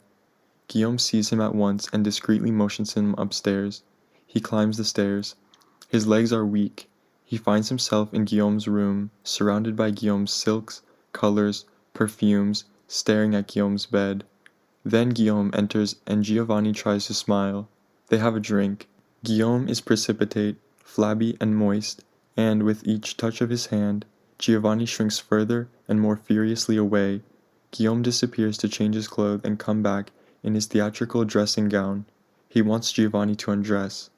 Perhaps at this moment Giovanni realizes that he cannot go through with it, that his will cannot carry him through. He remembers the job. He tries to talk, to be practical, to be reasonable, but, of course, it is too late. Guillaume sees to surround him like the sea itself, and I think that Giovanni, tortured into a state like madness, feels himself going under, is overcome, and Guillaume has his will. I think that if this had not happened, Giovanni would not have killed him. For, with this pleasure taken, while Giovanni still lies suffocating, Guillaume becomes a businessman once more and, walking up and down, gives excellent reasons why Giovanni cannot work for him anymore. Beneath whatever reasons Guillaume invents, the real ones lie hidden, and they both, dimly in their different fashions, see it. Giovanni, like a falling movie star, has lost his drawing power. Everything is known about him. His secrecy has been discovered. Giovanni certainly feels this, and the rage which has been building in him for many months begins to be swollen now with the memory of Guillaume's hands and mouth. He stares at Guillaume in silence for a moment and then begins to shout, and Guillaume answers him. With every word exchanged, Giovanni's head begins to roar, and a blackness comes and goes before his eyes, and Guillaume is in seventh heaven and begins to prance about the room. He has scarcely ever gotten so much for so little before. He plays this scene for all it's worth, deeply rejoicing in the fact that Giovanni's face grows scarlet, and his voice thick, watching with pure delight the bone-hard muscles in his neck. And he says something, for he thinks the tables have been turned. He says something, one phrase, one insult, one mockery too many, and in a split second, in his own shocked silence, in Giovanni's eyes, he realizes that he unleashed something he cannot turn back. Giovanni certainly did not mean to do it, but he grabbed him, he struck him, and with that touch, with each blow, the intolerable weight at the bottom of his heart began to lift. Now it was Giovanni's turn to be delighted. The room was overturned, the fabrics were shredded, the odor of perfume was thick. Guillaume struggled to get out of the room, but Giovanni followed him everywhere. Now it was Guillaume's turn to be surrounded, and perhaps at the very moment Guillaume thought he had broken free, when he had reached the door, perhaps Giovanni lunged after him and caught him by the sash of the dressing gown and wrapped the sash around his neck. Then he simply held on, sobbing, becoming lighter every moment as Guillaume grew heavier, tightening the sash and cursing. Then Guillaume fell, and Giovanni fell, back into the room, and the streets, the world, into the presence and the shadows of death. By the time we found this great house, it was clear that I had no right to come here. By the time we found it, I did not even want to see it. But by this time, also, there was nothing else to do. There was nothing else I wanted to do. I thought, it is true, of remaining in Paris in order to be close to the trial, perhaps to visit him in prison, but I knew there was no reason to do this. Jacques, who was in constant touch with Giovanni's lawyer and in constant touch with me, had seen Giovanni once. He told me what I knew already, that there was nothing I, or anyone, could do for Giovanni anymore. Perhaps he wanted to die. He pleaded guilty, with robbery as the motive. The circumstances under which Guillaume had fired him received great play in the press, and from the press one received the impression that Guillaume had been a good-hearted, a perhaps somewhat erratic philanthropist who had had the bad judgment to befriend the hardened and ungrateful adventurer Giovanni. Then the case drifted downwards from the headlines. Giovanni was taken to prison to await trial, and Ella and I came here. I may have thought, I am sure I thought in the beginning, that though I could not do nothing for Giovanni, I might perhaps be able to do something for Ella. I might have hoped that there would be something Ella could do for me, and this might have been possible if the days had not dragged by, for me, like days in prison. I could not get Giovanni out of my mind. I was at the mercy of the bulletins which sporadically arrived from Jacques. All I remember of the autumn is waiting for Giovanni to come to trial. Then at last he came to trial, was found guilty, and placed under sentence of death. All winter long I counted the days, and the nightmare of this house began. Much has been written of love turning to hatred, of the heart growing cold with the death of love. It is a remarkable process. It is far more terrible than anything I have ever read about, more terrible than anything I will ever be able to say. I don't know now when I first looked at Ella and found her stale, found her body uninteresting, her presence grating. It seemed to happen all at once. I suppose that only means that I had been happening for a long time. I trace it to something as fleeting as the tip of her breast lightly touching my forearm as she leaned over me to serve my supper. I felt my flesh recoil. Her underclothes, drying in the bathroom, which I had often thought of as smelling even rather improbably sweet and as being washed much too often, now began to seem unaesthetic and unclean. A body which had to be covered with such crazy, catty-cornered bits of stuff began to seem grotesque. I sometimes watched her naked body move and wished that it were harder and firmer. I was fantastically intimidated by her breasts, and when I entered her I began to feel that I would never get out alive. All that once delighted me seemed to have turned sour on my stomach. I think, I think that I have never been more frightened in my life. When my fingers began, involuntarily, to lose their hold on Ella, I realized that I was dangling from a high place, and that I had been clinging to her for my very life.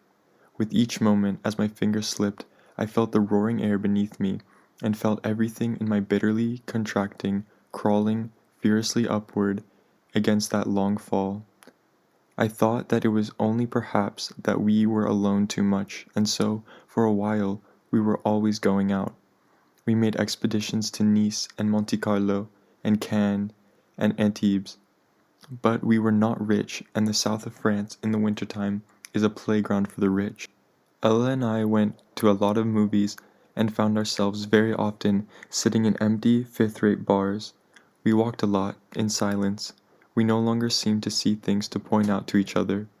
We drank too much, especially me.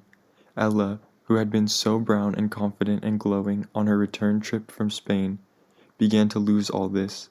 She began to be pale and watchful and uncertain. She ceased to ask me what the matter was, for it was borne in on her that I either did not know or would not say. She watched me. I felt her watching me, and it made me wary, and it made me hate her.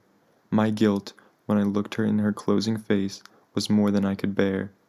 We were at the mercy of bus schedules, and often found ourselves in the wintry dawn huddled sleepily together in a waiting room, or freezing on the street corner of some totally deserted town. We arrived home in the grey morning, crippled with weariness, and went straight to bed.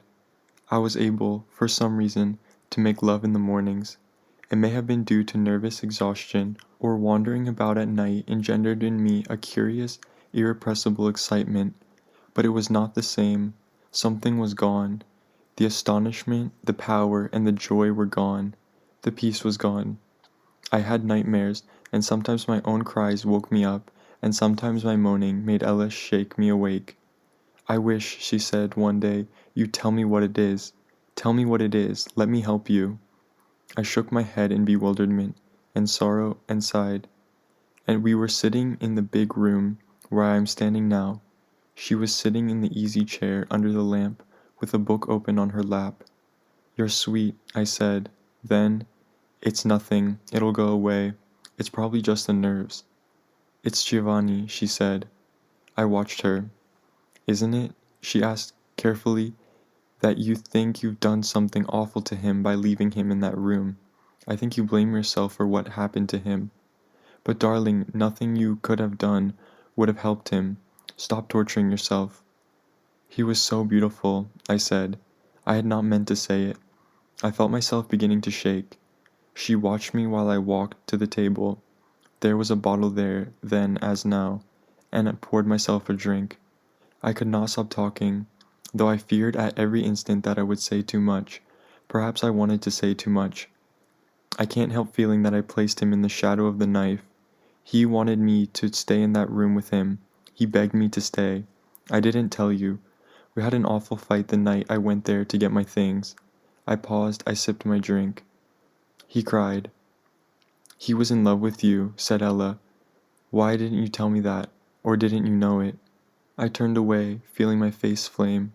"It's not your fault," she said. "Don't you understand that?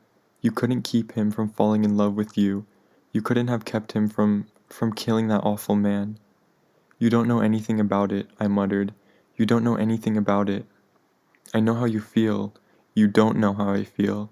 David, don't shut me out. Please don't shut me out. Let me help you. Ella, baby, I know you want to help me, but just let me be for a while. I'll be all right." "You've been saying that now," she said wearily, "for a long time." She looked at me steadily for a while, then she said, "David, don't you think we ought to go home?" "Go home? For what? What are we staying here for?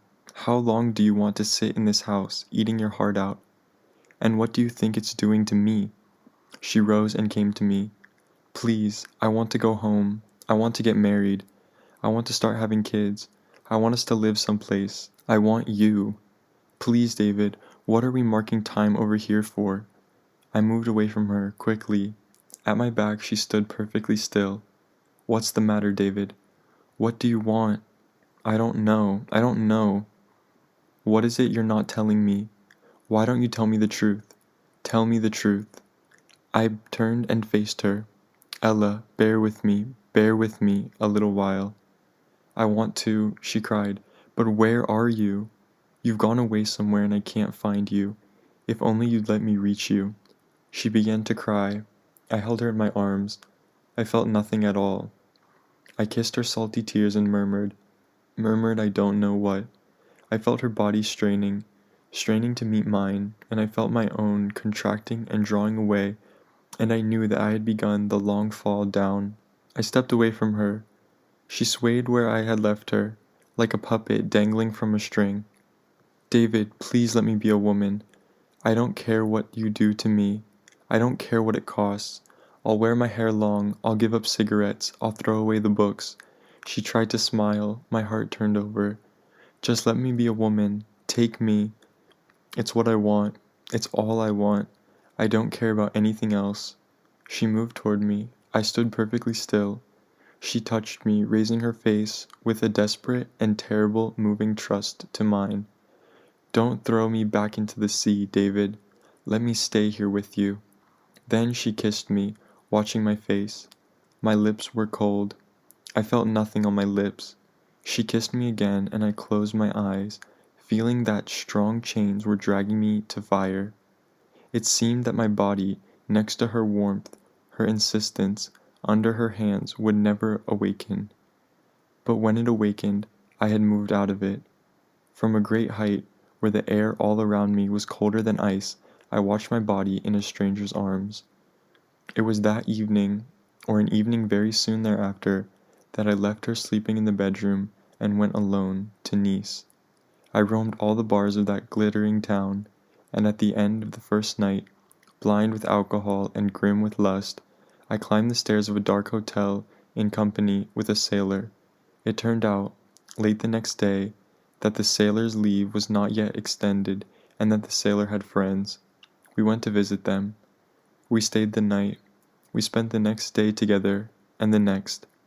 On the final night of the sailor's leave, we stood drinking together in a crowded bar. We faced the mirror. I was very drunk. I was almost penniless. In the mirror, suddenly, I saw Ella's face. I thought for a moment that I had gone mad, and I turned. She looked very tired and drab and small. For a long time we said nothing to each other. I felt the sailor staring at us both. "Hasn't she got the wrong bar?" he asked me, finally. Ella looked at him. She smiled. "It's not the only thing I got wrong," she said. Now the sailor stared at me. "Well," I said to Ella, "now you know." "I think I've known it for a long time," she said. She turned and started away from me. I moved to follow her. The sailor grabbed me. Is she?" I nodded. His face, open mouthed, was comical. He let me go, and I passed him, and as I reached the doors, I heard his laughter. We walked for a long time in the stone-cold streets in silence. There seemed to be no one on the streets at all. It seemed inconceivable that the day would ever break. "Well," said Ella, "I'm going home. I wish I'd never left it." "If I stay here much longer," she said, later that same morning, as she packed her bag, "I'll forget what it's like to be a woman." She was extremely cold. She was very bitterly handsome. "I'm not sure any woman can forget that," I said. "There are women who have forgotten that to be a woman doesn't simply mean humiliation, doesn't simply mean bitterness." "I haven't forgotten it yet," she added, "in spite of you. I'm not going to forget it. I'm getting out of this house, away from you, just as fast as taxis, trains, and boats will carry me. And in the room which had been our bedroom in the beginning of our life is this house." She moved with the desperate haste of someone about to flee, from the open suitcase on the bed, to the chest of drawers, to the closet. I stood in the doorway, watching her. I stood there the way a small boy who has wet his pants stands before his teacher. All the words I wanted to say closed my throat like weeds and stopped my mouth. "I wish, anyway," I said at last, "that you'd believe me when I say that if I was lying, I wasn't lying to you." She turned toward me with a terrible face. "I was the one you were talking to. I was the one you wanted to come with you to this terrible house in the middle of nowhere. I was the one you said you wanted to marry." "I mean," I said, "I was lying to myself." "Oh," said Ella, "I see. That makes everything different, of course." "I only mean to say," I shouted, "that whatever I've done to hurt you, I didn't mean to do." "Don't shout," said Ella. "I'll soon be gone. Then you can shout it to those hills out there. Shout it to the peasants, how guilty you are, how you love to be guilty." She started moving back and forth again, more slowly, from the suitcase to the chest of the drawers. Her hair was damp and fell over her forehead, and her face was damp. I longed to reach out and take her in my arms and comfort her, but that would not be comfort any more, only torture for both of us. She did not look at me as she moved, but she kept looking at the clothes she was packing, as though she was not sure they were hers. "But I knew," she said, "I knew. This is what makes me so ashamed. I knew it every time you looked at me. I knew it every time we went to bed. If only you had just told me the truth then. Don't you see how unjust it was to wait for me to find out? To put all the burden on me. I had the right to expect to hear from you. Women are always waiting for the man to speak. Or hadn't you heard?" I said nothing. I wouldn't have to spend all this time in this house. I wouldn't be wondering how in the name of God I'm going to stand that long trip back. I'd be home by now, dancing with some man who wanted to make me. And I'd let him make me too. Why not? And she smiled bewilderedly at a crowd of nylon stockings in her hand and carefully crushed them in her suitcase. Perhaps I didn't know it then. I only knew I had to get out of Giovanni's room. "Well," she said, "you're out. And now I'm getting out. It's only poor Giovanni who's lost his head." It was an ugly joke and made with the intention of wounding me, yet she couldn't quite manage the sardonic smile she tried to wear. "I'll never understand it," she said at last, and she raised her eyes to mine as though I could help her to understand. "That sordid little gangster has wrecked your life. I think he's wrecked mine too. Americans should never come to Europe," she said, and tried to laugh, and began to cry. "It means they never can be happy again. What's the good of an American who isn't happy? Happiness was all we had." And she fell forward into my arms for the last time, sobbing. "Don't believe it," I muttered. "Don't believe it." We've got much more than that. We've always had much more than that. Only, it's sometimes hard to bear. Oh God, I wanted you, she said. Every man I come across will make me think of you. She tried to laugh again. Poor man, poor men, poor me. Ella, Ella, one day when you're happy, try to forgive me. She moved away. Ah, I don't know anything about happiness anymore. I don't know anything about forgiveness. But if women are supposed to be led by men, and there aren't any men to lead them, what happens then?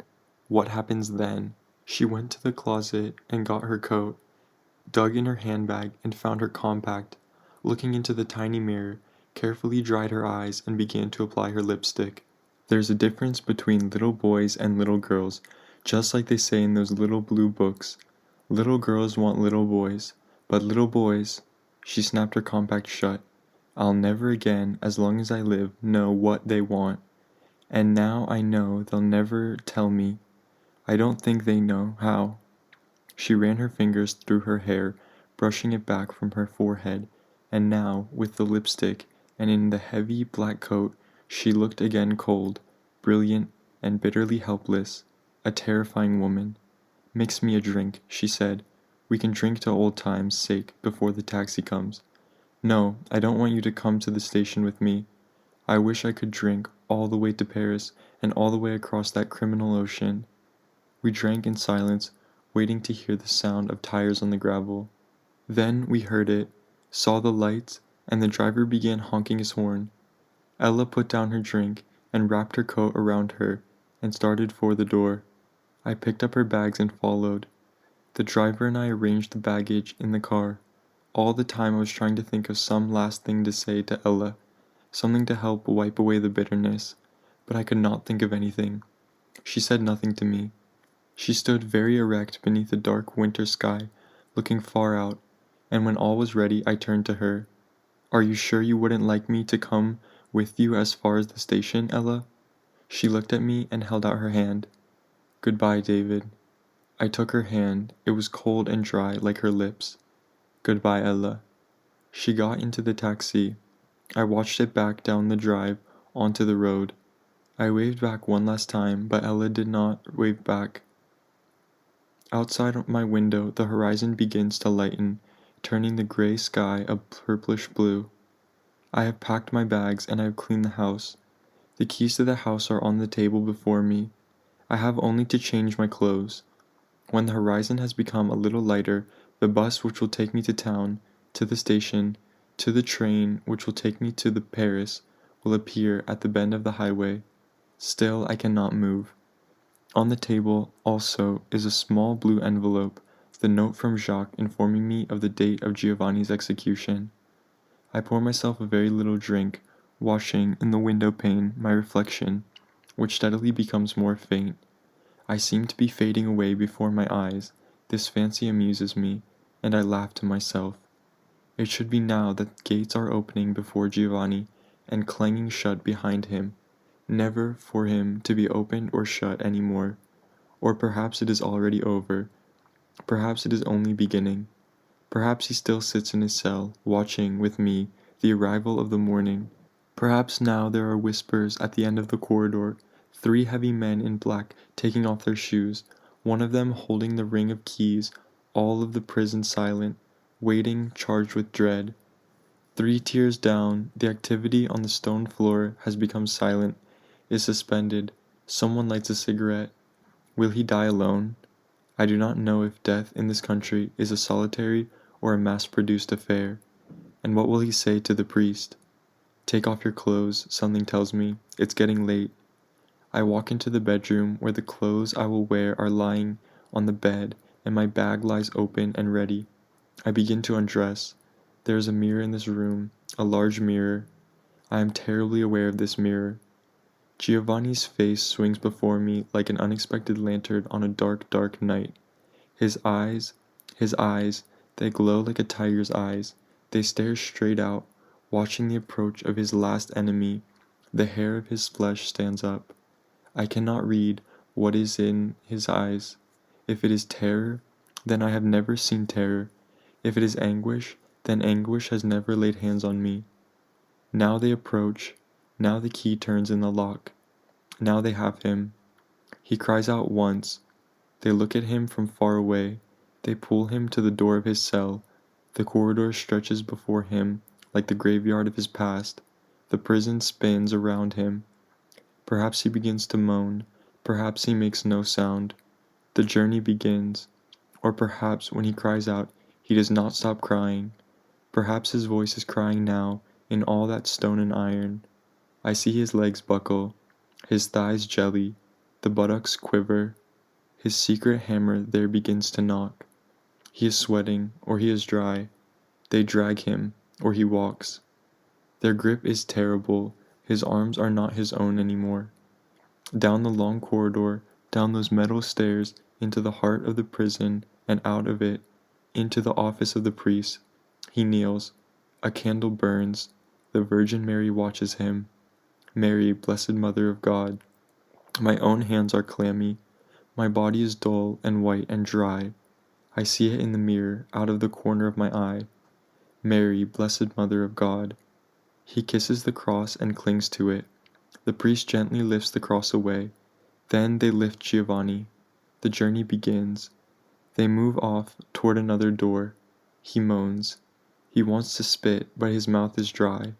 He cannot ask that they let him pause for a moment to urinate. All that, in a moment, will take care of itself. He knows that beyond the door, which comes so deliberately closer, the knife is waiting. The door is the gateway he has sought so long out of this dirty world, this dirty body. It's getting late. The body in the mirror forces me to turn and face it, and I look at my body, which is under sentence of death. It is lean, hard, and cold, the incarnation of a mystery, and I do not know what moves in his body, what this body is searching. It is trapped in my mirror as it is trapped in time, and it hurries toward revelation. When I was a child, I spake as a child, I understood as a child, I thought as a child, but when I became a man, I put away childish things. I long to make this prophecy come true. I long to crack that mirror and be free.